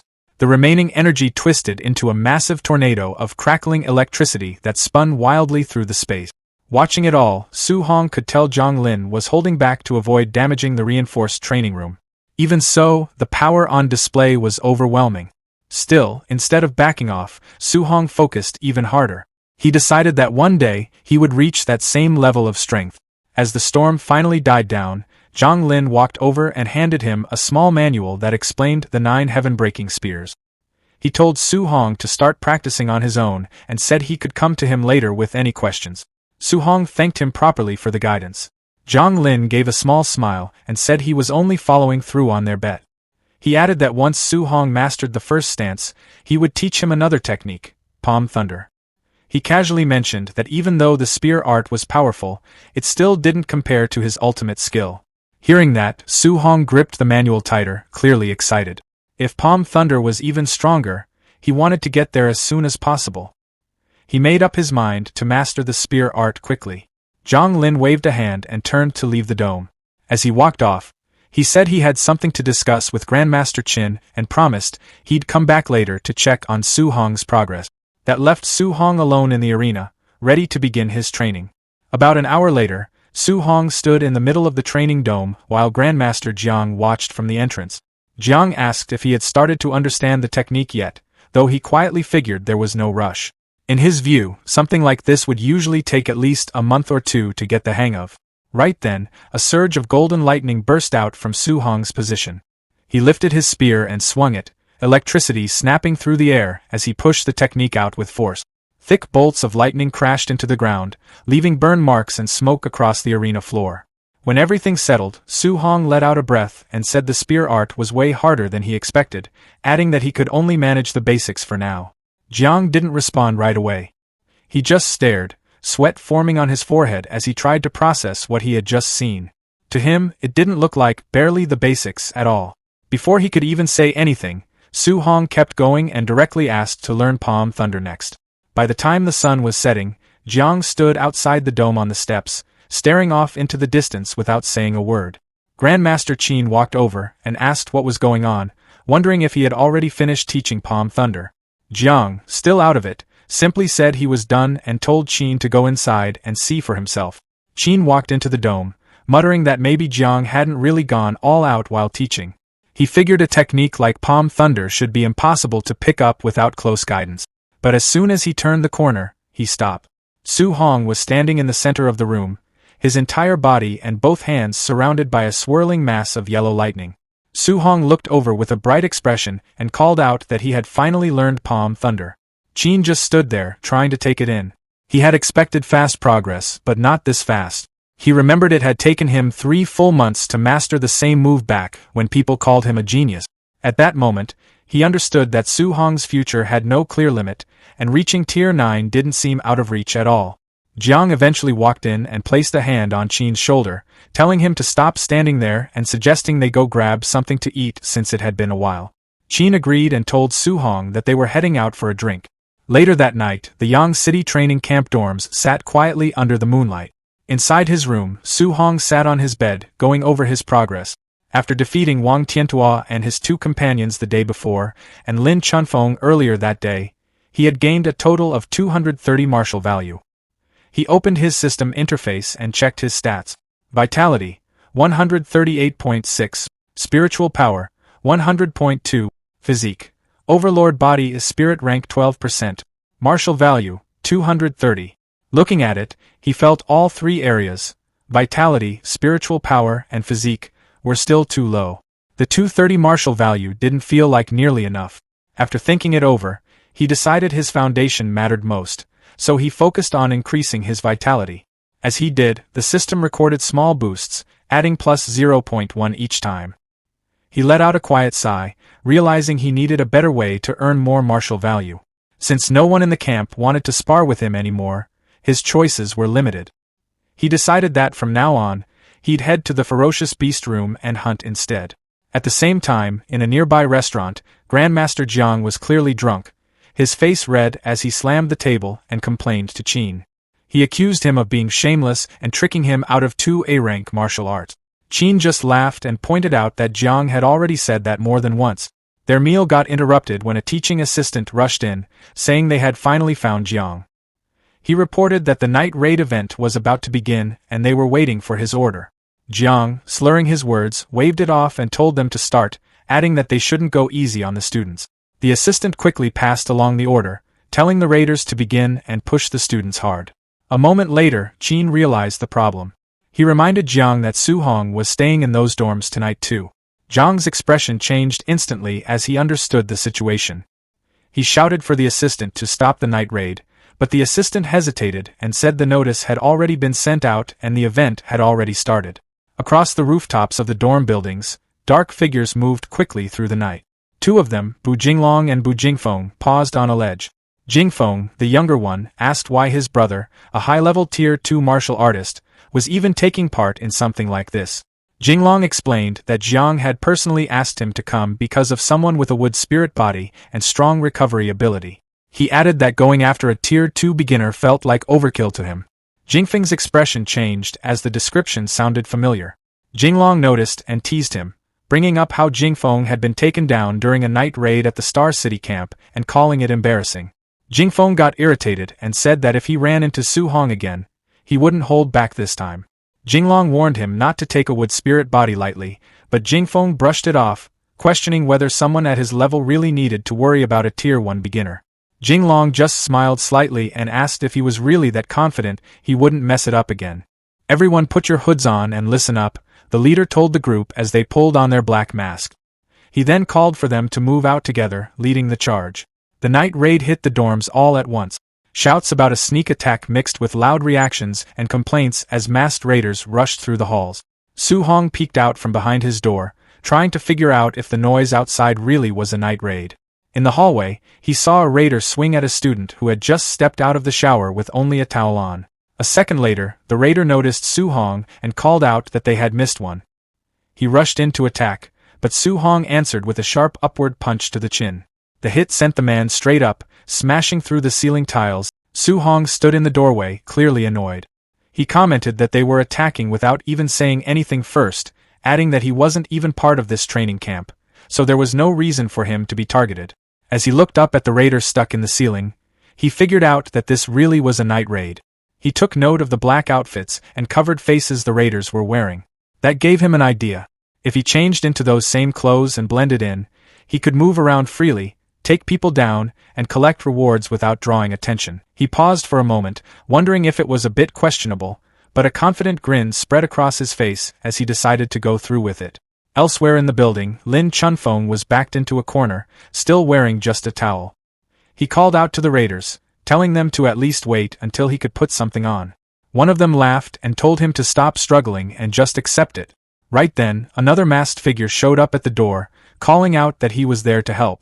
The raider turned, confused, but before he could react, the disguised Su Hong stepped in and landed a heavy punch to his face. The raider went flying and slammed into the wall. Lin Chunfeng stood there, stunned, asking if the attackers had started fighting each other. Su Hong didn't explain anything. He ran back into the hallway, calling out that he was about to gain a lot tonight. Lin Chunfeng just watched him leave, confused about why that raider didn't come after him. Su Hong moved quickly through the first floor, his fists covered in fire. He commented that since these opponents were strong, he didn't need to hold back. Raiders dropped one after another, and it didn't take long before they realized someone among them wasn't on their side. After clearing the first floor, Su Hong jumped up toward the second and struck a raider midair. As he kept fighting, his system kept updating rapidly. He laughed, saying he had really hit a jackpot as the gains kept piling up. When he reached the third floor, he saw several raiders gathered at a doorway, watching a fight inside. They were talking about how Lin Chunfeng was holding up surprisingly well against Bu Jinglong, a high-level Tier 2 fighter. When Su Hong walked over, they told him that all the other students had already been taken down, and only the wood spirit body user was left. Su Hong cut in, saying there was no need to wait. His hand lit up with energy. The others looked at him, confused. Then, without hesitation, he turned on them and struck. The raiders were sent crashing into the room where the fight was happening. Inside, Bu Jinglong, surrounded by a red aura, turned toward the noise and demanded to know why his own side was getting attacked. Both he and Lin Chunfeng, whose body glowed green, paused and looked toward the entrance. Su Hong stood there, his body shining with bright yellow energy. Facing both of them, he calmly challenged them, saying they could come at him together. Bu Jinglong told Lin Chunfeng to move aside and recover while he handled the troublemaker himself. Clearly annoyed that someone had stepped in and disrupted the Night Raiders' rules, he rushed straight at Su Hong, yelling that he was about to learn a hard lesson. Su Hong didn't seem bothered at all. He gathered golden energy into his hand, creating a powerful Vajra fist before meeting Bu Jinglong head-on. The collision hit with so much force that Bu Jinglong lost his footing and staggered backward. He looked completely caught off guard by the sheer strength behind Su Hong's attack. At that moment, Bu Jinglong realized this guy was far from ordinary. Without wasting time, he called for Lin Chunfeng to join him. Lin Chunfeng instantly activated his wood prison technique, sending massive vines bursting out from the ground to trap Su Hong. But Su Hong reacted quickly, flipping away before the vines could touch him. Using the opening, Bu Jinglong suddenly appeared behind Su Hong and launched a heavy punch. Instead of landing cleanly, his fist slammed into a glowing purple armor made from earth energy that had formed around Su Hong's body. Bu Jinglong could hardly believe it. He started wondering where this monster of a fighter had even come from and how someone could casually block a high-level Tier 2 attack like that. Before he could fully react, Su Hong disappeared from sight. A second later, he reappeared and smashed Bu Jinglong straight into a wall. The impact shattered the instructor's armor and left him coughing blood. Su Hong didn't stop there. He immediately rushed past the shocked Lin Chunfeng and drove a flaming punch into the back of his head, sending him crashing face-first into the ground. Lin Chunfeng was knocked out instantly. Not long after the fight ended, the system rewarded Su Hong with martial value points for defeating both opponent. When he checked his status screen, he saw that his balance had jumped past 2,400 points, leaving him pretty excited over the massive increase. The next morning, Lin Chunfeng and Bu Jinglong stood alongside the other injured raiders. Everyone looked beaten up and exhausted while trying to recover from the previous night. Grandmaster Jiang Lin was furious. Pointing at the wounded group, he loudly blamed the chaos on Chen Tianli's outrageous student. Chen Tianli acted completely innocent and casually denied having anything to do with it, which only made Jiang Lin even more annoyed. He sarcastically asked who else could possibly be responsible for wrecking the camp like that. Finally losing patience, Jiang Lin shouted at them to leave and personally kicked his rival out of the camp. Chen Tianli just laughed it off while flying away with Su Hong. As they traveled through the air, Chen Tianli suddenly asked Su Hong whether he was still missing martial arts techniques for the metal, wood, and water elements. Su Hong admitted that he was and asked why. With a playful smile, Chen Tianli hinted that it might be time to visit a few more of his old friends. Over the next 10 days, Su Hong and Chen Tianli traveled from one training camp to another, visiting 3 camps in total. Every time, they pulled off the same routine. Su Hong would step into battle and easily defeat the camp's top fighters, while Chen Tianli happily collected the rewards afterward. Whenever the rival grandmasters accused them of cheating, he simply laughed it off and acted like he had no idea what they were talking about. After returning to his dorm, Su Hong focused on absorbing everything he had learned. While meditating, the system confirmed that he had successfully mastered the beginner stages of 3 A-rank martial arts, Metal Ripple, Woodvine Entanglement, and Water Dragon. When he opened his eyes, he couldn't help feeling impressed with himself. Not long ago, owning even one A-rank martial art would have sounded impossible, but now he had several of them. Checking his system again, Su Hong noticed his martial value points were getting close to 3,000. Since he had been saving them for a while, he finally decided it was time to boost his vitality. The moment he started pouring all those points into his body, things became intense fast. Heat surged through him while raw energy spread everywhere at once. His muscles expanded painfully, and sweat quickly covered his body. Even Su Hong started wondering if he had pushed things too far in one go as his vitality climbed all the way to 450. After a while, the violent energy finally calmed down. Breathing heavily, Su Hong stayed on one knee while recovering from the strain. Even with the pain, he felt excited after realizing he was now only 50 points away from reaching Tier 2 martial artist status. When he checked his remaining points, he saw exactly 100 left. For a moment, he debated whether to spend them on spiritual power or improve his rare Overlord body physique instead. Curious about how strong the physique could become, Su Hong picked the Overlord body upgrade option. The system instantly consumed all 100 points, only to increase the spirit rank by a tiny 0.1%. Su Hong looked completely annoyed by the result. In his mind, upgrading this special physique felt ridiculously expensive compared to everything else. After thinking it over, he decided reaching Tier 2 mattered more right now. He grabbed his jacket and headed for the door, planning to hunt monsters in the ferocious beast room to earn more points. But before he could leave, he bumped into Grandmaster Chen Tianli. The old master casually asked whether Su Hong still lacked a healing martial art. Hearing that question immediately made Su Hong nervous because he already had a pretty good guess what the Grandmaster was planning next. Not long later, the two arrived at the Hang City training camp. Grandmaster Wang Qingshan stood before a large crowd of trainees and announced a brutal survival event. For 7 days, students would be sent into the 10,000 monster mountain range with no outside supplies and would have to survive completely on their own. Disguised among the local trainees while carrying his spear, Su Hong quietly listened to the rules. He quickly noticed the difference between Hang City and Star City. As a provincial capital, Hang City had far stronger students. Here, trainees only earned points by killing beasts at their own level or higher. Once the event officially began, Su Hong immediately rushed into the mountain range alongside everyone else. Back outside the forest, Wang Qingshan questioned Chen Tianli's confidence. He pointed out that Su Hong had not even reached Tier 2 yet. Chen Tianli stayed completely relaxed and reminded him about their bet. If Su Hong won the survival challenge, Wang Qingshan would have to teach him an A-rank healing martial art. In exchange, Chen Tianli boldly promised to teach an A-rank martial art to every Hang City student capable of defeating Su Hong. Wang Qingshan looked amused by that deal and wondered whether Chen Tianli could really afford to make such a promise, especially since many students there were already Tier 2 fighters. Chen Tianli still didn't seem worried. He claimed that facing stronger beasts early would help Su Hong grow faster. A moment later, though, his expression changed after hearing that creatures connected to the 10,000 races demonic cult had also appeared in the mountains. Wang Qingshan casually explained that they were mostly low-level Tier 2 and Tier 3 beasts, acting as though it was no big issue. Chen Tianli immediately complained that sending students against Tier 3 monsters sounded like a death sentence. Wang Qingshan answered coldly that the war between the 10,000 races was cruel, and true experts could only be created through dangerous battles and hardship. Hearing that, Chen Tianli could only sigh and accept the situation. At that point, he figured it would already count as a success if Su Hong managed to come back alive. Meanwhile, deep inside the wilderness, Su Hong was doing far more than surviving. With a lightning-covered spear strike, he sliced the head clean off a massive wolf beast.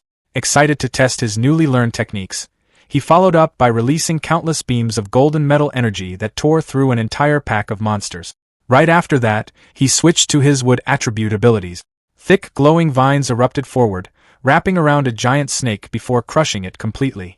As night covered the mountain range, Su Hong unleashed a huge water dragon that blasted through a flaming beast with overwhelming force, showing just how powerful his new A-rank martial arts had become.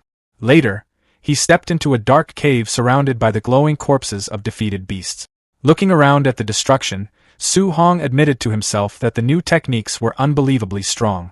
Still, he also realized there was a downside. Using multiple A-rank martial arts back-to-back drained his spiritual energy much faster than expected. Standing inside the blood-stained cave surrounded by monster remains, Su Hong checked his system and saw that he had already gained more than 500 martial value points. Since his vitality had finally reached its limit, he decided the time had come to attempt his Tier 2 breakthrough. Sitting down to meditate, Su Hong started channeling all his newly earned points into his vitality. Soon, a blazing aura erupted around him as the system continuously strengthened his body and pushed it toward the next stage. At the same time, somewhere deep in the forest, a red-haired cultist wandered through the darkness while complaining about being stuck on patrol duty in the middle of the night. He felt certain nobody would ever discover their hidden sacrificial grounds buried in such a remote mountain range. But while passing near a cave, he suddenly noticed the freshly killed corpse of a giant beast lying outside the entrance. Realizing an outsider had entered their territory after all, the cultist slowly approached the cave before calling out toward whoever was hiding inside with a dangerous grin on his face. He threatened that refusing would only make things far more painful, bragging that he would skin him alive and slowly torture him first. Looking at the corpse of the blazing black tiger nearby, the man guessed the intruder was probably only around Tier 2 or maybe low Tier 3 strength at best. Inside the cave, Su Hong quietly listened to the arrogant threats. Since the cultist spoke about Tier 3 martial artists so casually, Su Hong originally suspected he might be facing a dangerous Tier 4 expert. Considering he had only just entered Tier 2 himself, he admitted he did not feel confident fighting someone that strong. Rather than risking it immediately, Su Hong decided escaping first would be smarter. He instantly launched a water dragon attack from inside the cave to create an opening for his retreat. The cultist grinned the moment he saw the incoming attack. Pulling out his sword, he sliced the giant water dragon apart with one swing and mocked the technique for only having the strength of an early Tier 2 attack. The moment he spotted Su Hong running, the cultist immediately chased after him. While pursuing him through the forest, the man casually praised Su Hong's talent, saying it was impressive for someone so young to defeat powerful beasts at such a low level. But right after complimenting him, he cruelly admitted that he especially enjoyed killing geniuses before they could grow stronger. A short while later, the cultist suddenly looked confused when Su Hong stopped running altogether. Turning around calmly, Su Hong explained that after sensing the energy from that last attack, he realized the cultist was only an early-stage Tier 3 martial artist, nowhere near as terrifying as he originally feared. At the same time, Su Hong noticed a strange tattoo on the man's neck and immediately recognized it as the symbol of the 10,000 Races demonic cult. He remembered hearing about them before. The group consisted of human traders who traded with alien races, carried out terrorist attacks, and even sacrificed their own people in exchange for power. Looking at the cultist with clear disgust, Su Hong released a blazing golden aura and declared that trash like him deserved to die. The cultist only smirked after hearing that. Wanting to prove his superiority, he unleashed an A-rank sword technique called Fire Slash. A huge flaming blade shot forward toward Su Hong. Since this was his first real fight against a Tier 3 martial artist, Su Hong decided not to hold back at all. He immediately countered with C-inverting, releasing a massive storm of golden lightning and water energy that completely crushed the incoming fire attack. Even Su Hong looked slightly surprised after seeing how easily his technique overwhelmed the enemy's A-rank martial art. Meanwhile, the cultist was starting to panic. He could not understand how someone an entire major realm below him was overpowering him so badly. What confused him even more was seeing Su Hong use both water and lightning attributes together. Frustrated, the cultist launched a wild series of sword strikes, but Su Hong dodged every attack with ease. Using his movement technique, Su Hong suddenly vanished from sight before reappearing directly behind the cultist. Without hesitation, he fired another devastating burst of golden lightning. The cultist instantly realized this attack was far stronger than his own fire slash and quickly tried to escape. But before he could get away, thick green vines suddenly burst from the ground and wrapped tightly around his leg. The cultist stared in shock after realizing Su Hong could also use wood attribute technique. Completely trapped by the vines, he had no chance to avoid the incoming lightning blast. The explosion swallowed him entirely. After the smoke and flashing energy finally faded, Su Hong looked down at the cultist's burned remains.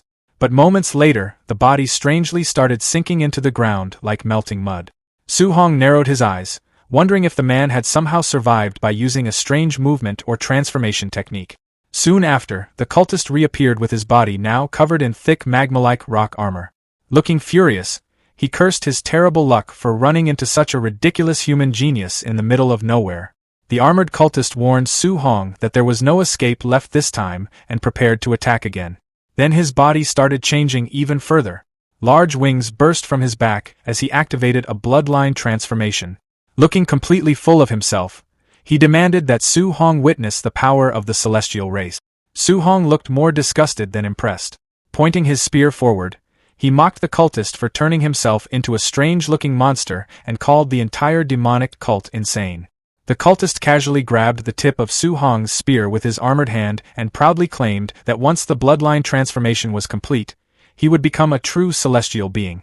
Still holding onto the spear, he declared that Su Hong had to die for interfering with their sacrificial ritual. Su Hong answered immediately. A blast of fire exploded forward and pierced straight through one of the cultist's newly grown wings, leaving him stunned.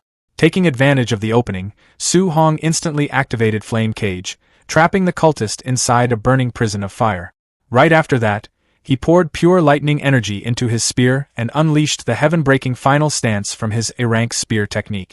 The lightning-covered spear pierced directly through the cultist's hardened rock armor before detonating with explosive force through his chest.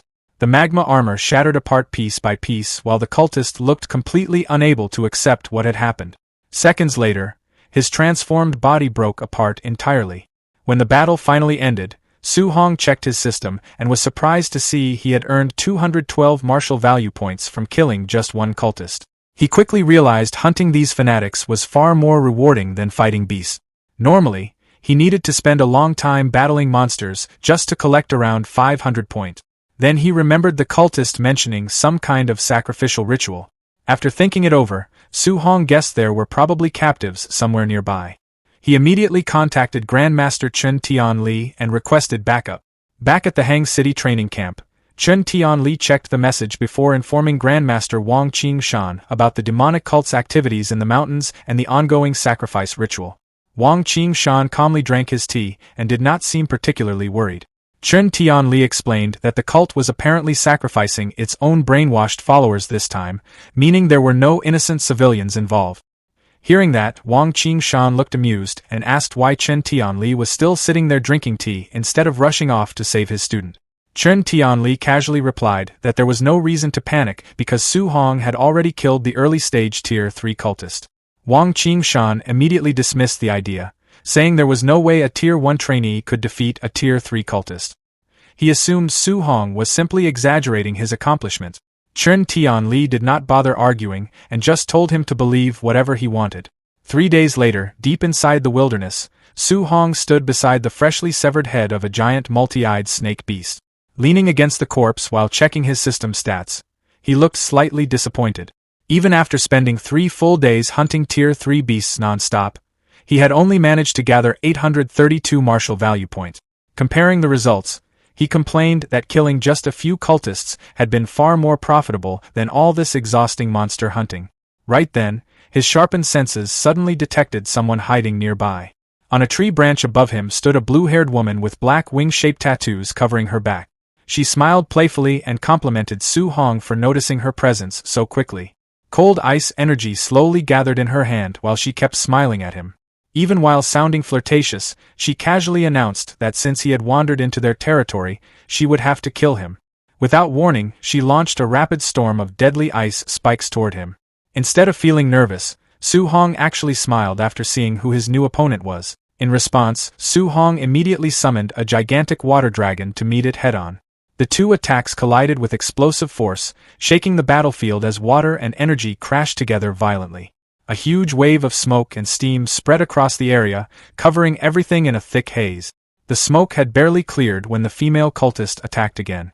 A whip suddenly shot out toward Su Hong, but he reacted immediately and grabbed it midair without hesitation. Instead of killing her right away, Su Hong decided she might still be useful. He wanted information about the other demonic cult bases first. With a powerful pull, he yanked the whip hard enough to drag the woman straight toward him through the air. The moment she got close, Su Hong drove a brutal cold fist straight into her stomach, instantly taking her down. Standing over her injured body, he lowered his glowing spear toward her neck and demanded to know where the cult's base was located. Terrified and coughing blood, the woman quickly gave in. She revealed that the base was about 10 kilometers north of their current position. Su Hong continued questioning her, asking how many Tier 3 fighters were stationed there. She admitted there were 3 Tier 3 experts along with 3 Tier 2 fighters. After hearing that, Su Hong quickly started calculating in his head. Since he had already killed some cultists earlier, that meant only 1 Tier 3 fighter remained. If he wiped out the rest, the rewards should easily push him past 1,000 martial value points, enough to upgrade his telekinesis to Tier 2. But the cultist suddenly attacked again.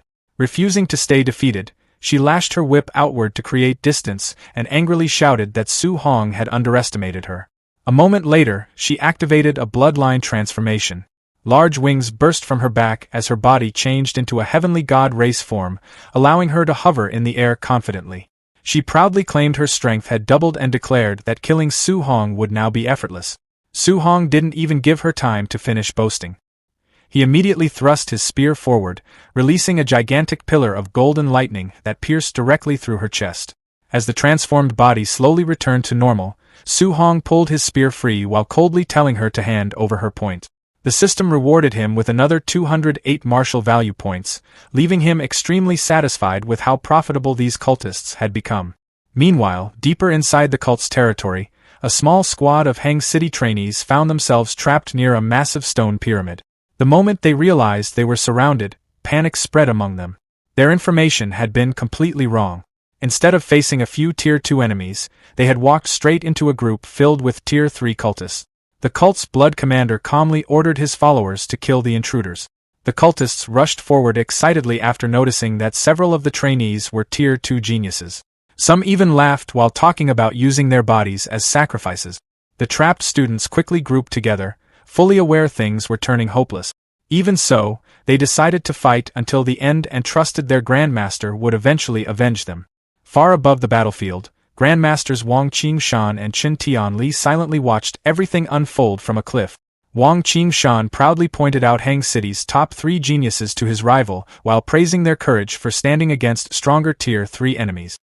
He explained that he planned to let them struggle for a while to gain combat experience and would only interfere if they truly faced death.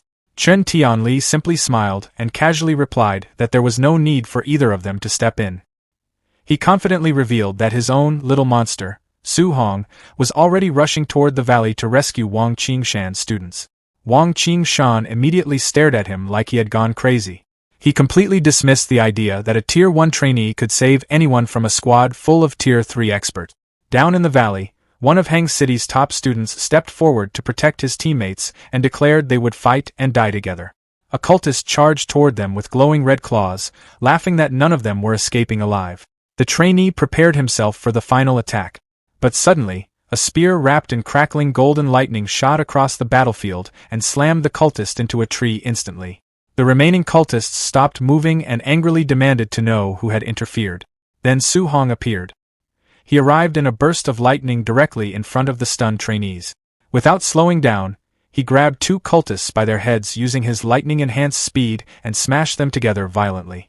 Spinning around, he unleashed a rapid storm of lightning punches that instantly wiped out several more enemies nearby. After clearing the area, Su Hong calmly hid his aura and casually asked the shocked trainees whether they were hurt. The Hang City students stared at him in total amazement. They immediately recognized him as Su Hong from Star City and could hardly believe someone so young was casually killing Tier 3 experts like this. Watching from above, Wang Qingshan started sweating nervously. He demanded to know why Chen Tianli's student could suddenly use powerful lightning techniques when he supposedly still needed healing arts. Seeing Su Hong fight so freely without exhausting himself, Wang Qingshan started suspecting he had already broken through to Tier 2. Even Chen Tianli looked secretly stunned. He suddenly realized Su Hong had advanced from Tier 1 to Tier 2 in only a few days, which even he found completely ridiculous. Back in the valley, Su Hong told the Hang City trainees to retreat while he handled the remaining enemies himself. Still completely overwhelmed by what they had just witnessed, the students quickly warned him to stay alive before escaping the battlefield. The moment they disappeared, a greedy smile spread across Su Hong's face. The female cultist had lied earlier. There were not just a few Tier 3 enemies here, there were over a dozen of them. To Su Hong, that sounded perfect. At roughly 200 martial value points per kill, this battle was starting to look incredibly profitable. A giant cultist suddenly charged straight at him while roaring that he would crush him into pieces. Su Hong casually avoided the attack, slipped past the man's defense, and slammed a heavy punch into his stomach hard enough to send the massive cultist crashing to the ground.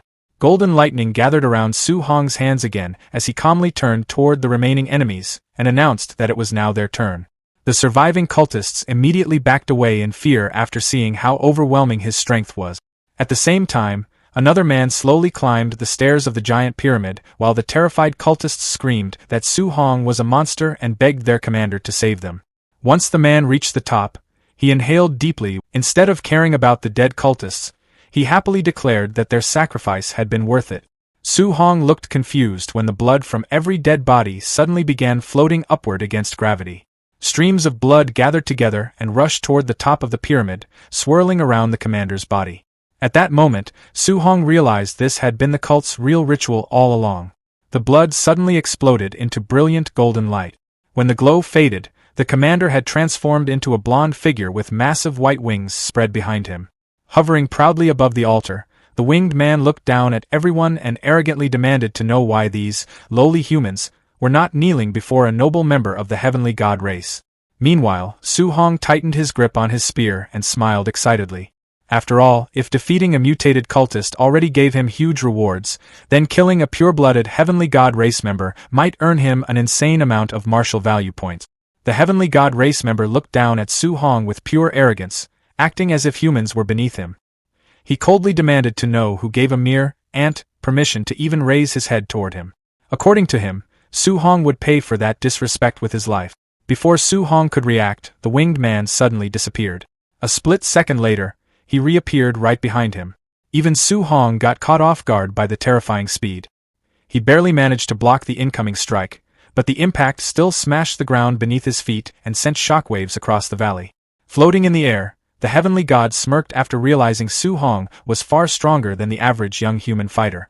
Su Hong wiped blood from the corner of his mouth and immediately understood how dangerous the heavenly god race truly was. The possessed cultist admitted he originally came expecting to casually wipe out weak humans during the ritual. But after seeing Su Hong's strength, he decided this human genius needed to die immediately before becoming a future threat. Then, suddenly, cracks spread across the man's arm. Annoyed, he muttered that the human body he possessed had not even reached Tier 4 vitality yet and was already struggling to handle his divine power. Even so, he confidently claimed that peak Tier 3 strength was more than enough to crush Su Hong. Hearing that explanation, Su Hong finally realized the truth. This was not a real heavenly god in his true body. It was only a possessed human vessel that was slowly breaking apart under the pressure. Golden lightning gathered around Su Hong's fist as he activated Thunder Rush Fist. This time, he boldly declared that the outcome of the battle was no longer guaranteed. The two immediately charged at each other. Their fists collided over and over in a violent exchange of attacks that shook the entire valley. Every impact blasted apart the ground around them. Watching from the cliffs above, Chun Tianli casually commented that the heavenly god race really did deserve its reputation for physical strength if it could keep up with his student. Beside him, Wang Qingshan looked completely stunned. What shocked him most was not the heavenly god, it was Su Hong. He could not understand how a fighter from a lower realm was matching, and even overpowering, a possessed heavenly god using pure physical strength alone. Su Hong eventually landed a heavy lightning-covered punch that forced the winged enemy backward. Bruised and bleeding, the heavenly god stared at him in disbelief and demanded to know what kind of monstrous physique he possessed. He admitted that even while fighting the greatest geniuses across countless battlefields, he had never lost a direct clash of raw strength before. Yet now, a human was actually pushing him back. Meanwhile, Su Hong looked completely relaxed. Smirking confidently, he mocked the heavenly god and told him to keep fighting if he still had energy left. A fiery aura exploded around Su Hong as excitement filled his expression. Ever since awakening the Overlord body, he had constantly worried about accidentally killing ordinary opponents too easily. Now, for the first time in a long while, he finally had someone strong enough to let him fight seriously without holding back. Su Hong even admitted that he wished the heavenly god's real body were present because this weakened host was stopping the battle from becoming truly satisfying. The heavenly god instantly became furious after hearing that. Feeling humiliated by being looked down on by a human, he roared in anger and activated his ultimate technique. A giant golden portal opened in the sky. From within the portal, countless glowing spears slowly emerged and floated above the battlefield. Hovering proudly in the air, the heavenly god announced that Su Hong was the very first person who had forced him to use divine arsenal. The moment Su Hong sensed the power radiating from those golden spears, his expression became serious. Every single weapon carried enough destructive force to kill a Tier 3 martial artist instantly. Then the system suddenly notified him that divine arsenal could not be copied or learned. That completely surprised him since he had never encountered an unlearnable martial art before. Watching from above, Wang Qingshan immediately recognized the technique. He explained that divine arsenal was an innate martial art exclusive to heavenly gods with extremely pure bloodlines. Hearing that, Chen Tianli realized the being possessing the cultist might actually be a high-ranking noble from the alien race. Wang Qingshan quickly urged him to interfere before Su Hong got killed. But Chen Tianli calmly stopped him and said there was still no need to panic because Su Hong had not even used his strongest move yet. Then, with obvious pride, he revealed that Su Hong possessed perfect compatibility with all 7 elements. Wang Qingshan looked completely stunned after hearing that. He could hardly process the idea that Su Hong had already mastered combining thunder and fire elements while still only being a Tier 1 martial artist. Meanwhile, the heavenly god also acknowledged Su Hong's terrifying potential. He openly admitted that if this human were allowed to keep growing, he would become a huge threat to the heavenly god race. Because of that, he decided Su Hong absolutely had to die here. With a wave of his hand, the heavenly god unleashed divine arsenal. Thousands of glowing golden spears rained down toward Su Hong like a storm. But Su Hong simply smiled. He calmly replied that the heavenly god was also the first opponent who had forced him to fight seriously. Lightning exploded around his spear as he activated the ultimate third stance of the 9 heaven-breaking spears technique. With a powerful upward thrust, Su Hong released a gigantic blast of pure lightning energy. The attack tore straight through the descending golden spears and shattered them effortlessly. The heavenly god stared in horror, shouting that such power was impossible. But before he could react further, the overwhelming lightning blast crashed directly into him. A massive explosion covered the battlefield. The possessed body was instantly burned to ashes and shattered apart completely. Even after destroying the heavenly god, the attack still kept going, splitting the enormous stone pyramid in half. Standing before the ruined battlefield, Su Hong breathed heavily while trying to recover from the exhausting fight. Then his system notified him of the reward. 843 martial value point. Seeing the number instantly made the brutal battle feel worth it. A moment later, Wang Qingshan landed beside him and excitedly praised Su Hong as a priceless genius. He even grabbed Su Hong's face while admitting that if he had not witnessed the battle personally, he never would have believed a Tier 2 martial artist could defeat a heavenly god. Despite all the praise, Su Hong stayed surprisingly calm. In his mind, if even an ordinary member of one of the top 10 races had forced him to use his strongest move, then the true elite geniuses from those races must be unbelievably dangerous. Wang Qingshan eventually concluded that defeating one low-ranking heavenly god was not enough reason to become overly proud. 4 days later, the wilderness survival training officially ended at the Hang City camp. When the final rankings appeared, Su Hong completely dominated the leaderboard with an unbelievable 17,210 points. Second place only had 4,700. A lot of trainees instantly accused him of cheating because they refused to believe someone from a lower realm could earn such a ridiculous score. However, the Hang City students Su Hong had rescued quickly defended him. They explained that Su Hong was terrifyingly strong and had casually one-shot Tier 3 demonic cultists. Later, students tried searching for Su Hong to ask for guidance, only to discover that Grandmaster Wang Qingshan was personally teaching him an A-rank martial art. After leaving the training hall, Wang Qingshan complained to Chen Tianli in complete disbelief that Su Hong had mastered the healing art in only half a day. Chen Tianli simply laughed and told him to start getting used to it. Meanwhile, Su Hong sat alone inside a training room while meditating and circulating the energy of his newly learned healing technique. He was amazed by how effective the A-rank healing art was, especially after noticing it had completely erased old hidden injuries and scars throughout his body. When he checked his system afterward, Su Hong felt even more satisfied. His martial value total had climbed past 41,800 points thanks to the wilderness battles. After calculating carefully, he realized the huge amount was enough to raise his spiritual power to 500 points, officially making him a Tier 2 spirit master while still leaving plenty behind to strengthen his vitality further. Far away from human territory, on the Heavenly God race's home planet, a meeting was taking place inside the Grand Heavenly God Palace.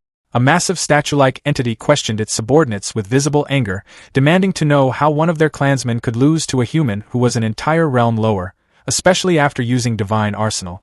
One subordinate respectfully confirmed the humiliating defeat and admitted that the human they faced was an unprecedented monster among geniuses. Soon, another clansman named Tian Shang stepped forward after being summoned. Recognizing Su Hong as a massive future threat, the statue immediately issued an official heavenly god race kill order and demanded the boy's elimination as quickly as possible. Tian Shang accepted the assassination mission with a confident and sinister smile. Afterward, the statue asked for updates regarding the divine object fragments hidden within human territory. The subordinate explained that they still had not secured any fragments yet, but they recently intercepted promising information. The statue ordered them to continue searching in secret no matter the cost, while making sure humanity remained completely unaware of their movements. Meanwhile, at the Star City training camp, trainees gathered around a live feed showing Wang Tianyuo decapitating a Tier 2 bear beast with his bone netherfire fist. The crowd commented that ever since Su Hong defeated Wang Tianyuo, Xian, and Lin Xingyi, the three elite trainees had completely changed. After losing, they started training like mad every single day, spending all their contribution points on strength pills and non-stop combat room sessions. Their hard work paid off fast. Within just 1 month, all three successfully broke through to Tier 2. Even Lin Xingyi dropped his usual flashy attitude and trained hard enough to build a heavily muscular body. The three elites waited confidently for Su Hong's return, eager for another fight. Later, outside the camp, instructor Lin Si welcomed Grandmaster Qin Tianli back. Noticing Su Hong wasn't with him, Lin Si asked where the boy had gone. Qin Tianli explained that Su Hong wanted to stay in the wilderness for a few extra days of solo training. When Lin Si worried the kid might miss the end of camp, the Grandmaster casually replied that Su Hong wasn't dumb enough to show up late. 2 days later, deep inside the wilderness, Su Hong sat meditating on top of a tall stone pillar while a giant snake beast coiled below. Golden energy surged around him as he absorbed the gains from his recent battles. Soon, his system confirmed that his spiritual power had finally crossed the 500-point threshold. Below him, the giant snake sensed prey and lunged upward with a roar. Su Hong casually raised a glowing hand and stopped the beast mid-attack using telekinesis. Then he activated weapon condensation art, forming a construct of golden energy around the immobilized snake. The energy shaped itself into a giant golden sword, and with a single command, Su Hong brought the blade crashing down and split the beast clean in half. As the remains dropped away and the weapon dispersed, Su Hong admired the destructive power he now possessed as a Tier 2 Spirit Master. Wanting to test his limits further, he attempted a 3-attribute fusion by gathering thunder, fire, and metal energy together in his hands. The second the three elements combined, the energy became unstable. Su Hong realized too late that he'd lost control. The resulting explosion shattered the entire stone pillar beneath him. Coughing while buried in rubble, he noted the backlash from the failed fusion, but also realized that if the attack actually succeeded, it could probably injure a Tier 4 expert. On the final day of camp, a ragged-looking Su Hong finally walked back through the front gate. The moment other trainees spotted him, they rushed off to inform Wang Tianyuo, excited to see the long-awaited rematch happen. Grandmaster Qin Tianli asked Wang Tianyuo, Xiaonan, and Lin Xingyi whether they really believed they could defeat Su Hong this time. All three confidently declared victory was guaranteed. Completely unfazed by the crowd or their confidence, Su Hong simply asked whether they were really sure about challenging him again.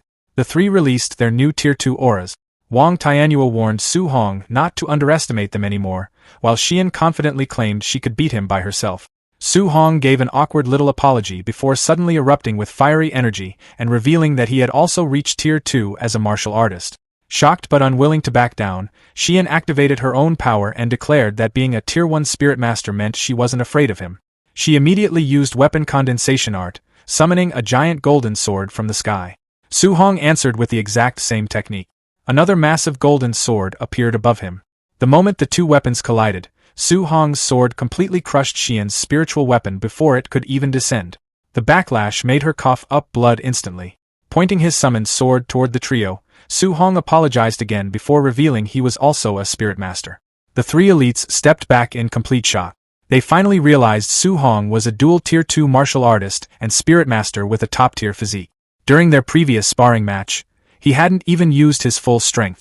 Finding the trio too weak to satisfy him, Su Hong smirked and invited the entire training camp to attack him together. Hoping to collect martial value points from everyone present, he released a powerful glare toward the surrounding trainees, crushing their fighting spirit almost instantly. The crowd immediately panicked, yelling out their surrender and begging him to stick to fighting the elite students instead. Watching from the side, instructors Baimu and Lin Si complained to Grandmaster Qin Tianli, feeling betrayed that he never mentioned Su Hong was also a spirit master. Meanwhile, a sweating and speechless Qin Tianli stood there in total surprise himself, clearly unaware his student had already reached Tier 2 as a spirit master too. Once the instructors realized even the Grandmaster didn't know, they watched Qin Tianli suddenly throw his head back and burst into loud laughter. He proudly declared Su Hong to be a once-in-a-thousand-years monster destined to save humanity. As Su Hong casually beat down waves of trainees, Baimu asked whether they should stop the fight. Lin Si laughed and brushed it off, calling the whole thing normal youthful energy. Then everything changed. Grandmaster Qin Tianli's expression suddenly hardened after sensing an overwhelming presence approaching. A fiery giant rock descended from the sky, ordering the humans to leave its territory now that their 30 days were over. Standing victoriously on top of a pile of unconscious trainees, Su Hong looked up and immediately recognized the massive beast. Annoyed by the rock's attitude, Qin Tianli exploded with his own overwhelming aura. He declared that he'd already tolerated the bird long enough and mocked its attempt to intimidate him. Before the giant rock could even react, Qin Tianli launched a barrage of punches straight into it. Watching from below, Su Hong stared in amazement at the blazing flames of a Tier 7 Grandmaster, comparing the battle to immortals clashing in the sky. Standing on top of the badly beaten rock's head, Qin Tianli completely ignored its desperate cries for mercy. When the beast warned that it had powerful backing, the Grandmaster casually told it to call its boss over too so he could beat that one up as well. That confidence disappeared the moment a booming voice echoed across the sky and ordered him to stop. Dark clouds spread overhead as a gigantic shadowy figure with glowing red eyes appeared behind them, staring down at the entire region. Lin Si and Baimu looked horrified as they realized the giant rock was connected to the legendary Lord of 10,000 Monsters. Nearby, Su Hong's hands tightened as cold sweat formed across his body. He immediately recognized the entity as one of the supreme rulers of the mountain range, a being guaranteed to be at least Tier 9, or possibly even a king-level existence. The massive shadowy figure known as the Lord of 10,000 Monsters, he could feel the terrifying pressure coming from its gaze alone. That brief encounter made one thing painfully clear to him: compared to true top-tier experts, his current strength meant almost nothing. Even though he had already reached Tier 2, it suddenly felt insignificant in front of a Tier 9 existence. For the first time in a while, genuine fear settled into his mind. He started thinking about his aunt and uncle back in Star City. If a monster on that level ever attacked the city, there would be nothing he could do to protect them. Looking up at the sky, Su Hong quietly made a decision. He would keep getting stronger no matter what it took. He swore to continue breaking through every limit until he eventually reached the legendary King Realm. Meanwhile, Qin Tianli finally released the heavily injured Great Rock Beast. Since the creature now had the backing of the Lord of 10,000 Monsters, even he chose not to push things further. The furious beast swore revenge before flying away into the distance.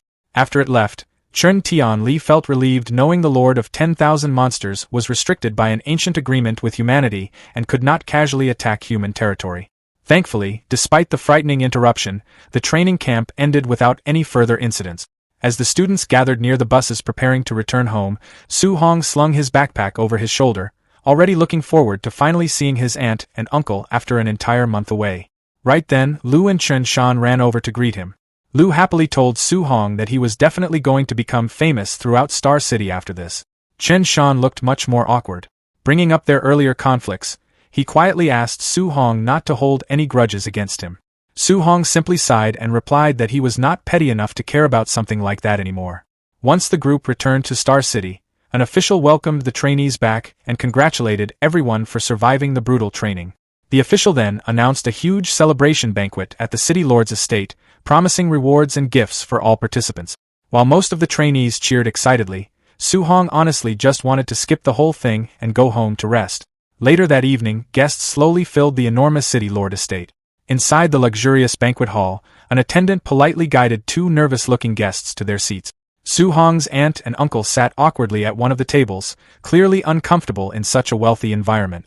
Some of the rich guests nearby noticed their simple clothing and quietly wondered why ordinary migrant workers had been invited to such an important gathering. Su Hong's aunt worried that their appearance might embarrass him in front of everyone. His uncle sighed and admitted they had already worn their best clothes, but still felt like they did not belong there. Before they could worry any further, Principal Lee from number 1 high school approached them warmly and greeted them as Su Hong's relatives. The couple looked completely caught off guard that someone so important was speaking to them personally. Principal Lee kindly told them to relax and enjoy themselves. Moments later, Wu Ling, the president of the Star City Martial Artist Association, hurried over enthusiastically and shook Su Hong's uncle's hand. She openly praised Su Hong as the greatest genius she had ever seen, leaving the poor man even more overwhelmed. Nearby wealthy guests watched the scene in total shock. None of them could understand why so many important figures were treating this ordinary-looking couple with such respect. Meanwhile, at the main table, several of Star City's most powerful leaders had gathered together. Lin Xinghui's father confidently praised the city lord while assuming his own son, Wang Tianyuo, had obviously taken first place in the competition. The city lord modestly brushed aside the compliment while praising the other family's children instead. Then Shurao Yan's father joined in, arguing that his daughter's spirit master abilities were clearly superior and insisting she should have ranked first. Lin Xinghui's father immediately fired back, claiming his son's speed alone would beat both of their children. Before long, the three fathers were openly arguing over whose child was the strongest. Wang Tianyuo's father even slammed the table at one point while insisting his son's attack power guaranteed victory. Watching the ridiculous argument from a distance, Principal Lee quietly asked President Wu Ling whether she planned to stop them. Wu Ling refused immediately and joked that listening to them brag any longer might make her want to punch someone. She confidently added that there was no reason to interrupt because the moment Su Hong arrived, the argument would end on its own. Principal Lee looked doubtful, but Wu Ling simply smiled and claimed it was a woman's intuition. Right then, a guard suddenly announced that the trainee buses had arrived. Excited to welcome the next generation of Star City talents, the city lord proudly invited everyone outside. The three proud fathers confidently stood beside the red carpet, ready to greet their victorious children. But the smiles on their faces disappeared instantly. The moment their children stepped off the bus, everyone saw that the three top geniuses were covered in bruises and bandages. The horrified fathers rushed over immediately. As the city lord panicked over his son's injuries, Lin Xinghui casually mentioned that Wang Tianyuo had actually suffered the worst beating because he refused to surrender. The fathers stood there completely confused, unable to understand who could possibly defeat all three top geniuses at once. Then things became even more shocking. The city leaders sensed their children's auras and realized all three had successfully broken through to Tier 2. Now they were even more confused. What kind of monster could overpower three newly advanced Tier 2 geniuses simultaneously? The three elite students admitted defeat honestly. Wang Tianyuo confessed that his opponent's raw strength was overwhelming. Lin Xinghui admitted he had completely lost in terms of speed. Shurao Yan revealed that even her spiritual power had been crushed. The exhausted trio then warned their fathers that the winner was an absolute monster before telling everyone to look toward the bus. Soon, the rest of the trainees stepped out. Every single one looked beaten up. Then, almost like they had rehearsed it beforehand, the trainees quickly formed two neat rows beside the red carpet. Su Hong casually walked forward between them while carrying his spear and looking perfectly fine. Seeing the dramatic scene around him, Su Hong only felt awkward and wished he could quietly leave already. The moment he spotted his aunt and uncle in the crowd, though, his expression immediately brightened and he called out to them. The surrounding elites looked stunned after realizing this unbelievable genius actually came from an ordinary family background. As the crowd shifted, Su Hong's aunt suddenly lost her balance and almost fell. Before she could hit the ground, a gentle wave of spiritual power lifted her safely into the air. Su Hong quickly used his telekinesis to carefully lower her back down before asking if either of them had gotten hurt. His uncle looked amazed by the ability while his aunt quickly assured him she was fine. Relieved, his uncle admitted they had been worried about him the entire time. Su Hong smiled warmly and reassured them. Watching this scene, the city lord and Shurao Yan's father looked completely shocked. At that moment they realized Su Hong was not only a Tier 2 martial artist, he was also a Tier 2 spirit master. Shurao Yan's father finally understood why his daughter had lost so badly. Nearby, Principal Lee and President Wu Ling immediately started accusing each other of secretly hiding Su Hong's spirit master abilities. A few seconds later, both realized neither of them had known either. Recovering quickly, Wu Ling proudly announced that nobody in Star City could challenge her association anymore. Principal Lee looked equally thrilled and excitedly declared that number 1 high school was about to dominate the entire city. Meanwhile, news of Su Hong's true strength spread through the banquet hall like wildfire. The wealthy guests immediately began scrambling for their phones, desperately trying to gather information about him. Some started arranging expensive gifts, while others even called their daughters to come to the estate, hoping to connect their families with the city's rising genius. Seeing the perfect opportunity, the city lord quickly ordered an attendant to bring over a premium bank card along with several property deeds. Approaching Su Hong personally, he loudly praised him as a once-in-a-generation talent before gifting him a luxury villa and 3 million in cash as a reward for taking first place. The other powerful fathers immediately realized the city lord had completely invented the reward on the spot to secure Su Hong's loyalty first. Smiling warmly, the city lord extended his hand and promised to support Su Hong fully in the future. Su Hong immediately understood the situation. Rejecting the gift publicly would offend one of the most powerful men in Star City. But accepting it would also mean owing the city lord a favor later on. Su Hong quietly looked over the rewards being offered to him. After thinking it through, he realized this arrangement actually benefited him a lot. With the city lord protecting his family, he would finally be able to focus on getting stronger without constantly worrying about his aunt and uncle back in Star City. At the same time, Su Hong also knew he wasn't alone. Grandmaster Qin Tianli, President Wu Ling, and Principal Li were all supporting him as well. Because of that, he wasn't worried the city lord would try forcing him into unreasonable obligations later. After making up his mind, Su Hong thanked the city lord sincerely and admitted that he truly did need the help. The city lord smiled warmly and shook his hand firmly, telling Su Hong not to hesitate if there was anything else he wanted. Su Hong immediately brought up the thing that mattered most to him, his aunt's rare illness. Behind him, his aunt and uncle instantly became emotional after hearing that. Even in front of so many powerful people, Su Hong's first concern was still their well-being. The city lord reacted without hesitation. He immediately turned toward Director Xiang and ordered him to gather the best medical resources available to help with the treatment. Then he looked back at Su Hong with clear approval, saying he liked straightforward young people, and asking what else he needed. This time, Su Hong admitted he wanted a better weapon.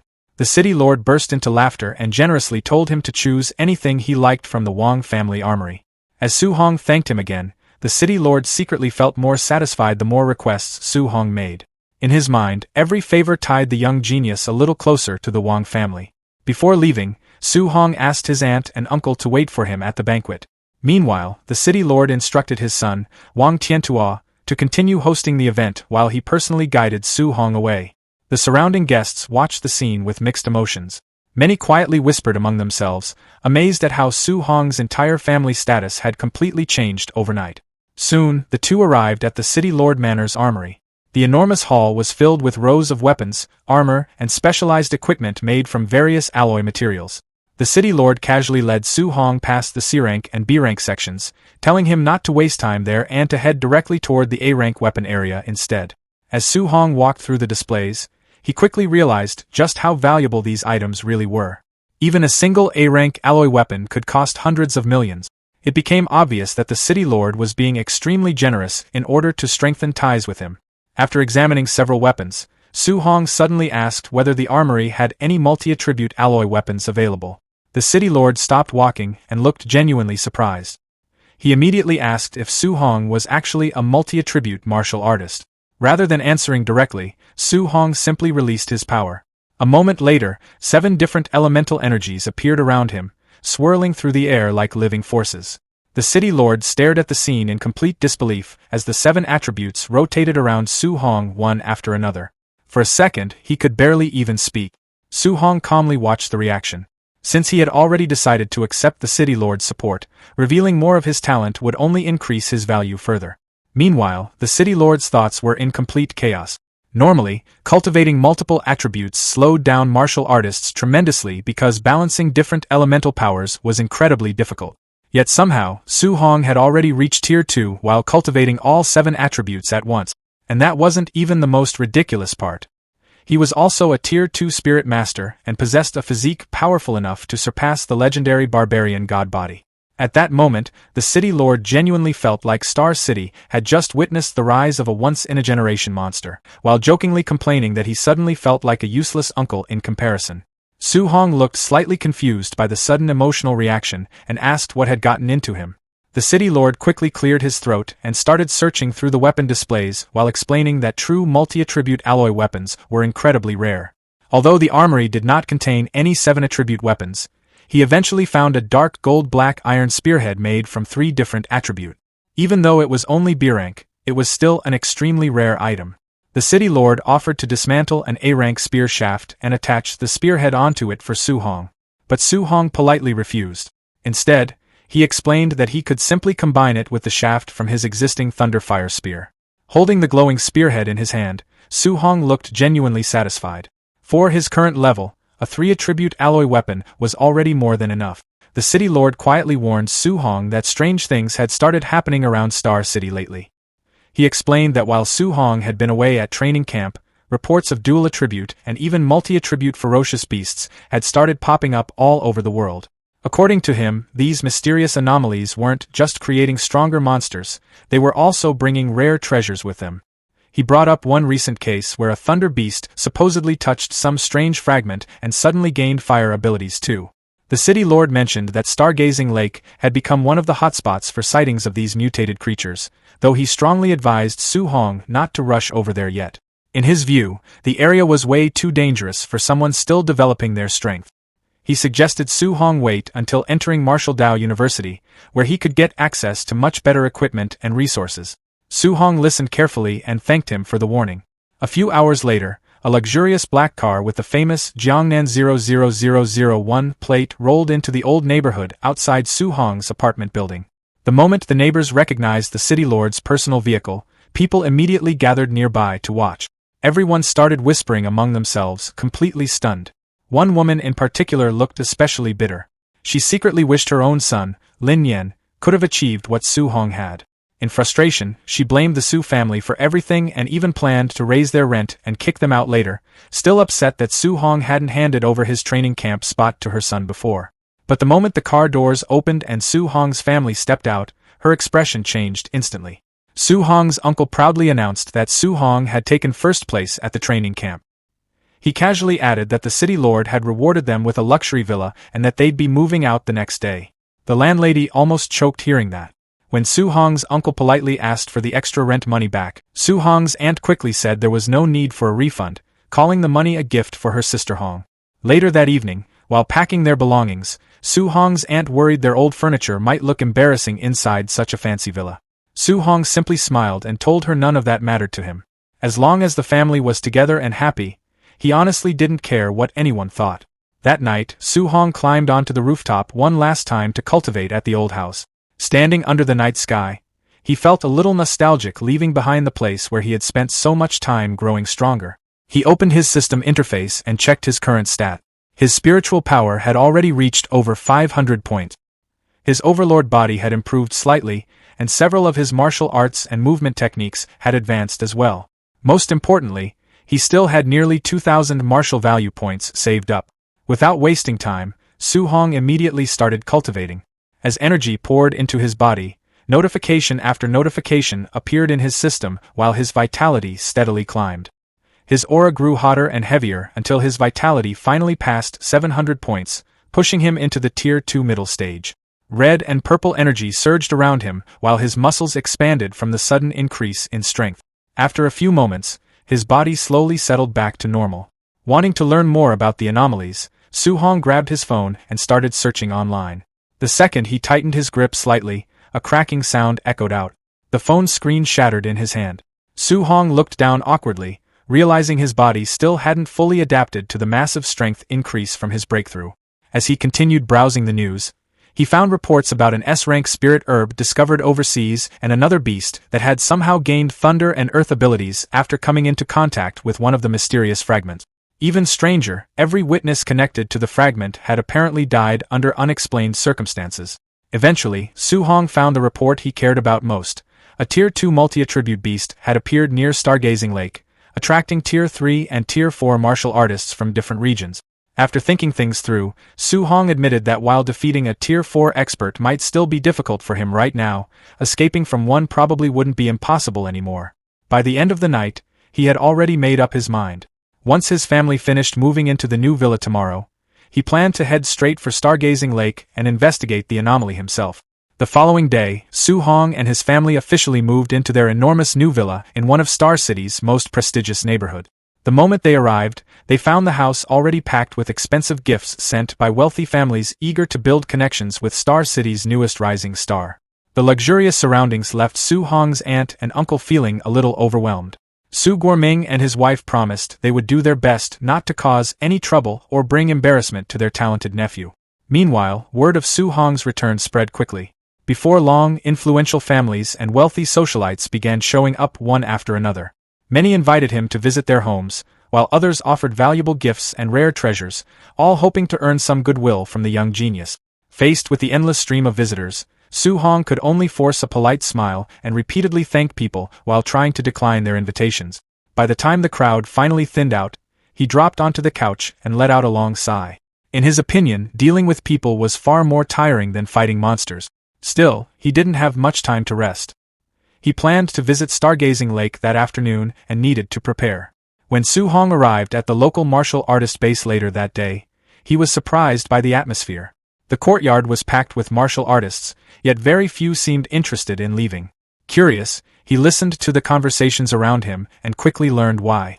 Many lower-tier fighters were nervously discussing the large number of Tier 3 and Tier 4 experts gathering near the anomaly. Most admitted they were too intimidated to head out themselves, worried they would be robbed or caught in conflicts between stronger cultivators. At the same time, on the second floor of the base, Yiku confronted a mysterious visitor.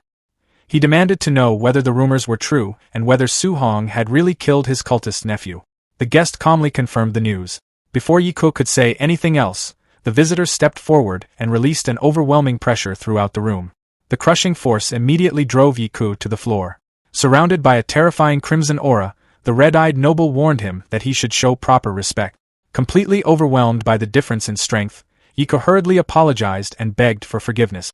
Later that afternoon, Su Hong finally arrived at Stargazing Lake. The shoreline was already crowded with martial artists from all over the region. Staying hidden behind a nearby tree, he quietly observed the various groups gathered around the water. After looking around, he noticed something interesting. There were no weak cultivators present. Everyone nearby was at least Tier 2 or Tier 3, and several powerful Tier 4 experts could be seen resting near the shore. Su Hong quickly realized how valuable these anomalies had become. If a single Tier 2 multi-attribute beast could attract so many experts, then the competition in larger regions must be even more intense. Suddenly, violent bubbles erupted across the lake. The entire shoreline immediately became alert. A moment later, a massive dragon-like creature burst from the depths with an enormous splash. Several hunters instantly recognized it as a Tier 3 star-spotted giant fish. The enormous beast let out a furious roar before gathering a huge sphere of dual-attribute energy inside its mouth. Panic spread through the crowd as many hunters rushed backward. One arrogant Tier 4 martial artist, however, refused to move. Looking down on the beast, he mocked everyone for running from what he called nothing more than a fish. Confident in his strength, he created a massive earth barrier in front of himself. The confidence didn't last long. The giant fish fired its attack, and the devastating beam blasted straight through the defense. The barrier shattered instantly, and the Tier 4 fighter was thrown through the air. Watching from a distance, Su Hong was genuinely surprised.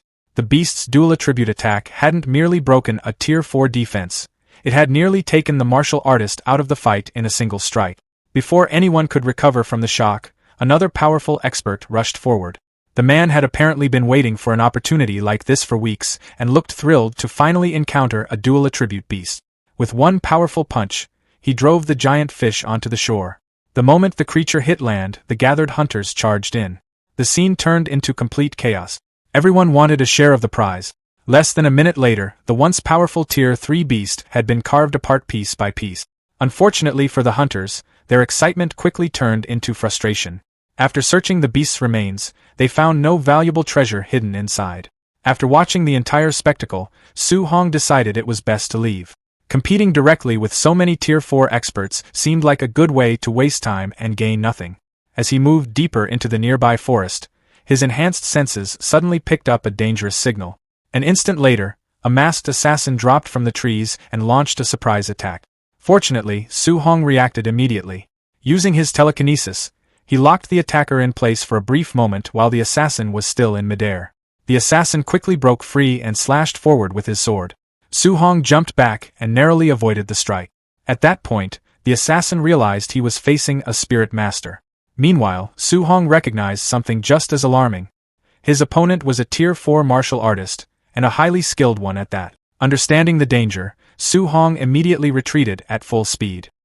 He knew very well that without his telekinesis slowing the assassin down for that split second, the surprise attack might have ended the fight before it even began. Just as Su Hong thought he had escaped danger, more enemies appeared from the surrounding forest.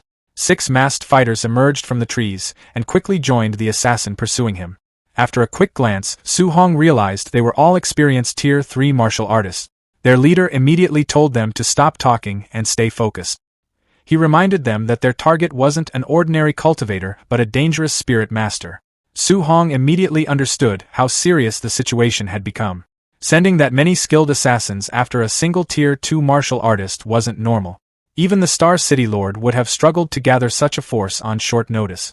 It made Su Hong wonder who exactly wanted him dead and when he had attracted the attention of such a powerful group. The assassins continued chasing him through the forest, but many of them were surprised by how fast he was moving.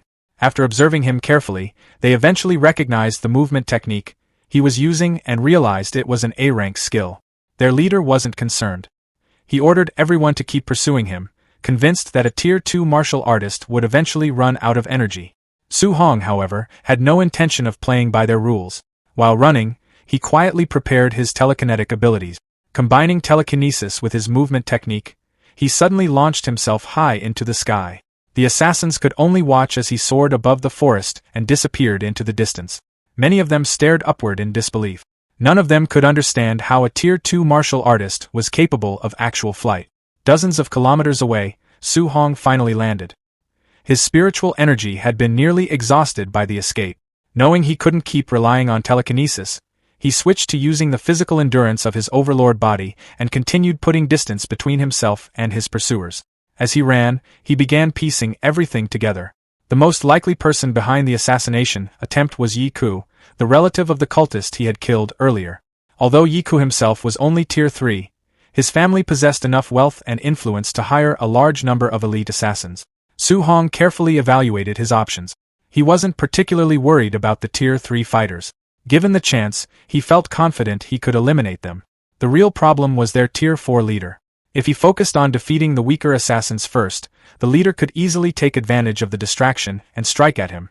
On the other hand, if he targeted the leader first, the Tier 3 fighters could overwhelm him from every direction. After considering the situation, he reached a simple conclusion. The only realistic strategy was to eliminate the Tier 3 fighters as quickly as possible. Once they were out of the picture, he could focus entirely on the Tier 4 assassin. Meanwhile, the assassin leader was in a terrible mood. After losing Su Hong again, he vented his frustration by cutting a massive boulder in half. He cursed the intelligence reports that had failed to mention Su Hong's spirit master abilities. His subordinates warned him that if Su Hong managed to return to Star City, their mission would become much more difficult. Everyone understood that their employer wouldn't dare openly attack Su Hong inside the city. They were even more concerned about their mysterious backer. If they failed such an important mission, the consequences would be severe. The leader immediately shut down the complaint. He insisted that even if Su Hong returned to Star City, it would only delay the inevitable. Their discussion was interrupted when a group of robed elites arrived.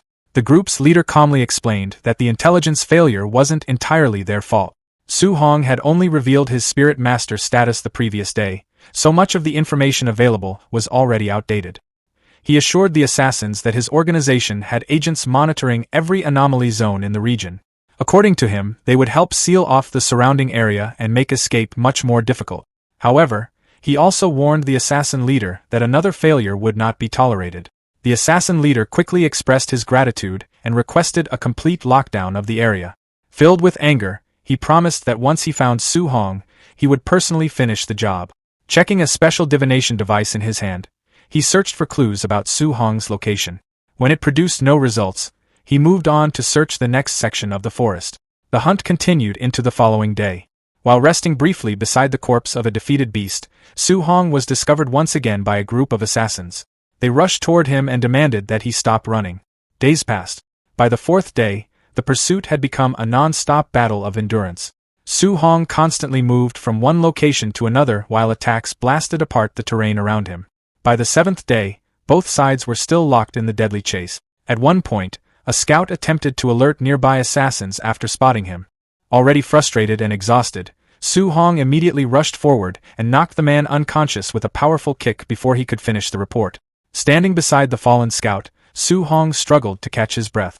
7 days of non-stop pursuit had drained nearly everything he had. Realizing he couldn't continue much longer, he decided to head toward Star City's official supply stronghold. The location was heavily protected by government forces, and he believed the assassins would be reluctant to attack such an important facility openly. Unfortunately, the moment he stepped inside, he noticed something troubling. Several guards immediately looked at him with unusual hostility. The reactions were enough to tell him something had gone wrong. After connecting the pieces, Su Hong finally became certain. The person orchestrating the entire manhunt was indeed Yi Ku. Somehow, the man had already extended his influence into places Su Hong had assumed were safe. After days of escaping, he finally checked into a hotel inside the stronghold to rest and recover. While settling in, he reviewed his stats. His vitality had reached 705, but he calculated that he still needed around 900 to break into high-stage Tier 2. The martial value he'd spent the past week gathering wasn't enough to close that gap. Since a small vitality increase wouldn't make much difference right now, he decided on a different approach. Instead of investing elsewhere, he poured his points into his rare Overlord body, aiming for an immediate boost in combat ability and durability. The upgrade triggered a violent surge of red energy. Power rushed through his muscles as the system updated his rapidly increasing stat. Although his Overlord body progress only rose from 1.1% to 6.5%, the improvement still increased his overall strength by roughly 20%. Satisfied with the result, Su Hong began cultivating his guidance technique while resting in his room. At the same time, he kept an eye on the window in case his pursuers showed up. Several hours later, the quiet night came to an abrupt end. The hotel lobby downstairs suddenly turned noisy as guests started shouting and gathering around some local drama. Su Hong's appetite disappeared the moment a half-dressed man casually walked past his table. Even so, he forced himself to keep eating. His stalkers still hadn't found him. He guessed they didn't want to cause trouble inside the protected stronghold and were probably planning to attack once he left. While thinking about that, he overheard a nearby group of hunters talking. They complained about finding a rare 3-star patterned dark purple bamboo, only to have it stolen by a group of Tier 4 martial artists. The moment Su Hong heard the name, his attention shifted. He knew exactly what that treasure was. The legendary bamboo could store multiple elemental attributes of spiritual chi. Every star pattern added another attribute slot. A 3-star bamboo could hold 4 different attributes at once. For someone planning to master a future 4-element fusion, it was the perfect catalyst. Interested, Su Hong joined the conversation. He pointed out that obtaining natural treasures was never easy because they were often protected by unusual environmental effects. Impressed by his knowledge, one hunter explained that the bamboo was surrounded by a gravity field. The pressure increased depending on the intruder's cultivation level. The hunter happily added that the greedy Tier 4 thieves had been crushed into paste the moment they stepped inside. The surrounding diners shivered at the story. Su Hong, however, saw opportunity instead of danger. If the gravity scaled with rank, then maybe his strengthened Overlord body could endure it and give him an advantage over stronger competitors. Before he could think further, disaster arrived. A massive red energy slash tore through the supply stronghold, smashing apart the walls. The attack sliced his dining table cleanly in half. Su Hong simply leaned back in his chair, still holding his food. His pursuers had finally arrived.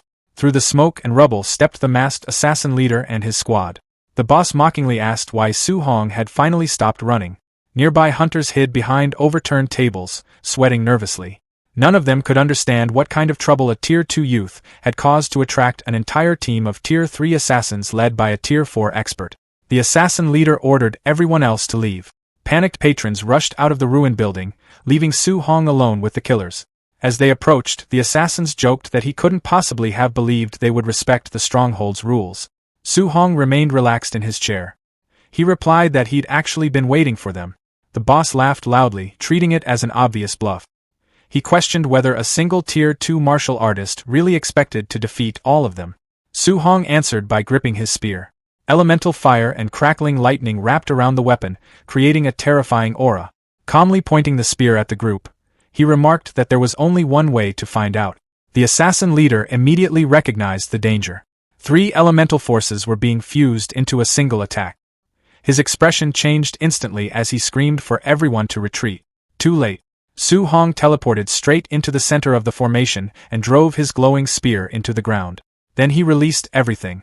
The unstable fusion exploded. The resulting blast was enormous. The hotel vanished in fire and light as a gigantic shockwave tore across the night sky. Witnesses watching from a distance wondered why anyone would use such overwhelming force against a mere Tier 2 target. As the smoke cleared, the answer became obvious. The elite assassins began collapsing one after another. The Tier 2 target had been the source of the explosion all along. A massive crater now occupied the place where the hotel once stood. Bodies from the Tier 3 squad were scattered across the ruins. The assassin boss dragged himself out of the wreckage, badly injured. He cursed the terrible intelligence provided by his employer for failing to mention that Su Hong possessed a 3-attribute martial art. Looking around at his crippled subordinates, he reassured himself. Even a Tier 4 expert like him had been severely injured. A Tier 2 fighter standing at the center of the blast had no chance of surviving. Despite the losses, he considered the mission successful. Failing the contract would have meant facing the wrath of the terrifying Lord Nabu. Then his confidence vanished. A giant pillar of energy erupted from the crater. Before he could react, a shirtless and completely unharmed Su Hong dropped from above and unleashed the heaven-breaking spear technique. The assassin boss barely managed to block the attack. He shouted in disbelief that Su Hong was still alive. The next moment, Su Hong disappeared. The boss swung at empty air. His instincts immediately warned him to turn around. When he did, he found Su Hong standing behind the surviving assassins. The boss desperately yelled at his remaining men to wake up and stop him. One dazed grunt barely understood what was happening and asked what the shouting was about. A split second later, Su Hong's spear pierced straight through his chest. Lifting the corpse with his weapon, Su Hong remarked that even if a Tier 4 opponent took longer to kill, there were still plenty of points to gain from wiping out the Tier 3 subordinate.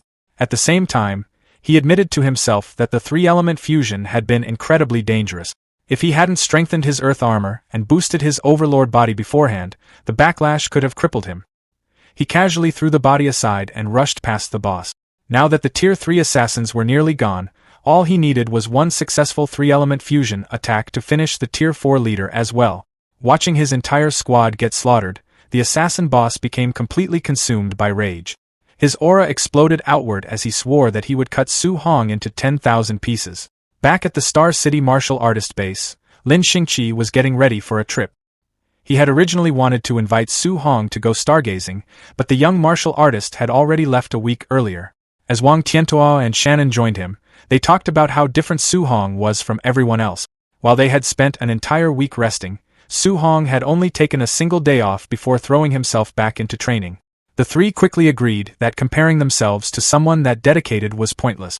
With that settled, they headed out together, hoping they might run into him somewhere near the lake. Meanwhile, Yikes was in a terrible mood. Inside his office, teacups shattered across the floor as he vented his anger. The assassins he hired had made a disastrous mistake. Not only had they locked down the lake, but they had also openly attacked Su Hong inside a protected government supply post. That reckless decision left the leader of the Ye family deeply worried. If Su Hong died, suspicion would immediately fall on their family. Worse, the city lord would likely seize the opportunity to wipe out their entire clan in revenge for the loss of his prized genius. Far away from the city, a mysterious gravity field surrounded the dark purple bamboo forest. Anyone who stepped into the area was instantly overwhelmed by crushing pressure. Hunters attempting to approach the treasure collapsed one after another, groaning on the ground. One struggling martial artist complained that after only 14 steps, the gravity had already multiplied 30 times, making it impossible to continue forward. Nearby spectators quickly calculated the numbers. At 30 times normal gravity, an average person would have to withstand over 2 tons of force pressing down on their body, more than enough to crush internal organs. At that moment, an envoy from the celestial cult arrived with several followers. The envoy explained that the gravity field adjusted itself according to strength. Because of that, a Tier 4 expert like him would actually face much stronger pressure than a Tier 3 martial artist. Realizing that obtaining the bamboo wasn't possible for the moment, the envoy shifted his attention back to searching for a specific divine object. Suddenly, his divination compass began spinning rapidly.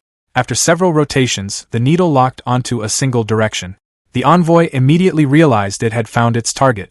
Unfortunately, the compass pointed straight toward the 3-star patterned dark purple bamboo. He cursed his luck. The divine object he had been searching for was trapped inside the same gravity field, making it extremely difficult to obtain. While trying to think of a solution, he suddenly spotted someone moving through the trees. It was Su Hong.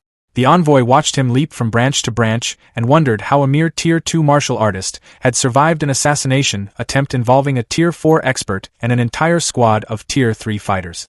After deciding the failed assassins were completely useless, the envoy chose to deal with the situation personally. Without hesitation, he rushed toward Su Hong, eager to claim the enormous reward for himself. The celestial cult envoy stared at Su Hong with greed in his eyes, eager to claim the massive reward offered for the boy's head. Sensing a powerful new threat approaching, Su Hong immediately prepared himself. He barely had time to react before the envoy rushed in with a spear.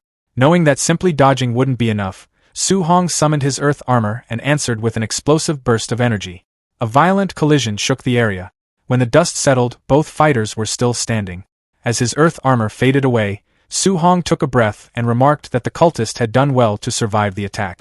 The envoy responded by declaring that Su Hong had to die. That statement immediately told Su Hong exactly who he was dealing with. A demonic cultist. The realization confirmed his worst suspicions. Now he wasn't only being hunted by Yikes. He was also being targeted by the demonic cult. Seeing no reason to waste time talking, Su Hong gathered elemental energy around his spear and charged forward. The two weapons collided head-on. The resulting explosion echoed throughout the forest, blasting the envoy backward through several trees. He landed coughing blood, unable to believe what had just happened. As a Tier 4 martial artist, he couldn't understand how a Tier 2 opponent possessed such overwhelming strength. Then he noticed Su Hong shifting his attention toward the cult members nearby.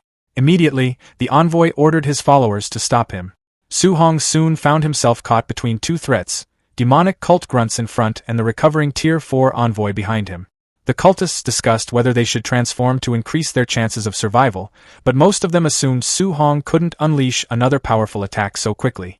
One of them tried to encourage the others to form a defensive line. He never finished speaking. Su Hong instantly removed his head in the middle of the sentence. Before anyone else could react, Su Hong burst forward. A single dash carried him straight through their formation. Several cultists fell before they even understood what happened. The survivors stared in horror, silently regretting their confidence.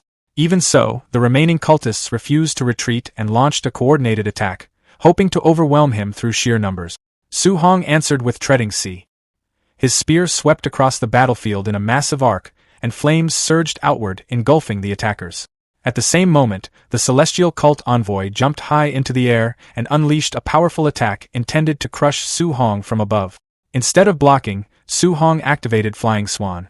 He deliberately leaped into the gravity field surrounding the dark purple bamboo forest. The move shocked everyone watching. Su Hong crossed more than 10 paces inside the gravity field with surprising ease. The spectators quickly realized why. His overlord body made the terrifying pressure look far less threatening than it should have been. The envoy became furious. He shouted that the gravity field wouldn't save Su Hong and immediately stepped inside to continue the pursuit.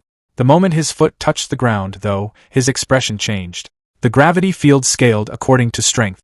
His first step subjected him to nearly 30 times normal gravity. The pressure crashed down on him instantly. He understood right away that moving much deeper would be extremely dangerous. Meanwhile, Su Hong continued running farther into the field. Desperate to stop him, the envoy threw his spear. The weapon never came close. The increasing gravity dragged it down long before it could reach its target. Stuck near the edge of the field, the envoy could only shout threats and challenge Su Hong to come back and fight. Ignoring him, Su Hong continued forward. He knew the gravity field had bought him valuable time. Ahead of him stood the treasure he came for. The 3-star patterned dark purple bamboo. Even so, every step became harder than the last. The pressure kept increasing, and Su Hong could feel his injuries pushing him closer to his limit. Since the cultists couldn't reach him anyway, he decided to stop and recover. Sitting down inside the gravity field, he activated a wood attribute healing technique and began treating his wound. The sight left the surrounding hunters completely stunned. They couldn't understand how someone who had just been using lightning-based techniques also possessed wood attribute healing abilities. What confused them even more was how casually he was resting right beside the legendary treasure. Watching from afar, the envoy's expression darkened. He immediately ordered his scouts to contact their elite allies. In his view, the divine object was almost certainly hidden inside the bamboo. He warned his followers that if Su Hong managed to obtain it first, none of them would survive the consequences. A white-haired cultist lay defeated and bleeding on the rocks, his dark wings spread across the ground. Near Stargazing Lake, Lin Xinghe, Wang Tiantua, and Xiao Yan walked along a cliff overlooking the water. Xiao Yan observed that the area around the lake had already been blocked off by the demonic cult. Hearing that, Wang Tiantua grew concerned and wondered if they had come for Su Hong. Lin Xinghe replied that it was difficult to know for sure and suggested they might also be searching for treasure. Realizing the situation was serious, Wang Tiantua urged the group to return to the martial artist base immediately and report the appearance of demonic cultists. The three hurried through the forest toward the base. As they ran, Wang Tiantua pointed out that something felt wrong. Since the area around Stargazing Lake had been sealed off, there should have been some reaction from the martial artist base. Lin Xinghe was startled by the implication and asked whether he meant the base could be working together with the demonic cult. While running, Wang Tiantua pulled out his communication device and said he would contact his father directly so reinforcements could secure both the martial artist base and Stargazing Lake at the same time. His urgent report quickly reached the city lord's manor. Inside the manor, Wang Tiantua's father learned of the situation. He immediately realized that Su Hong should also be near Stargazing Lake and suspected that the demonic cult's true target was him. Furious, he declared that he would personally lead people there at once. Meanwhile, deep in the forest, a massive gravity field pulsed with overwhelming power. Several celestial cult followers waited at its edge. One of them questioned the approaching masked assassin boss, asking why he had returned alone and where the others were. Standing nearby, Ao listened as the masked assassin boss explained that Su Hong had used tricks that resulted in heavy casualties among his men. Ao was shocked and questioned how more than 10 Tier 3 martial artists could have been wiped out. He argued that even 10 Tier 3 wild boars should not have been defeated by a Tier 2 martial artist. The masked assassin boss angrily explained that Su Hong possessed an extremely powerful 3-attribute fusion martial art, something the intelligence report had never mentioned. He warned Ao that he would have died as well if he had been there. Ao initially dismissed it as an excuse and questioned how a 3-attribute fusion martial art could even exist. However, as he looked toward the gravity field, he was forced to admit that Su Hong clearly possessed 3-attribute. He began wondering whether such a martial art truly existed. Looking toward the center of the field, Ao realized that regardless of the truth, failure was not an option. If they did not kill Su Hong, their lord would kill them instead. At the center of the giant gravity field, Su Hong sat cross-legged in cultivation. 2 hours later, he rose to his feet. After checking his condition, he concluded that both his body and spiritual qi had completely recovered. He praised the effectiveness of the A-rank healing technique. When he looked toward the edge of the field, he noticed that the demonic cult members were still waiting. He realized they would not leave until he was dead. Su Hong decided that after obtaining the 3-star patterned dark purple bamboo, he would leave the area immediately. He grabbed his spear and began moving toward the bamboo. However, the moment he took a few steps, he discovered that the gravity had increased dramatically once again. Despite the crushing pressure, he pushed forward and reminded himself to endure. He remained confident that he could withstand it. Outside the field, the masked assassin boss was shocked to see that Su Hong was only a few steps away from the bamboo. He remarked that the young man's physical body was far beyond normal. Ao cursed the situation, frustrated that such a rare 3-attribute genius stood before them. The masked assassin boss drew his weapon and stated that the moment Su Hong removed the bamboo, the magnetic field would disappear. At that point, they would surround and kill him. He vowed to tear Su Hong apart. Under the intense pressure, Su Hong finally reached the bamboo after several painful steps. Standing beside it, he noticed something unusual. Although the surrounding rocks had been crushed into powder by the gravity, a triangular metal fragment remained completely intact beneath the bamboo. Suspecting it might be a treasure, he picked it up and examined it carefully. He could not identify the material and found nothing special about it. To test it, he tried bending the fragment with all his strength, but it would not move. Then the sharp edge cut his thumb. The moment a drop of blood touched the fragment, it dissolved into light and merged directly into his hand through the wound. Instantly, multicolored energy veins spread across Su Hong's body as all 7 types of spiritual qi surged within him. A system notification appeared before him, informing him that he had obtained the 7 Gods Cauldron fragment. Realizing it was likely a treasure capable of improving cultivation, Su Hong immediately sat down and began cultivating. Outside the field, Ao demanded to know why Su Hong had suddenly started cultivating, while the masked assassin boss concluded that he must have picked up the mysterious object. Inside the field, a massive pillar of fiery energy erupted around Su Hong. He quickly realized that the spiritual qi of all 7 attributes had increased by more than 10 times. Previously, he could only use an A-rank martial art a few times before exhausting his spiritual qi. Now, he estimated he could use such techniques dozens of times. More importantly, the 3-attribute fusion he had struggled with for so long finally completed successfully. A golden glow surrounded him as a tricolored orb formed between his hands. His status screen updated. Vitality, 707.5. Spiritual power, 501. Physique, Overlord body or spirit rank 6.5%. Items, 7 Gods Cauldron Fragment. After examining the information, Su-hong realized that the 7 Gods Cauldron consisted of 100 fragments. If a single fragment had increased his strength so dramatically, he concluded that the complete treasure must be above S rank. He began wondering how powerful he would become if he collected all 100 pieces. Rising to his feet, he felt completely confident. With his successful 3-attribute fusion and enormous reserves of spiritual chi, he no longer saw any reason to flee. He decided it was time to end everything. Holding Star Bamboo upright, he gathered his power. At the edge of the field, a celestial cult follower noticed his actions and warned the others that Su-hong was about to pull out the dark purple bamboo. The masked assassin boss replied that he already knew and wanted to kill Su-hong more than ever. Su-hong grabbed the bamboo with both hands and pulled it from the ground. The giant gravity field instantly shattered and disappeared. The moment the barrier vanished, Bai Ao, the masked assassin boss, and the remaining cultists charged forward with their weapons drawn.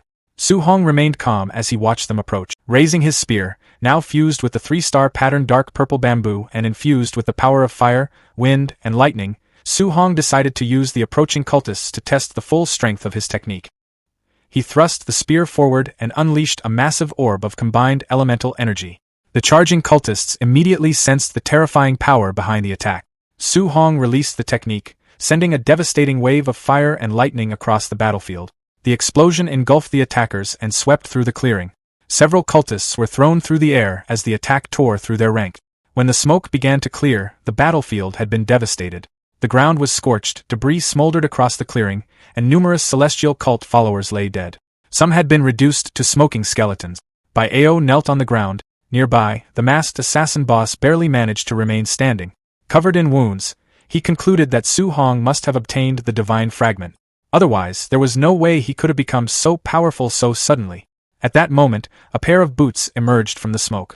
Su-hong stepped forward with his spear in hand as flames crackled around him. Looking down at his defeated enemies, he remarked that their hunting game seemed to have been enjoyable. He then informed them that it was now his turn to do the hunting. After defeating the 2 cult leaders, Su-hong demanded answers before finishing them off. Standing over the injured pair, he offered a simple choice. They could reveal the demonic cult's hidden base in Star City, or they could die. Based on how quickly they had gathered so many people, Su-hong had already concluded that the cult had been secretly operating in the city for a long time. The masked assassin boss refused to cooperate. He declared that even if he died, he would take Su-hong down with him. Seeing the situation deteriorate, the envoy immediately threw a flash bomb and called for a retreat. The explosion created enough confusion for the 2 wounded leaders to escape. Once they were gone, Su-hong finally relaxed and dropped to the ground. The battle had pushed him to his limit. The 3-attribute attack he had unleashed had drained nearly all of his spiritual chi. He knew that if the 2 Tier 4 martial artists had continued fighting instead of retreating, the outcome could have been very different. Without wasting time, he activated his healing technique and began recovering his strength. His goal was to restore his spiritual chi as quickly as possible before settling accounts with Yi Chi. Meanwhile, the 2 escaping cult leaders raced through the forest. The masked assassin boss eventually realized that Su-hong's confidence at the end had been a bluff meant to scare them away. However, the envoy warned him not to underestimate someone capable of such feats. The assassin argued that they were still Tier 4 martial artists while Su-hong was only Tier 2. The envoy immediately shut down that argument. He reminded him that their elite forces had already been wiped out. No matter how they tried to justify it, a single Tier 2 martial artist had forced 2 Tier 4 experts to flee. Both men understood how ridiculous the situation sounded. If news of it spread, they would become a joke throughout the martial arts world. Elsewhere, at the martial artist base in Star City, Yi Chi waited anxiously in his office. He feared that the city lord would uncover the blockade before confirmation of Su-hong's death arrived. Soon, a message appeared on his communication device. The report delivered the worst possible outcome. The assassination operation had failed. Yi Chi immediately panicked. As long as Su-hong was alive, it was only a matter of time before his cooperation with the demonic cult was exposed. Realizing he could no longer stay in Star City, Yi Chi decided to flee before the city lord could reach him. He rushed toward his SUV while cursing Su-hong and blaming him for destroying his peaceful life.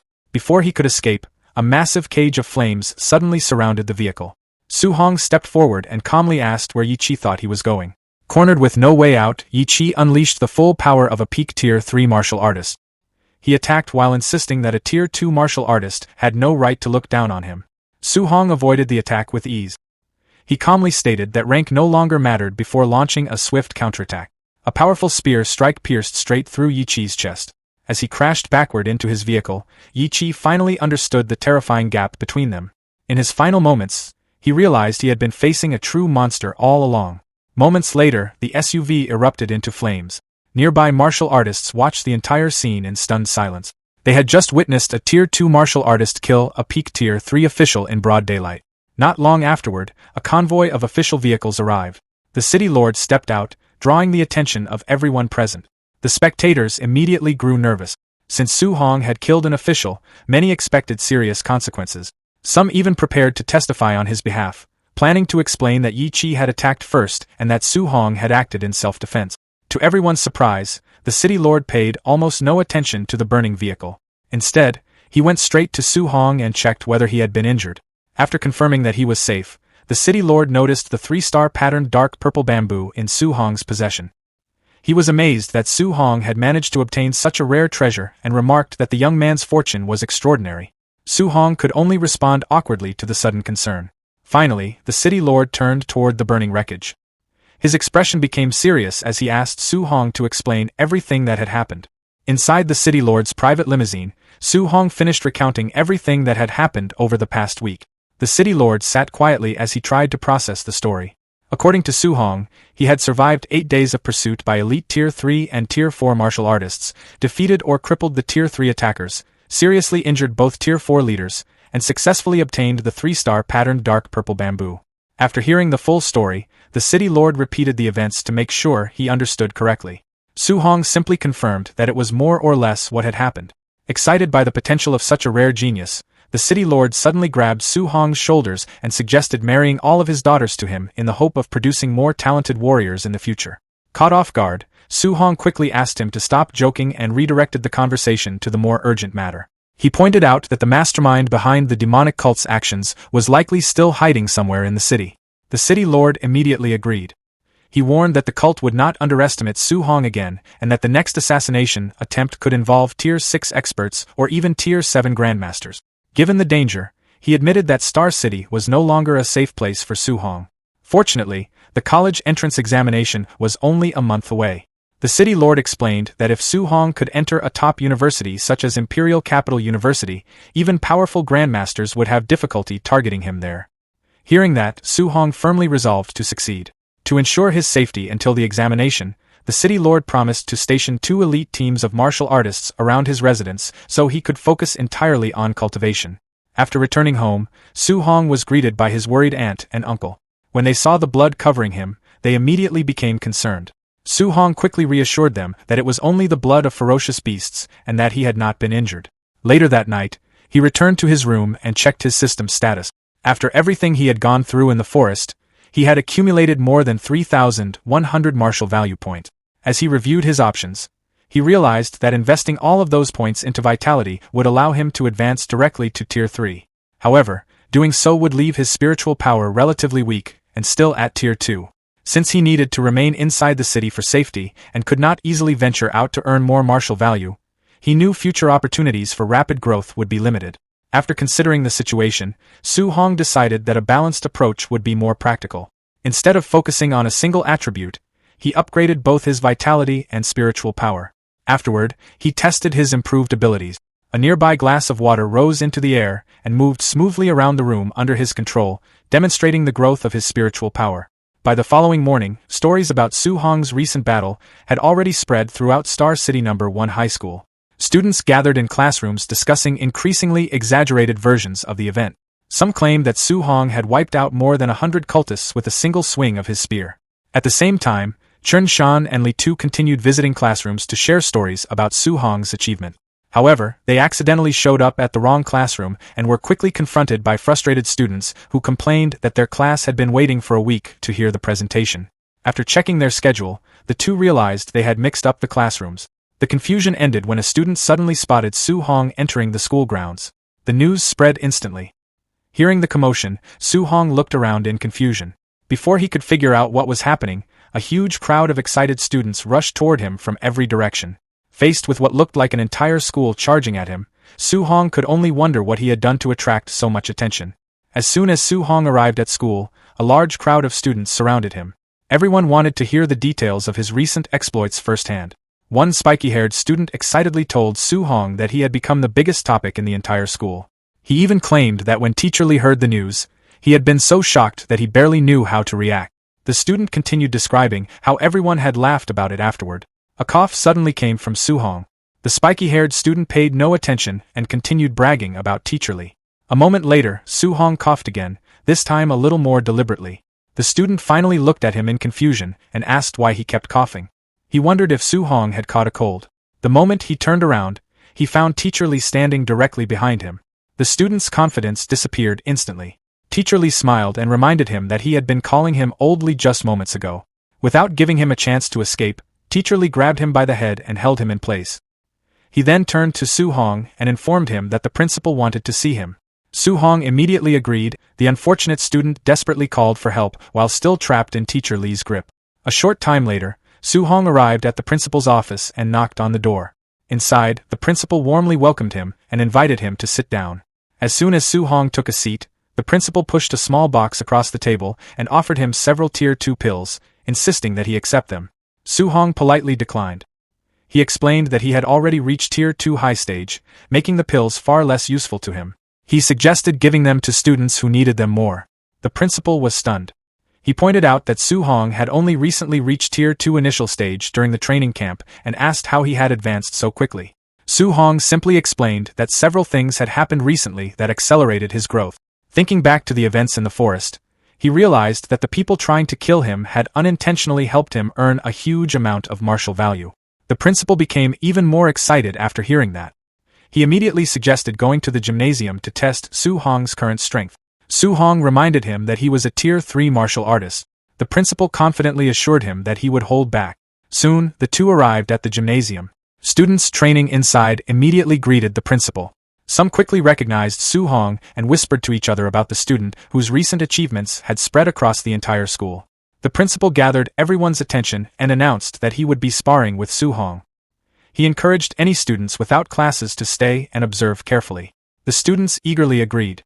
Su-hong quietly suggested moving somewhere else. The principal misunderstood and assumed Su-hong was worried about losing in front of everyone. Laughing, he assured him that he would not make things look too embarrassing. Su-hong could only smile awkwardly. In reality, he was more concerned about the principal's reputation if the match went badly. News of the spar spread rapidly. Before long, students filled the gymnasium and crowded around the court to watch. The principal stepped forward and released his strength. A powerful vitality aura erupted from his body as he called on Su-hong to make the first move. The students were immediately impressed. For many of them, it was the first time seeing a Tier 3 martial artist display his full aura. Others began cheering for Su-hong and encouraged him to do his best. Facing the principal, Su-hong remained calm. He knew he couldn't seriously injure him, so he carefully considered which martial art to use. After some thought, he settled on the B-rank Cloud-Hiding Gale Fist, believing it was strong enough to be convincing without revealing too much of his true strength. Wind-attributed spiritual chi gathered around his fist. After giving a brief warning, Su-hong rushed forward. The principal immediately realized that Su-hong had opened the match with a B-rank martial art. Surprised by both the power and speed behind the technique, he quickly responded. Earth-attributed energy gathered around his arm, forming a massive stone fist. The principal charged forward and unleashed his giant rock fist. The two martial arts collided in the center of the court. A powerful shockwave erupted outward as wind and shattered rock scattered across the gymnasium, leaving everyone watching in stunned silence. The clash between Su-hong and the principal unleashed a powerful shockwave that swept across the gymnasium, nearly knocking some of the nearby students off their feet. The two exchanged a rapid series of blows, neither side giving ground. After several fierce collisions, the force of the impact pushed both fighters backward to opposite ends of the court. The principal glanced down at his arm in surprise. The stone armor covering it had shattered completely. He immediately realized that Su-hong had broken through a Tier 3 defense without even using his full strength. The surrounding students stared in disbelief. They couldn't understand how a Tier 2 martial artist had managed to force a Tier 3 expert back. Many quickly convinced themselves that the principal was simply holding back. After all, losing to a student seemed impossible. The principal, however, knew the truth. He had already used most of his strength and was beginning to worry about what would happen if he actually lost in front of the entire school. Noticing the situation, Su Hong suddenly dropped to one knee and announced that he had lost. At the same time, he discreetly gave the principal a wink. The students immediately accepted the result. They cheered and encouraged Su Hong, saying there was nothing embarrassing about losing to the principal. Only then did the principal understand what had happened. Su Hong had intentionally ended the match to save his reputation. Feeling grateful, the principal quickly played along. He praised Su Hong as an exceptionally rare genius and even admitted that he had needed to use everything he had to secure the victory. The gymnasium erupted with excitement. The students celebrated Su Hong's strength and began discussing how he might become the first student from Star City in years to enter a top university. While helping Su Hong to his feet, the principal quietly thanked him. Su Hong then took the opportunity to bring up the upcoming college entrance examination. He explained that he needed stronger opponents to help him reach Tier 3 and asked whether the principal would continue training with him. The principal immediately felt a headache coming on. After witnessing Su Hong's growth firsthand, he realized becoming the young genius's regular sparring partner would be anything but easy. Even so, the arrangement was made. Over the following days, Su Hong devoted himself completely to training. During the day, he sparred relentlessly with the principal and pushed his limits in every session. At night, he returned home and continued cultivating while refining his martial arts and absorbing elemental energy. Before long, the principal was completely exhausted. Unable to keep up with Su Hong's pace any longer, he asked Coach Chen to take over for a while so he could finally get some rest. A few weeks later, Coach Chen ended up in the same condition. Both men were thoroughly worn out by Su Hong's training routine. With no other options, they handed him over to President Wu of the Martial Arts Association. As a powerful Tier 5 martial artist, President Wu showed no sympathy whatsoever. Her training sessions were even harsher than the principal's. Under her supervision, Su Hong was pushed to his limits every single day with almost no chance to relax. 5 days before the college entrance examination, Su Hong finally stopped during training and announced that he was ready to break through. At first, President Wu assumed he was looking for an excuse to rest. However, after sensing the powerful aura radiating from him, she realized he was serious. To her surprise, his vitality had already reached the threshold required for advancement. In less than a month, his vitality had risen from around 900 points to the peak of Tier 2. Recognizing that the breakthrough was imminent, President Wu immediately arranged for Tier 3 advancement pills to be delivered. After everything was prepared, she left Su Hong alone in the training room. Sitting cross-legged on the floor, Su Hong activated his cultivation technique. As his injuries gradually healed and energy flowed through his body, he focused entirely on the next step. He was finally ready to break through his limits and advance to Tier 3. At the first floor of the Martial Dao Association, a stunned silence filled the grand lobby. The staff could only stare in disbelief as President Wu walked cheerfully through the hallway, happily humming to herself. Sparkles seemed to surround her as she wore a bright, youthful smile, completely immersed in her thoughts. She was celebrating inwardly because Star City had never produced a Tier 3 initial stage examinee before. If Su Hong successfully broke through to Tier 3, he would secure a huge amount of cultivation resources from the province, allowing the Star City Martial Dao Association to rise to a whole new level. Unable to hold back her excitement, she threw her arms into the air and skipped joyfully through the lobby. The employees immediately began whispering among themselves. They wondered how their normally serious president could suddenly look so cheerful and cute. Some speculated that she had fallen in love, while others questioned what kind of person could possibly be dating the tomboy. Their gossip came to an abrupt stop when Principal Li and Coach Chen rushed into the lobby and asked if anyone had seen President Wu. One of the employees explained that she was not in her office and had last been seen heading toward the backyard through the first floor. Principal Li called out happily as he and Coach Chen hurried after her. Watching the two older men run past, the staff immediately jumped to an even wilder conclusion and whispered in horror that President Wu's dating partners were actually two old men. Meanwhile, inside a quiet training room, Su Hong sat cross-legged on the floor, fully focused on his breakthrough. 2 small flasks rested on a low table in front of him as a raging red aura erupted from his body. Sweat poured down his face while he endured the intense strain. The surging energy gradually became too chaotic to control before finally exploding outward in a violent shockwave. The force left him slumped over and gasping for air as steam rose from his skin. Frustrated, he realized that his first breakthrough attempt had failed. Refusing to give up, Su Hong straightened himself and reignited the fiery energy around his body. He reminded himself of everything the principal, his instructors, and President Wu had done for him and resolved that he could not let them down. Half an hour passed. Under tremendous pressure, Su Hong slowly compressed the berserk vitality back into his body. Veins bulged across his face as the energy vibrated violently within him. Finally, with a desperate shout telling the barrier to break, he opened his eyes. A brilliant flash of light erupted. A massive explosion of energy burst from his body, tearing his clothes apart and blasting them away in a cloud of dust. When the smoke cleared, Su Hong stood completely naked as he let out a deep breath. Looking down at his hands, he wondered if this was truly the power of Tier 3. He raised a fist, gathered his strength, and casually threw a punch.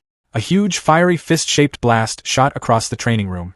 Su Hong noted that martial artists below Tier 3 needed specific martial arts techniques to launch ranged attacks, while Tier 3 martial artists could freely externalize their vitality whenever they wished.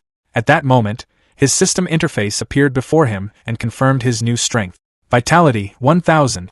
Su Hong stared at the number in amazement. He finally understood the enormous difference between a Tier 2 martial artist with 999 vitality and a Tier 3 martial artist with 1000 vitality. Satisfied, he stood up and decided it was time to share the good news with President Wu. The training room door opened, and President Wu entered alongside Principal Lee and Coach Chin. President Wu immediately saw his naked body and demanded to know whether he intended to meet her looking like that or if he was deliberately acting like a hooligan. At the same time, Principal Lee and Coach Chin pulled out their phones and began taking pictures with bright flashes, joking that Su Hong really had courage. Completely mortified, Su Hong curled up on the floor and desperately tried to cover himself. Ignoring the commotion, President Wu raised her phone and contacted the city lord. She informed him that Su Hong had successfully broken through to Tier 3 and told him to hurry to the association for a parent-teacher meeting. Elsewhere, at the luxurious city lord's manor, Wang Tianhua hurried excitedly through the halls. He pushed open a set of double doors and proudly announced to his father that he had successfully reached the Tier 2 middle stage. After hearing the announcement, he casually told his son to keep up the good work. Wang Tianhua froze in shock. At only 18 years old, he had already reached the Tier 2 middle stage, yet his father's reaction was unbelievably cold. Then a notification from President Wu appeared on the city lord's device. It informed him that Su Hong had officially broken through to Tier 3. The city lord was instantly shocked. He grabbed his coat from the butler and rushed out of the room to see the situation for himself, completely ignoring his son. Later, at the Martial Dao Association, a tense silence filled the room.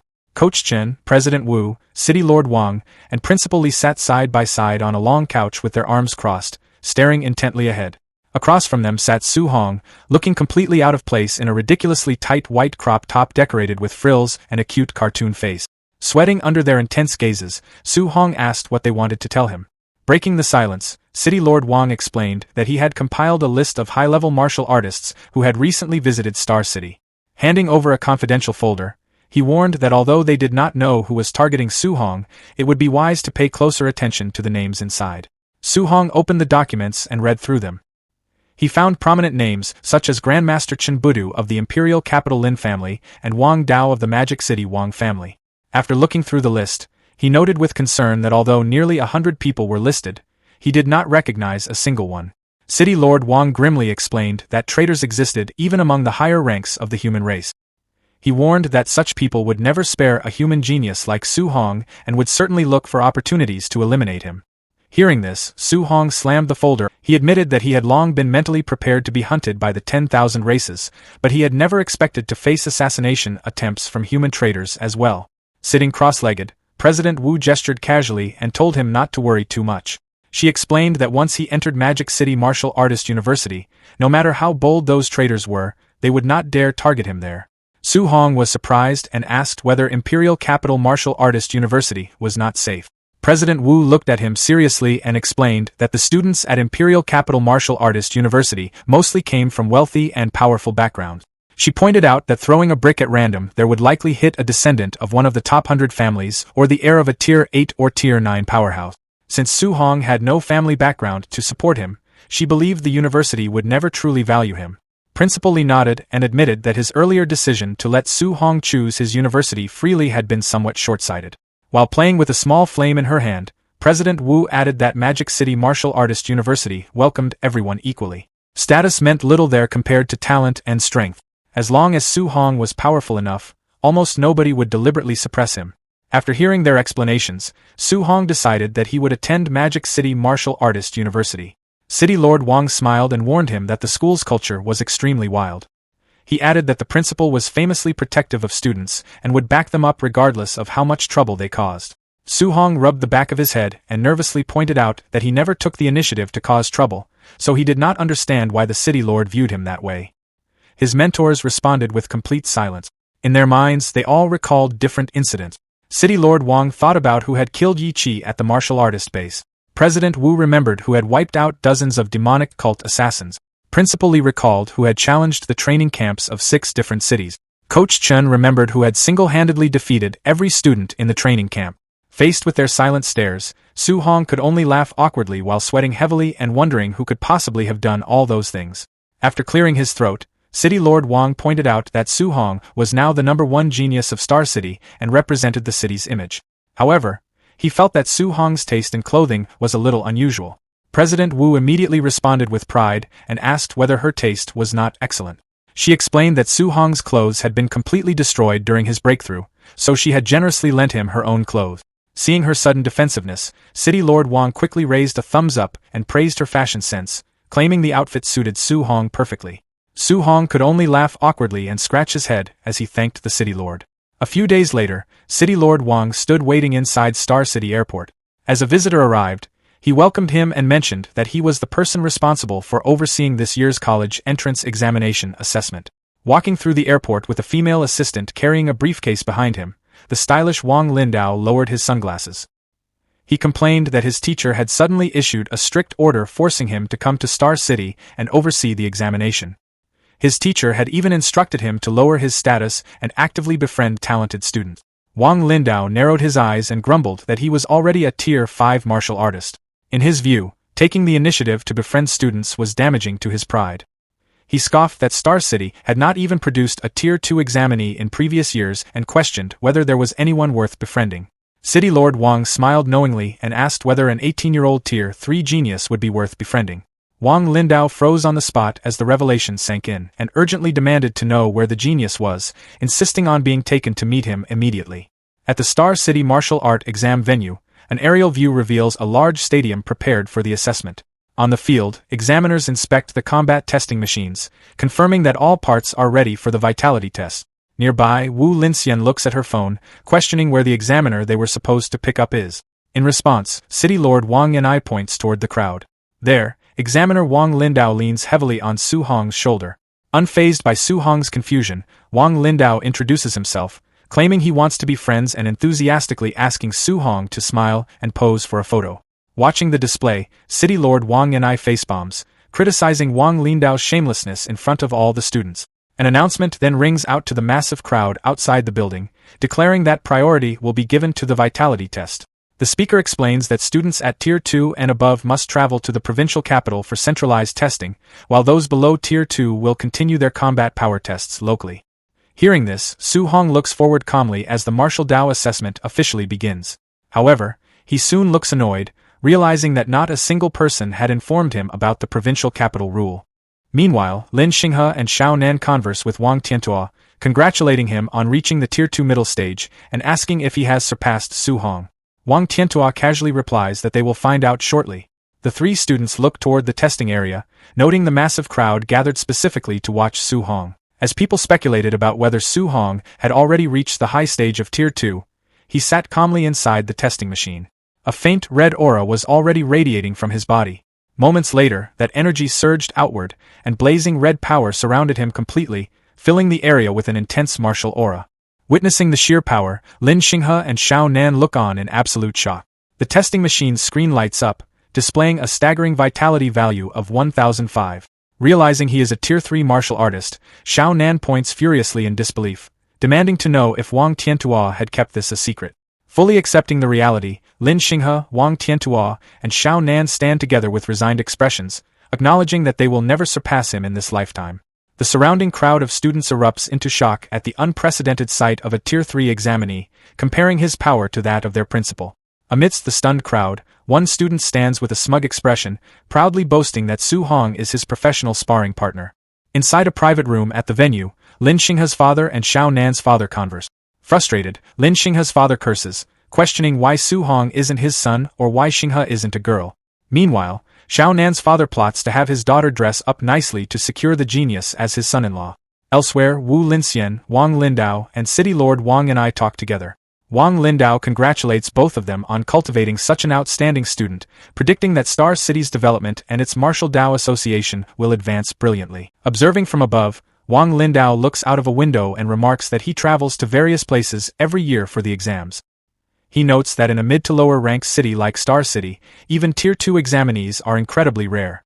A bar chart then displays cultivation resources, showing the massive gap with Star City at a mere 10 compared to the 500 of Magic City and the Imperial Capital. Wang Lindao explains that the issue isn't poor talent, but this immense resource gap. Smiling confidently, he states that for Su Hong to reach Tier 3 in such a resource-scarce environment makes him a terrifying existence. He adds that with proper educational conditions, Su Hong might already be at Tier 4, calling him the most talented person he has ever met. Back on the ground, a crowd cheers enthusiastically for Su Hong, waving signs and screaming that they love him and want to have his babies. Sweating and sporting a chibi face, Su Hong looks overwhelmed and uncomfortable, admitting that being watched by so many people is too unsettling. Sometime later, Lin Xinghe, Wang Tiantua, and Xiao Nan stand together, revealed to be the only other students in Star City to reach Tier 2. Following the assessment, Su Hong, Lin Xinghe, Wang Tiantua, and Xiao Nan board a special train heading to the provincial capital for the martial art exam. Inside the train, Su Hong leads his companions down the aisle. He walks past the seated passengers in complete silence. Suddenly, a passenger erupts with a blazing red aura. Immediately after, another passenger releases a red aura. Within seconds, all the seated passengers release red auras, bathing the entire train car in intense energy. Su Hong and his companions face the red auras head-on. Unfazed, Lin Xinghe casually opens a fan and mocks their childish show of strength. Refusing to let Star City lose face, Wang Tiantua, Xiao Nan, and Lin Xinghe activate their auras to push back. However, Su Hong simply steps forward as his eyes glow blue. He instantly releases a massive blue aura that shocks the surrounding passengers, culminating as a giant blue energy dragon emerges from his power. The massive blue dragon then lunges forward, directly attacking the surrounding red auras. The overwhelming force of the blue aura aggressively pushes the passengers back, completely shattering their collective pressure. Pinned in place, two passengers look completely shocked and terrified, realizing they are facing a Tier 3 martial artist. They panic, wondering how a rural place like Star City could produce such a monster. Unfazed by the commotion, Su Hong simply stands with a calm expression. Watching from behind, Wang Tiantua, Lin Xinghe, and Xiao Nan stare in awe. Wang Tiantua realizes the coercion feels just as strong as a middle-stage Tier 3 expert, while Xiao Nan proudly praises Su Hong's awesomeness. With the entire car subdued, Su Hong casually walks past the intimidated passengers, noting aloud that this is the result of provoking them without a proper greeting. As Su Hong walks away, a deeply stressed passenger watches him from behind, mentally swearing to run without hesitation if they cross paths during the actual assessment. Sometime later, inside their seating area, Su Hong sits comfortably across from his three companions. Lin Xinghe breaks the silence, asking whether Su Hong plans to test for Magic City Martial University or Imperial Capital Martial University. Su Hong simply smiles back and asks what their own plans are. Looking incredibly determined, they reveal that the goal for all three of them is Magic City. Hearing this, Su Hong smiles confidently, announcing that he is also preparing to go there. He adds that when they eventually enter the All Heavens battlefield, they will fight together as comrades in arms. Thrilled by the prospect, Lin Xinghe gives a cheerful thumbs up, stating that having Su Hong as a teammate puts him completely at ease. Beside him, Xiao Nan giggles as Wang Tiantua teasingly warns Lin Xinghe not to get kicked out, reminding him that the university regularly expels slackers. While Su Hong looks forward with a resolute expression.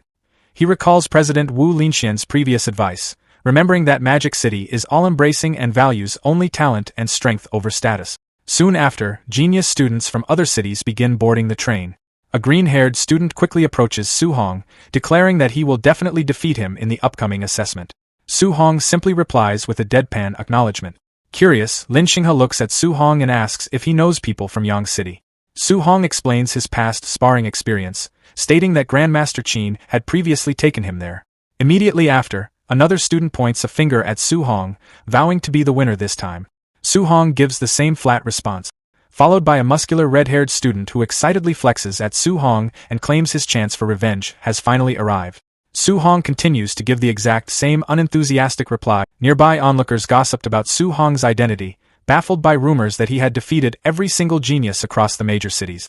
Xian asked if Grandmaster Qin had taken him on a provincial tour just to beat everyone up, but Su Hong quickly downplayed the rumor. The bus soon arrived at the massive Hang City Plaza, where a giant celestial gate loomed over the crowd. Excited students discussed the secret realm, thrilled by the prospect of rare treasures waiting inside. The local Hang City trio that Su Hong had previously saved stood in the crowd. When one of them complained about waiting for out-of-towners, the axe-wielding giant told him to be quiet and show respect for their savior. Another bus pulled up, and Wenchang's top genius, Chen Tianan, stepped out. The crowd murmured in awe of his talent, recalling his arrogant promise to crush every student from Hang City. Flaunting his status, Chen Tianan led his elite squad straight toward the center of the plaza to make a grand entrance. To establish his dominance, he unleashed a massive flaming red aura and arrogantly demanded that Hang City's top 3 geniuses step forward so he could humiliate them. Feeling the terrifying pressure, the panicked crowd scrambled back, shocked to realize they were looking at a powerful Tier 3 martial artist. However, the axe-wielding student from Hang City released his own red aura, mocking Wenchang's genius for showing off when they were both Tier 3. Meanwhile, his companions dismissed Chen Tianan as a total nobody. Chen Tianan charged a glowing ball of spiritual energy, secretly planning to eliminate the local squad the moment they entered the secret realm. The local trio just laughed in his face, asking if he thought he was Su Hong. They warned him to keep a low profile, noting that the real monster they knew could obliterate Tier 3 cultists with a single punch.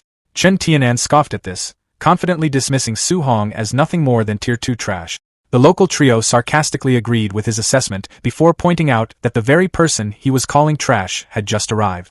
Su Hong calmly stepped off the bus holding his new spear, with his Star City companions following close behind. Wang Tiantua noticed the intense glare and warned Su Hong that Wenchang's top genius was already staring him down. Standing in front of his disciplined followers, Chen Tianan gave the Star City prodigy a smug, challenging smirk. Confused by the hostility, Wang Tiantua and Lin Ning asked Su Hong if he had beaten this guy up too, but a clueless Su Hong admitted he had no memory of him. Watching from high above, Lin Beixing, the Tier 7 Grandmaster and Chief Exam Supervisor, peered down at Su Hong and noted that the boy looked completely average. Lin Beixing complained to Qin Tianli that after all the insane hype, he had expected the kid to look like a legendary multi-limbed demigod. Qin Tianli smugly fired back, bragging that while Su Hong lacked extra limbs, his 7-element compatibility was real, leaving the supervisor eager to see if the kid could deliver. As Lin Beixing and Qin Tianli descended from the sky, the crowd murmured in anticipation, with some complaining about Chen Tianan's arrogance, while others simply complained about being hungry. Demanding absolute silence, Lin Beixing unleashed a suffocating wave of Grandmaster-level pressure. The immense spiritual weight instantly crushed the crowd's energy, and even Su Hong struggled to stand. Lin Beixing announced that the assessment would last 7 days inside the Tianing secret realm, where students had to hunt beasts to earn points. Hunting beasts would yield map fragments revealing high-value targets, including a 10,000-point bounty for anyone who could slay the Tier 4 wild dragon lurking in the center. While Su Hong's eyes lit up at the massive prize, Wang Tiantua warned that a beast with a dragon bloodline would fight far above its actual rank. Lin Beixing flashed a savage grin as he delivered the final rule, explaining that defeating fellow candidates allowed students to steal half of their points. Su Hong immediately realized the exam was going to turn into a complete bloodbath. Once the crushing pressure vanished, point-tracking bracelets materialized on every candidate's wrist, allowing them to monitor the live rankings and scores in real time. Holding a glowing green key, the chief examiner officially started the exam and opened the massive portal, ordering the candidates to enter the secret realm. Eager to grab an early lead, Chen Tianan immediately leaped into the portal. His sudden move triggered a chaotic stampede as the other candidates desperately scrambled to follow him. As the crowd rushed the gate, Lin Xinji urged Su Hong to move, but he told his squad to head in first without him. Realizing his plan, Xian used her telekinesis to drag Lin Xinji into the portal, yelling back that Su Hong was a menace who only wanted to enter late to ambush and rob the other candidates. Left alone, Su Hong smugly waved them off, fully planning to let everyone else do the hard work before he casually beat them up to harvest their points. While the other candidates rushed through the portal, Qin Tianli invited Su Hong over for a cup of tea. He politely accepted the offer to relax with the 2 grandmasters. Watching them delay, a grumpy Lin Beixing complained that both the old master and the kid were devious. However, Su Hong smoothly countered that he was simply following the supervisor's exact rules. Lin Beixing pointed out that there were several strong Tier 3 candidates in this exam and asked if Su Hong was really that confident, prompting a humble shrug from the boy. Qin Tianli laughed and slapped Su Hong's back, calling him too modest. He then revealed to a stunned Lin Beixing that the kid had recently survived a demonic cult assassination, killing over 20 Tier 3 cultists and crippling 2 Tier 4 commanders. Su Hong tried to downplay the feat, which made Lin Beixing sigh in relief as he assumed the old master had been exaggerating, muttering that Tier 3 cultists weren't easily beaten like simple cabbages. However, Su Hong casually clarified that he actually had to run for 8 days and fight to the absolute death to kill them, leaving Lin Beijing sweating in disbelief at the kid's ridiculous combat feat. Several hours later, the view shifted to the deep, rocky valleys of the Heavenly Star's secret realm. Down in a secluded clearing, a giant brown bear and a white tiger roared fiercely. Sitting high up on a vantage rock, Su Hong casually observed the two massive beasts. He mentally noted that encountering two Tier 3 initial stage ferocious beasts immediately after entering the realm was incredibly good luck. Without warning, the giant brown bear leaped aggressively forward. With a massive, earth-shattering swipe, the bear violently struck the white tiger. Badly beaten and bleeding, the white tiger whimpered, completely cowering on the ground. Pressing its brutal advantage, the giant bear leaped high into the air, crashing down toward the helpless feline. Before the massive beast could land its killing blow, Su Hong's eye flared with intense golden lightning. In a blinding flash, he intercepted the attack mid-air, pulling his crackling golden spear directly from the bear's body. The sheer, overwhelming impact forced the giant bear to collapse, instantly dead before it even hit the ground. As the giant beast lay completely motionless, Su Hong's dark silhouette stood triumphantly atop its massive corpse. He stood confidently holding his spear, stating aloud that he had dealt with one and now it was the tiger's turn. Hearing his chilling declaration, the white tiger looked absolutely terrified, its fur fully raised in primal shock. Realizing it was completely outmatched by the human monster, the tiger frantically turned and sprinted away. Refusing to let his target escape so easily, Su Hong levitated effortlessly above the terrified white tiger, calmly asking if it was actually trying to run. Channeling his overwhelming power, Su Hong violently thrust his glowing spear downward, fully unleashing the 9 heaven-breaking spear's third stance. Terrified by the devastating incoming attack, the white tiger completely submitted, dropping to the ground and frantically meowing like a cornered house cat. Hearing the utterly ridiculous sound coming from a giant predator, Su Hong looked completely confused.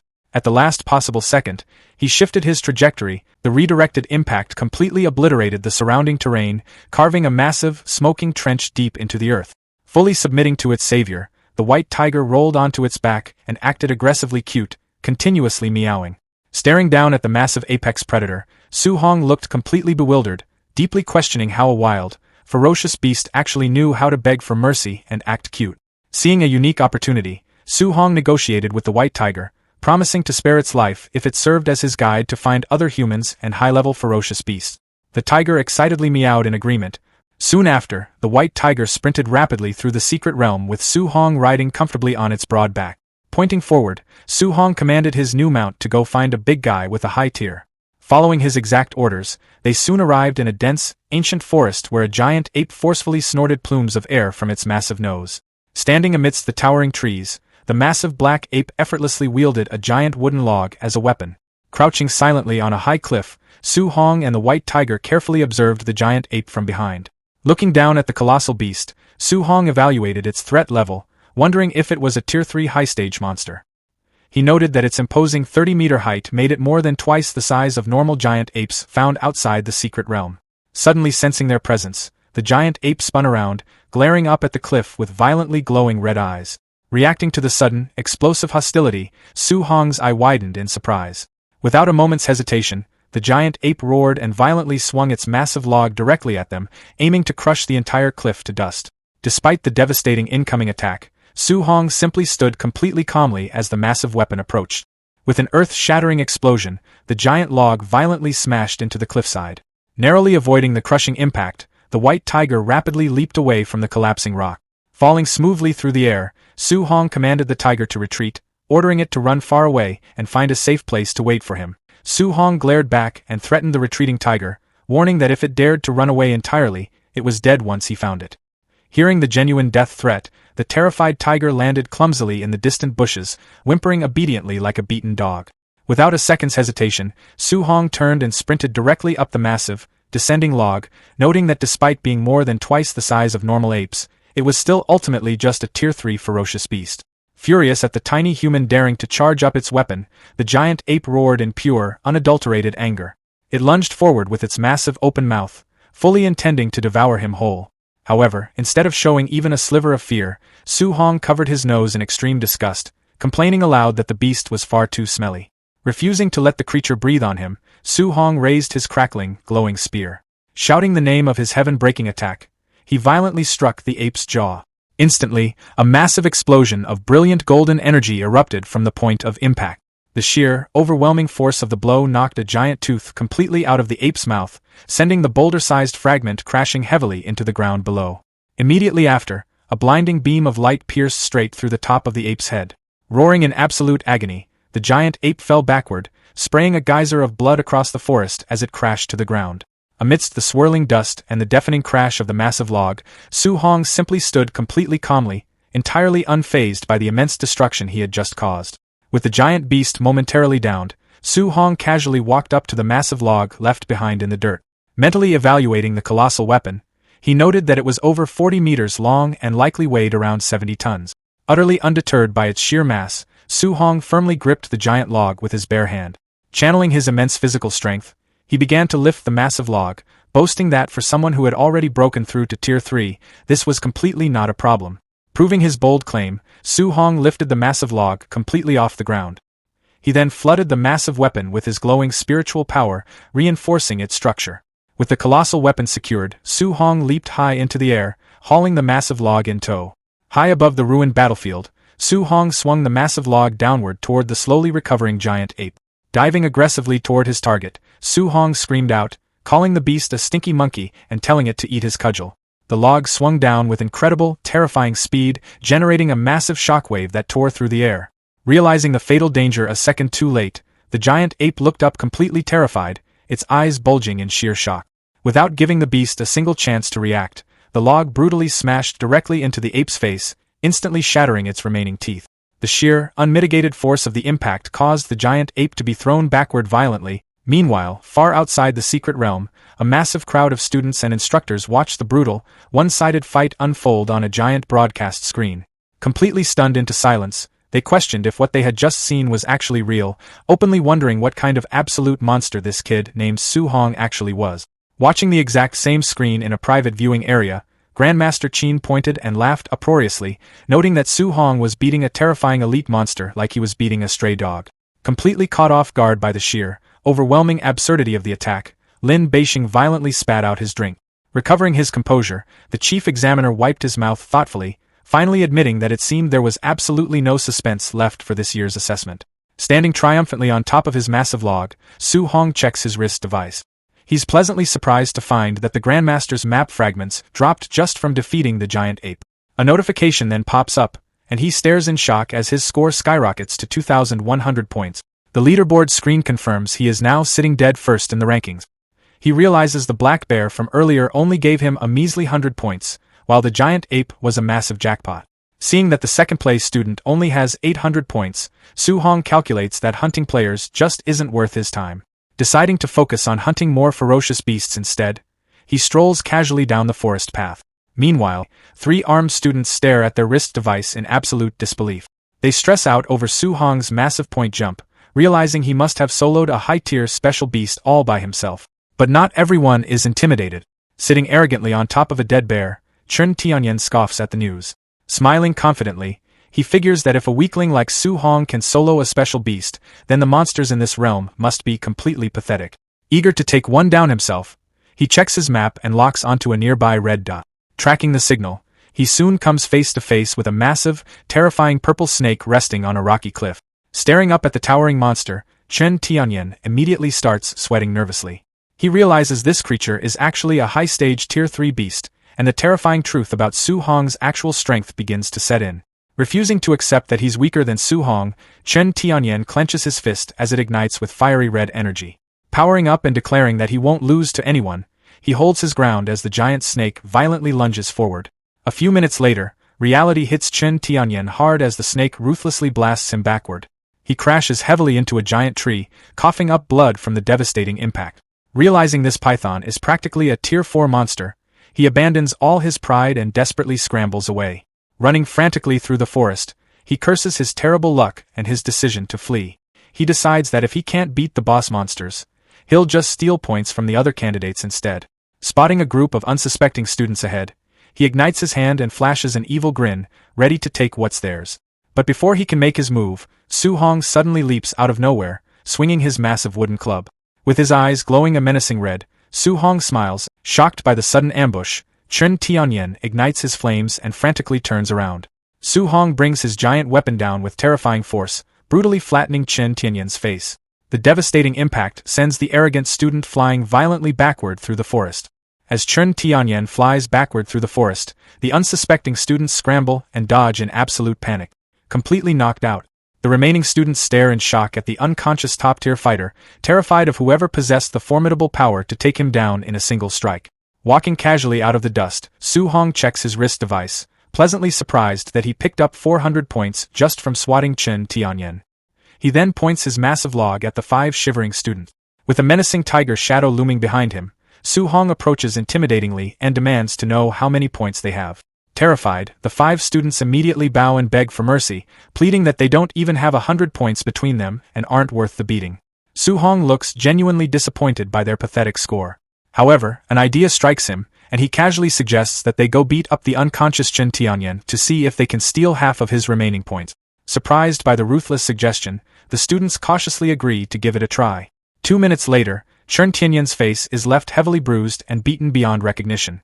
The students huddle together, realizing that no matter how many times they hit him while he's down, the system doesn't award them any extra points. Satisfied with the experiment, Su Hong hops onto his tamed white tiger and bids them farewell. Meanwhile, watching from the VIP room, Lin Beixing questions if beating an unconscious person is something a human would do, but Grandmaster Qin just laughs, noting that Su Hong's ruthless menace energy is perfect for Magic Martial University. Back in the testing grounds, the giant purple snake hisses menacingly. Without hesitating, Su Hong leaps directly toward the massive beast with his glowing spear, challenging it to a fight. The giant snake lunges forward with its jaws wide open, but Su Hong simply powers up his spear with intense, crackling energy. Using his 9 heaven-breaking spears technique, he blasts the devastating energy directly into the snake's mouth. An hour later, the massive snake lies completely dead on the ruined ground. A heavily bruised Chen Tianyan stumbles into the clearing and stares at the massive corpse in disbelief. Checking the leaderboard, he reels in shock as he sees Su Hong's score sitting at a staggering 4,500 points, proving he actually killed the Tier 3 high-stage python. Terrified and confused, Chen Tianyan sweats nervously, unable to understand how a Tier 2 martial artist could possess such monstrous strength. Desperate to protect his own fragile ego, he rationalizes that Su Hong must be hiding his true strength as a Tier 4 martial artist, otherwise there's no way he could defeat a monster that completely overpowered Chen Tianyan. Elsewhere, 3 students stand exhausted near the massive corpse of another dead beast. They discuss Su Hong's monstrous strength, wondering how a human could possibly solo monsters that nearly wiped out their entire squad. A female student checks her wrist device and gasps in shock, realizing Su Hong just killed another elite monster and hit 4,500 points on the leaderboard. One of the students collapses to his knees in pure despair, stating that Su Hong is simply a pure monster and no normal person should ever compare themselves to him. The others agree, encouraging themselves to just aim for second place by surpassing Chen Tianyan instead. Meanwhile, back in the viewing room, Grandmaster Qin praises Su Hong's outrageous talent, amazed at how easily he wields the power of thunder and fire. Fascinated by the display, Lin Beixing asks Grandmaster Qin to introduce him so he can seek guidance from the young student, since he also possesses dual attributes. Grandmaster Qin sips his tea and mockingly asks if it isn't a bit embarrassing for a generation's grandmaster to ask a greenhorn for advice. But Lin Beixing looks completely serious and determined, declaring that losing face is worth it if he can master such a killer move. Pointing directly at the live broadcast, he notes that even initial stage Tier 3 fighters can't handle a single punch from the boy. On the screen, Su Hong stands confidently over a massive pile of defeated students, proving that this entire martial arts exam has simply become his personal show. Back in the viewing room, Lin Beixing stands up and tries to pull Grandmaster Qin away, stating there's no need to watch the rest of the exam. However, as he glances back at the screen, he stops in absolute disbelief, realizing that Su Hong has gone toward the barbarian dragon all by himself. Crossing his arms seriously, Grandmaster Qin scoffs, explaining that he caught the barbarian dragon personally. He notes that the beast is almost at the Tier 4 middle stage, and thanks to its dragon bloodline, its combat power is practically on par with a high-stage Tier 4 monster. Sweating nervously, Qin admits that even with Su Hong's incredible thunder and fire attributes, it's impossible for him to injure the dragon. He figures a severe beating will finally teach the arrogant kid his place. Meanwhile, at the entrance to a massive canyon, Su Hong's tamed white tiger whimpers in absolute terror. Sitting on the trembling beast's back, Su Hong calls it a coward and tells it to just lead the way, promising he won't make it fight the barbarian dragon. Looking down into the massive, dark chasm cutting through the mountains, Su Hong confirms his target is right inside. He casually leaps off the tiger's back and dives straight into the abyss, telling his mount to wait for him outside. Falling rapidly through the dark chasm, Su Hong drags his spear violently against the rocky wall to slow his descent. He lands safely at the very bottom, immediately narrowing his eyes as he senses a massive presence. Looming before him is a colossal red barbarian dragon, heavily chained and fast asleep. Staring up at the terrifying creature, Su Hong wonders why a Tier 4 beast is chained up like this. As the massive dragon sleeps heavily, Su Hong feels its oppressive aura, realizing it's far beyond the initial stage and infinitely close to the Tier 4 middle stage. Standing before the sleeping giant, Su Hong analyzes the situation, admitting that with his current strength, he has zero confidence in winning a head-on confrontation. However, a devious smile creeps across his face. He figures that since the boss is completely asleep and chained down, it has absolutely no right to complain about a sneak attack. Focusing intently on the dragon's most vulnerable spot, its massive backside, Su Hong calculates that no matter how strong a creature's defenses are, a direct hit there will guarantee massive damage. Standing ready, Su Hong grips his spear tightly as he powers it up with intense, crackling energy. Fusing the devastating powers of thunder, fire, and metal into one ultimate attack, he leaps forward and violently thrusts his glowing spear directly into the dragon's weak point. With a powerful shout, Su Hong violently thrusts his glowing spear directly into the dragon's vulnerable backside. A massive, blinding explosion of light erupts from the devastating impact, followed by dark blood spurting violently out from the fresh wound. Waking up in pure agony, the massive beast screams out a terrifying roar of extreme pain. Enraged, the dragon exhales a massive, blinding pillar of fire as it thrashes violently against its heavy chains. Seeing his attack worked perfectly, Su Hong sprints away from the thrashing monster, noting that since the beast is bound down, it won't actually be that hard to kill.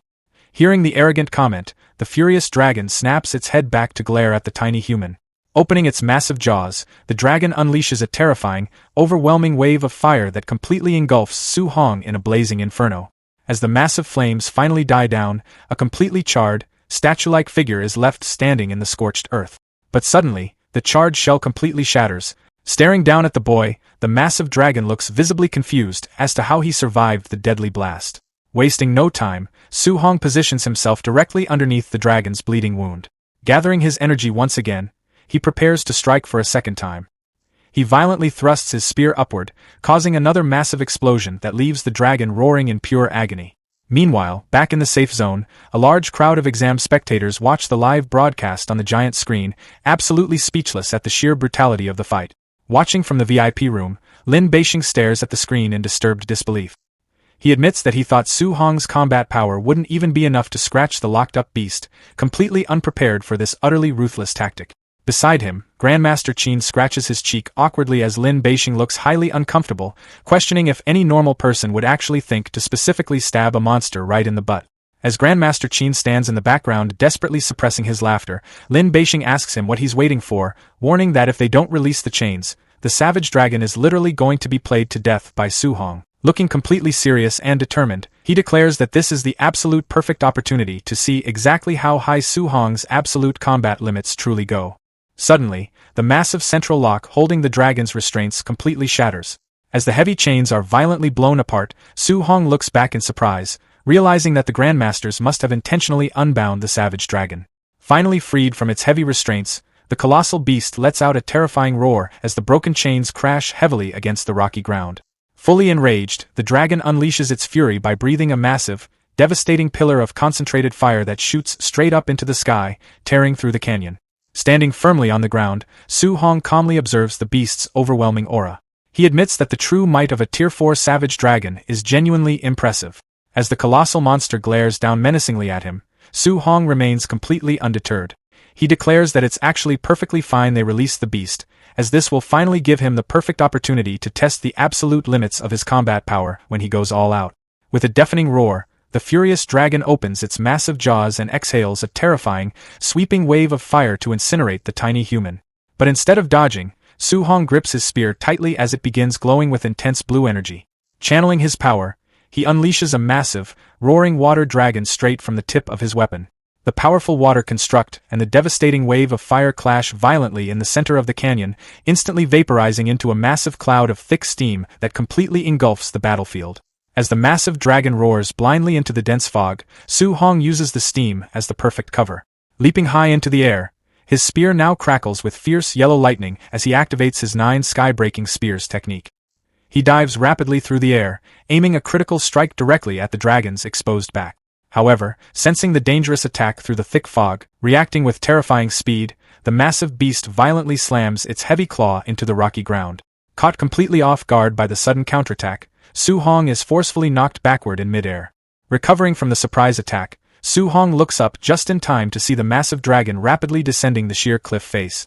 He is caught off guard by the sheer agility, realizing that the giant beast's speed is actually incredibly fast. The dragon swings its massive claw directly at him, forcing Su Hong to quickly defend himself by summoning a glowing yellow energy sphere. As the attacks collide, a massive explosion of yellow energy violently erupts across the canyon. Refusing to let up, the dragon's sharp claws tear straight through the thick smoke as it lunges forward aggressively. Su Hong desperately blocks the heavy attack with his spear, creating a defensive barrier, but the overwhelming force sends him flying violently backward against the rocky canyon wall. Wiping his mouth thoughtfully, Su Hong admits that he completely underestimated his opponent, realizing the fat dragon is much faster than it looks.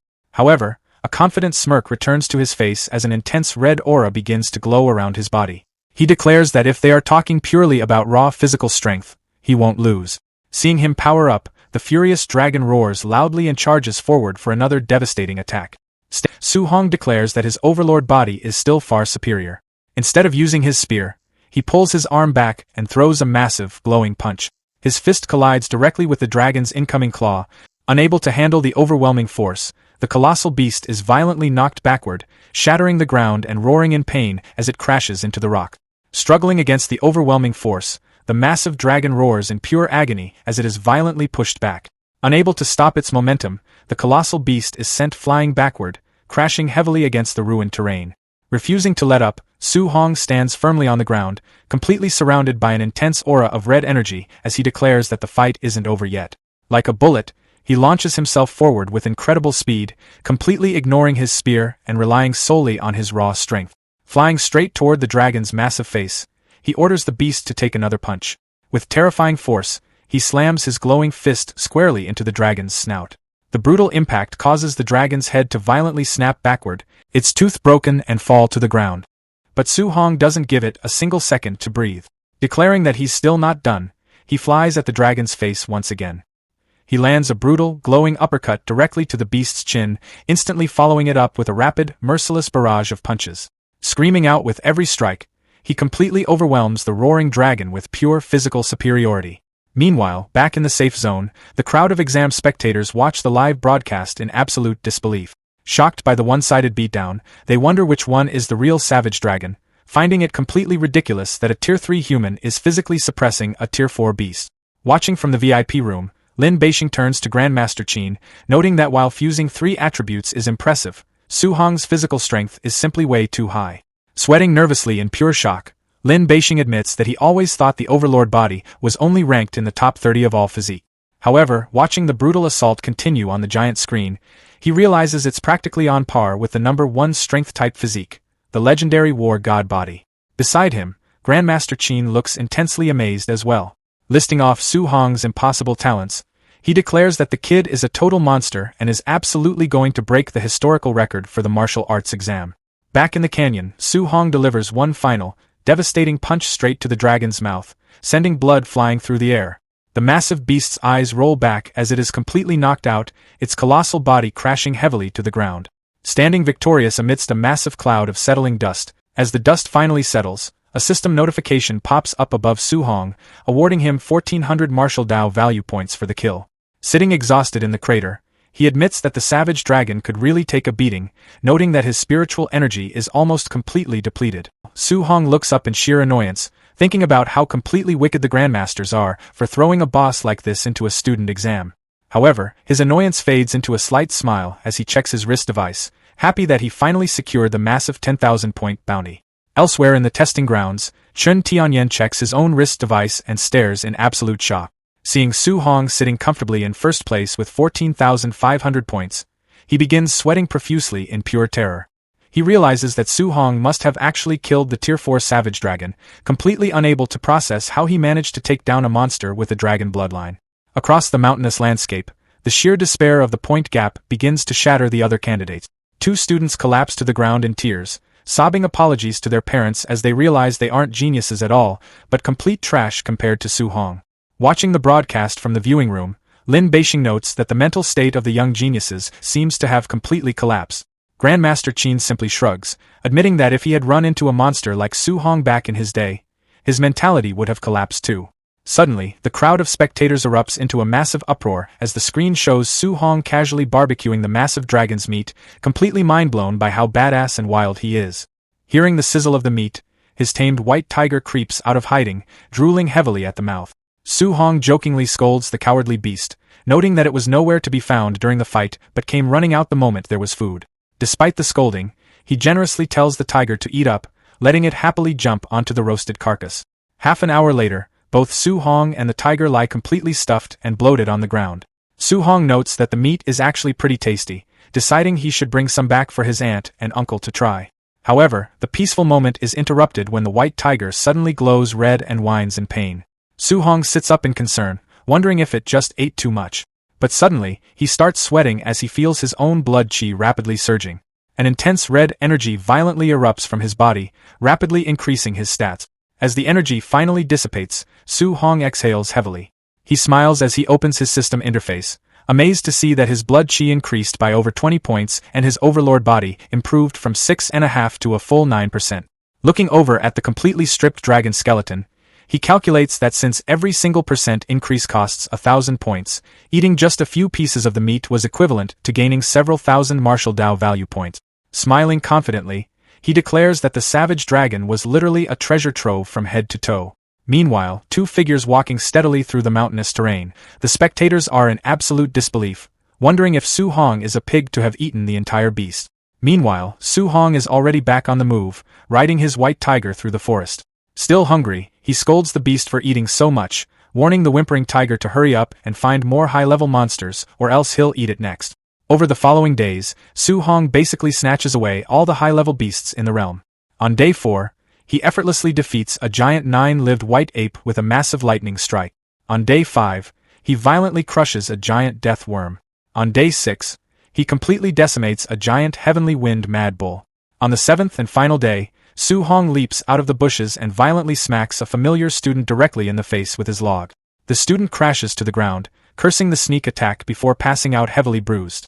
Checking his wrist device, Su Hong is completely confused as to why his score of 35,500 points didn't increase at all. Thoughtfully observing the unconscious student, he finally recognizes the guy as Chen Tianyan. Realizing he already robbed him a few days ago, he figures that's why the system didn't award him any extra points this time. Suddenly, a massive red energy pulse resonates across the sky, accompanied by an announcement that the exam has officially ended and the exit is now open. Looking up at the sky, Su Hong sighs in disappointment, noting that the secret realm is a great place and it's a pity they can only stay for 7 days. Before leaving, he turns to his tamed white tiger and gently pats its nose. As the massive beast cries at his departure, Su Hong tells it to train hard and not get beaten to death by someone else next year. Glancing back down, he points at the unconscious Chen Tianyan, wondering how the fainted student is supposed to leave the realm on his own. Moments later, a massive green portal opens in the real world, and Su Hong flies out. He lands confidently on the ground, casually carrying the unconscious Chen Tianyan over his shoulder. Instantly, the massive crowd, including Grandmaster Qin and Lin Beixing, erupts into enthusiastic cheers, chanting his name and officially declaring Su Hong as Jiangnan Province's true martial arts champion. The news of Su Hong shattering the provincial exam record goes viral, transforming him into an overnight sensation. Outside his high school, Chen Shan eagerly milks the spotlight, loudly bragging to swarming reporters that the champion is his best friend.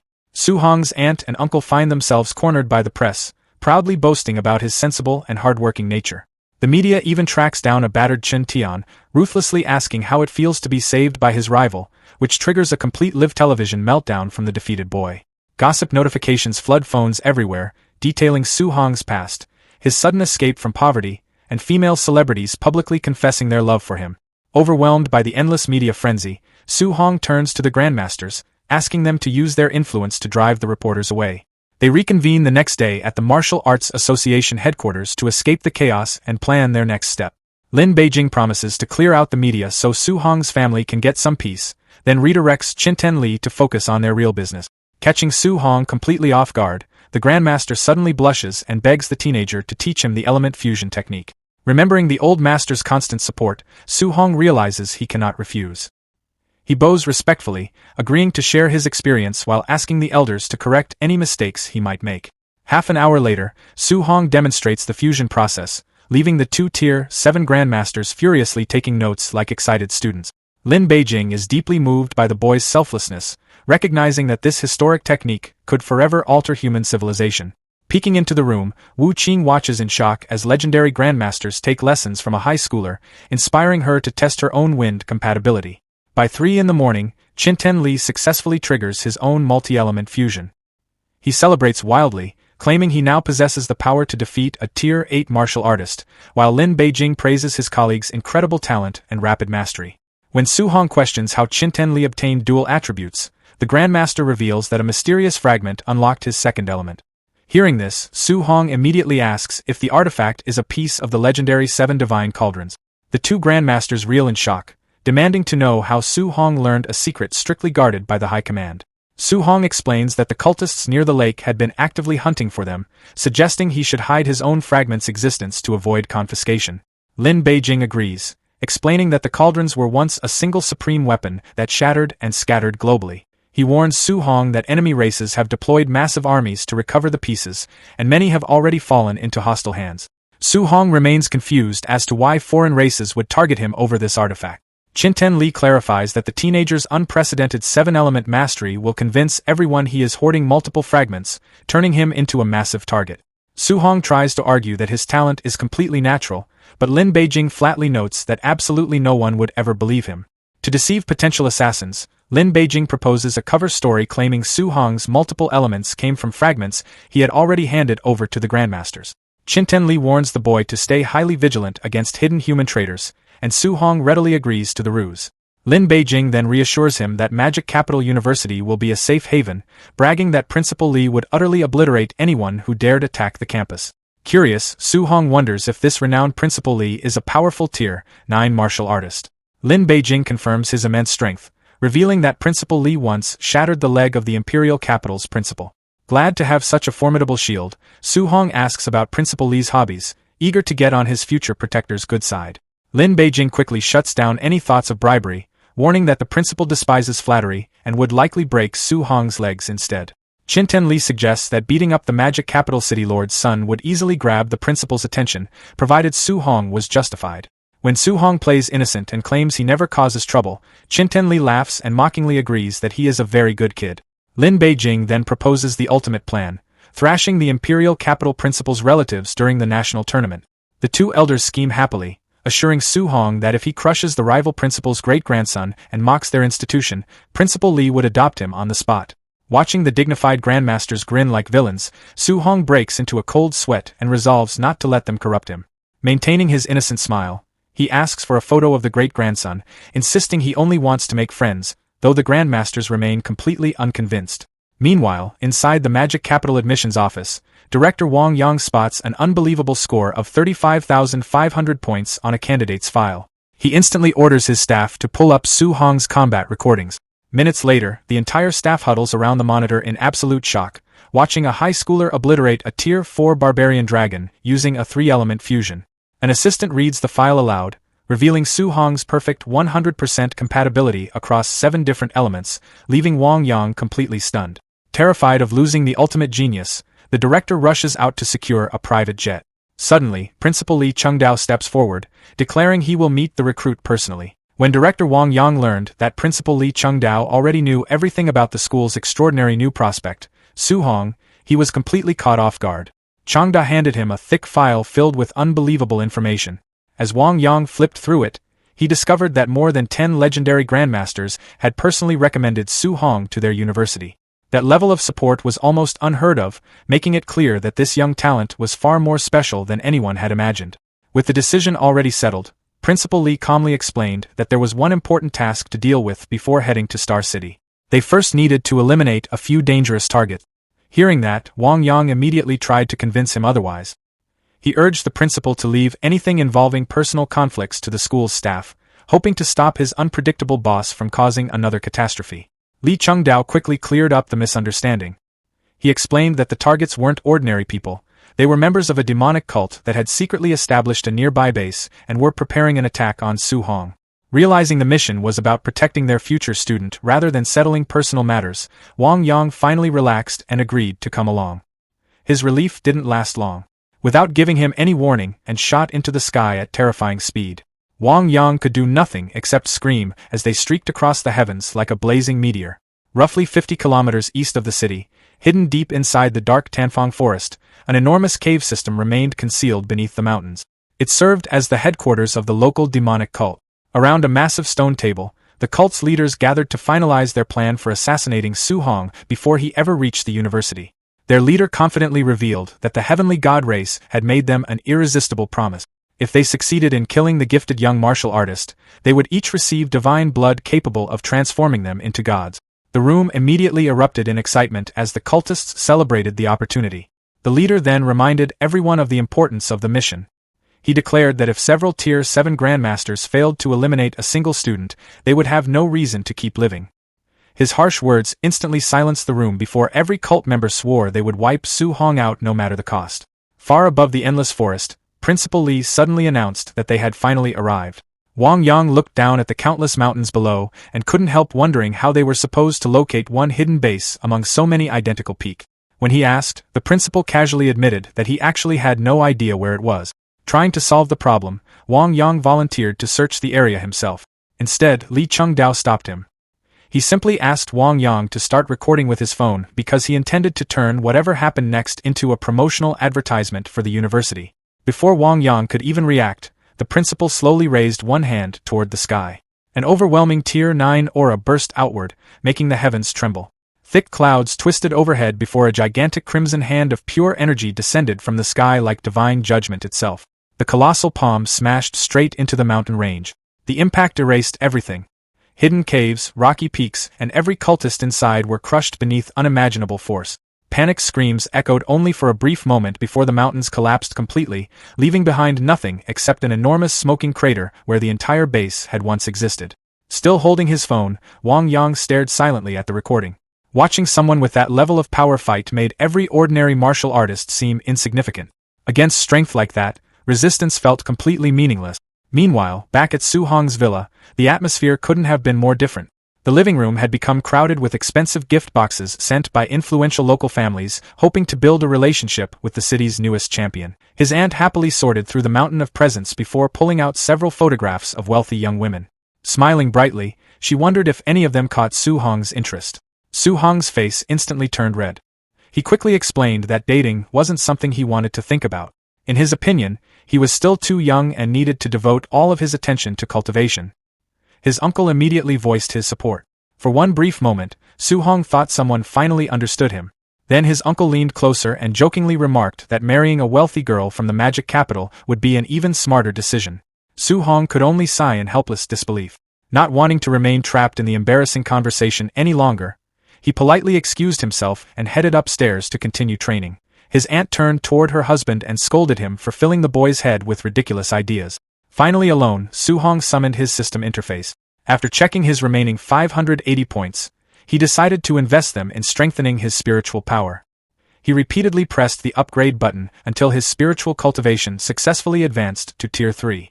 As the upgrades took effect, invisible energy surged throughout the room. Heavy objects slowly lifted from the floor, floating effortlessly under the influence of his newly enhanced mental power. Curious about his progress, Su Hong activated his defensive skill. A brilliant white barrier materialized before him, forming a solid shield of condensed spiritual energy. Wanting to measure its durability, he didn't hesitate. He clenched his fist and struck the shield with his full strength. The barrier cracked the instant his punch landed before exploding into countless fragments of light. Rather than feeling disappointed, Su Hong smiled with satisfaction. Even though the shield had shattered, it had successfully absorbed nearly 30% of the attack's power. Considering that his punch was already strong enough to kill an ordinary Tier 3 beast, the result was far better than he had expected. After thinking it through, he concluded that the shield would dramatically improve his chances of survival.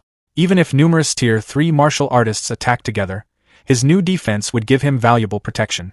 Satisfied with that achievement, he spent every remaining system point enhancing his physical attribute. A violent burst of crimson energy erupted from his body. Pain spread through every muscle as his overlord body underwent another transformation. The process only ended after the red aura gradually faded away. When everything finally settled, the technique had advanced to 36% completion. Testing his body again, Su Hong immediately sensed the enormous improvement. His raw physical strength had reached a level where defeating an ordinary Tier 4 martial artist would no longer be difficult. Just as he was preparing to continue experimenting with his newfound power, his aunt called everyone downstairs for dinner. The following morning, he was still fast asleep when the loud vibration of his phone suddenly dragged him out of bed. The moment he answered, a frantic voice exploded through the speaker. His former principal was desperately calling for help, while deafening explosions echoed in the background as the school appeared to be under attack. Several hours passed before Principal Lee brought in two rather disheveled guests. He presented Chun Lin, the head of admissions for Imperial Capital Martial Arts University, who appeared surprisingly roughed up. Then came Wang Yang, her counterpart from Magic Capital Martial Arts University, looking equally bruised. Standing amidst the absolute ruins of his once tidy office, the principal officially introduced the pair to Su Hong. Taking in the chaotic scene, Su Hong deduced that the infamous feud between the two prestigious academies was no joke. These high-ranking officials had clearly just brawled over his enrollment. Wasting no time, Chun Lin launched into her pitch. She promised him unrestricted access to all resources ranked below A tier, steep 50% discounts on everything above that, and one-on-one mentorship from a grandmaster. On top of that, she threw in 3 complimentary A-rank martial arts manuals every year and a cool 30 million in upfront cash. The sheer scale of the proposal nearly made Principal Lee choke on his own spit. Doing the math in his head, he realized the Imperial Capital team was prepared to drop more than $1 billion annually just to secure this one student. Looking thoroughly pleased with herself, Chun Lin turned her attention to Wang Yang, daring him to try and top that astronomical figure. Unfazed, Wang Yang held his ground. He confidently declared that Magic Capital believed in a level playing field for all incoming students, capping their baseline resource allowance at 10 million a year. If anyone wanted more, they would have to grind for it on their own. Chun Lin let out a condescending scoff, teasing her rival school for being notoriously cheap. Dripping with confidence, she turned back to Su Hong and insisted he quit stalling and give them his final answer. Without missing a beat, Su Hong declared he was going with Magic Capital. Wang Yang was visibly stunned. Chun Lin, completely misinterpreting the boy's words, started to gloat, until her brain caught up. She froze mid-celebration, desperately demanding that he clarify his choice. Holding firm, Su Hong reiterated his commitment to Magic Capital. He reasoned that despite the incredible financial incentives Imperial Capital brought to the table, their strict regulations just didn't appeal to him compared to the total autonomy promised by their rival. A booming laugh escaped Wang Yang as he happily rubbed it in, proclaiming that only his institution was a fitting home for a prodigy of Su Hong's caliber. Chun Lin was too livid to speak. Making one final, desperate play, she cautioned the teenager about the staggering difference in funding he was walking away from. Unmoved, Su Hong countered that a smooth sea never made a skilled sailor. Out of options, Chun Lin could do nothing but grind her teeth in bitter frustration. Still chuckling, Wang Yang commended the young man's fierce drive and clarity of purpose. Then, he casually mentioned that Su Hong needed to show up on campus the very next day. This threw the teenager for a loop, considering it was the middle of summer vacation and the official semester wasn't set to begin until September. Throwing a buddy-like arm around the boy's shoulders, Wang Yang clarified that downtime simply didn't exist at their academy. He rattled off an exhausting schedule packed with rookie tournaments, club tryouts, survival trials, leaderboard climbs, and digital arena battles. With the prestige of the National University League hanging in the balance, the entire student body was possessed by an obsessive need to grind so they wouldn't get left in the dust. Far from being scared off, Su Hong just flashed a grin. He was finally getting a read on the intensely cutthroat environment he was about to dive into. Shooting him one final, icy glare, Chun Lin muttered her hopes that he wouldn't come to regret his foolish choice, then spun on her heel and stormed out. Once outside, Chun Lin whipped out her phone, barking orders at her staff to immediately secure Star City's remaining trio of elite prodigies in order to salvage the disastrous trip. She soon found herself inside the city lord's mansion, sitting down with the city's other heavy hitters, Lin Xinghai, Wang Tinuo, and Shirao Nan. But her optimism was swiftly shattered when all three seamlessly announced they were also heading to Magic Capital. Irritated, she brushed off their abilities as nothing special anyway and pivoted her strategy, ordering her crew to go after Hang City's top 3 prospects instead. However, her trip to Hang City ended in an identical disaster when those candidates enthusiastically pledged their loyalty to Magic Capital as well. Chun Lin practically lost her grip on reality, fuming and utterly bewildered as to why every single top-tier prospect was flocking to her rival. Grasping at straws, she banked everything on snagging Chen Anyun, the runner-up for the entire province. Later on, sitting in his opulent estate in Wang, Chen Anyun didn't even let her finish talking before bluntly cutting in to say he was also choosing magic capital. Completely baffled, Chen Lin demanded to know why he would pass up imperial capital when his older siblings were already enrolled there. The boy reasoned that he had to go to the rival school to take down Su Hong and secure his rightful spot as Jiangnan's undisputed number one. Getting hyped up on his own ambition, he vowed to annihilate his older brother and sister at the national championships just to prove who the true star of the family was. Covered in nervous sweat, Chen Lin sat there in disbelief, absolutely certain that the water in Jiangnan province was making everyone lose their minds this recruitment cycle. Back on Su Hong's end, he had just pulled into the sprawling Magic Capital railway station. Hauling his luggage off the train and stepping foot in the global hub for the first time, a wave of nervous energy hit him. He scanned the bustling terminal, looking out for the upperclassmen assigned to greet the incoming freshmen. It didn't take long for him to spot the university's welcoming placards bobbing in the crowd, although he immediately noticed that the penmanship on them was comically awful. The younger students tasked with holding the signs were grumbling about how humiliating the whole setup was. They quietly swore they were never signing up for volunteer duty again if Bai was running the show. Catching wind of their complaints, the white-haired upperclassman, Bai Kong, quickly defended his artistic integrity, arguing that the campus calligraphy club had given his work glowing reviews. The underclassmen weren't buying it though. They smoothly countered that the only reason the calligraphy nerds said nice things was because they were too physically weak to survive telling him the truth. Brushing off their logic, Bai Kong cheerfully decided they just didn't understand true art. The younger kids just sweated quietly, fully aware that no one in their right mind was going to risk a beatdown from an elite fighter over some messy handwriting. Eventually, Su Hong approached the lively group and politely introduced himself as a new admit. Bai Kang's face lit up instantly. He pumped the freshman's hand with aggressive enthusiasm, absolutely stoked to meet the mythical top scorer from Jiangnan. The rest of the welcome committee just stared with their jaws on the floor.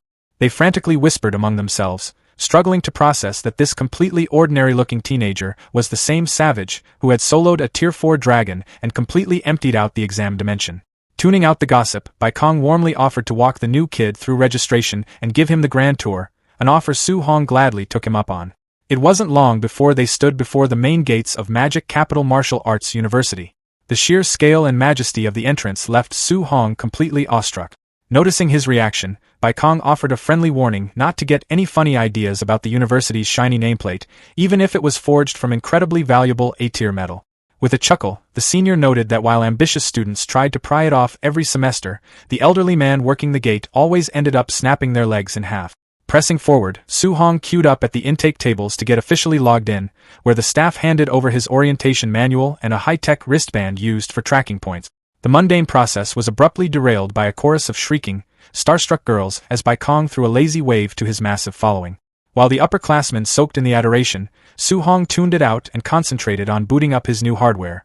Getting back to business, Bai Kong broke down the campus economy, explaining that points were the lifeblood of the school, required for buying everything from elite training gear down to a simple meal. He added that newbies were handed a meager 100 points to start and were expected to hustle for every point after that. Powering up his band, Su Hong watched a slick hologram pop up, showing his name next to his starter balance. Staring at the digital numbers, he silently pondered whether crushing people in the simulated ladder matches would translate to actual martial Dao points, a hack that could permanently cure his anxiety about farming stat. The tour wrapped up as Bai Kong guided him toward an absolutely massive, high-end villa, slapping him on the back for lucking into the finest housing in the premier zone. But the senior's smile turned sly as he casually mentioned that housing assignments weren't permanent, anyone could violently hijack his room whenever they felt like it. Frustrated, Su Hong snapped that the administration was basically running a glorified, government-backed extortion racket. Sure enough, those jealous upperclassmen tried to jump Su Hong for his luxury dorm, and it ended exactly how you'd expect. The bruised and battered students could only groan in pure agony on the pavement, completely baffled by how a freshman was this ridiculously strong. Stepping inside his massive new crib, Su Hong couldn't help but marvel at the insane luxury of the single-family villa. With a fully equipped, high-end training room right in his living space, he quickly realized that the academy was deliberately handing out these premium dorms to provoke intense jealousy and force the students to constantly fight each other for the best resources.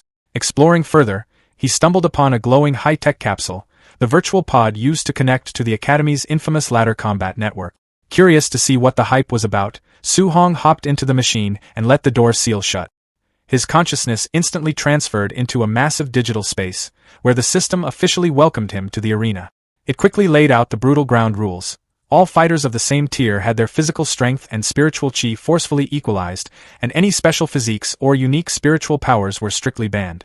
Testing his digital body with a quick jump, Su Hong immediately felt incredibly sluggish. With his overpowered stats nerfed and his spiritual chi completely sealed, he realized this virtual ladder was designed to strip away all raw power and strictly test a fighter's pure martial arts mastery. The system then displayed the competitive ranking ladder, starting from bronze all the way up to the legendary king tier.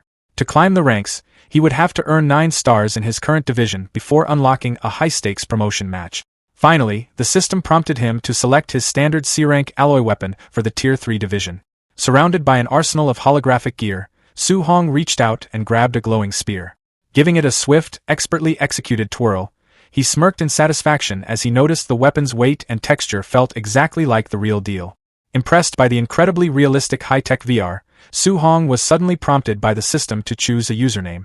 It strictly advised against using real names to protect player privacy. Eager to jump into the action, he typed in a cool alias, only for the system to instantly reject it as a duplicate. After getting rejected multiple times, a frustrated Su Hong angrily mashed his keyboard, deciding to just enter completely random words. He blindly clicked confirm, but his soul nearly left his body when he saw the result. His official username was now permanently set as, "I love black silk long legs." Panicking, he desperately tried to undo the mistake, but the ruthless system coldly informed him that usernames could never be changed. Utterly doomed to wear the deeply embarrassing title, Su Hong was then forced to customize his avatar's appearance to ensure it looked nothing like his real face. Annoyed by all the extra steps, he sloppily adjusted the sliders and accidentally turned his avatar into a rugged, middle-aged uncle. With his setup finally complete, the matchmaking system instantly paired him up for his first match. Seeing the VS screen, Su Hong was left completely speechless. His opponent's username was literally, "I like big-breasted girls." Spawning into a grand arena, Su Hong just stood there in completely stunned silence. His opponent, a massive, shirtless brute wielding a heavy greatsword, clearly thought Su Hong was just intimidated by his bizarre middle-aged avatar. Smugly taunting Su Hong for being stunned by his supposed handsomeness, the muscular giant readied his weapon as the system counted down the start of the match. The moment the timer hit 0, the brute instantly lunged forward with a sadistic grin, bringing his massive greatsword crashing down in a devastating overhead strike. Unfazed, Su Hong casually raised his spear to block the heavy blow, triggering a massive shockwave of energy that violently exploded across the arena. The hulking brute was instantly sweating bullets, completely baffled by how he was already losing momentum in his very first battle. Seizing the opening, Su Hong dashed forward with blinding speed, leaving the giant completely shocked by his elite movement technique. The two clashed weapons in a rapid blur of sparks, but Su Hong completely dictated the pace of the fight. Thrusting his spear forward with absolute precision, he forced the desperate giant onto the defensive. Barely dodging the lethal strikes, the brute couldn't comprehend how he was getting absolutely suppressed and beaten down despite their physical stats being completely equal. Panicking, he let out a desperate curse, but it was already over. With one final, devastating thrust, Su Hong cleanly cleaved the giant in half, causing his avatar to shatter into digital pixels as the system proudly announced his victory. Awarded a single point for defeating a bronze 1-star opponent, Su Hong realized that even without his usual overpowered perks, his pure spear technique was more than enough to secure an easy win. Checking his progress bar, he noted that just one victory boosted his rank by 15%, meaning he only needed 6 more wins to hit 2-star status. Acknowledging that he had relied way too much on his overlord body and attribute fusion in the real world, he enthusiastically pumped his fist, determined to use this ladder to hone his raw fundamentals and become truly invincible in his tier. Meanwhile, in the neighboring dorm, an energetic girl loudly kicked open a door to recruit her older sister. Excitedly revealing that someone had just moved into the coveted Villa No. 1, the younger sister eagerly proposed that they go beat him up and steal it for themselves. However, the older sister, Qinghuan, wasn't interested in meaningless squabbles, casually telling her sibling to stop wasting time and get back to cultivating. Pouting in frustration, the younger sister complained that it was totally unfair for Qinghuan, the legendary top scorer of Jiangdong province, to be stuck in Villa No. 2, while she was relegated all the way down to small Villa No. 7. But before Qinghuan could respond, her matchmaking screen suddenly popped up, locking her in for a match against the infamous, "I love black silk long legs." Her glasses glaring with intense hostility, the elegant top scorer clenched her jaw in utter disgust, muttering about how much she despised stinky men with filthy usernames.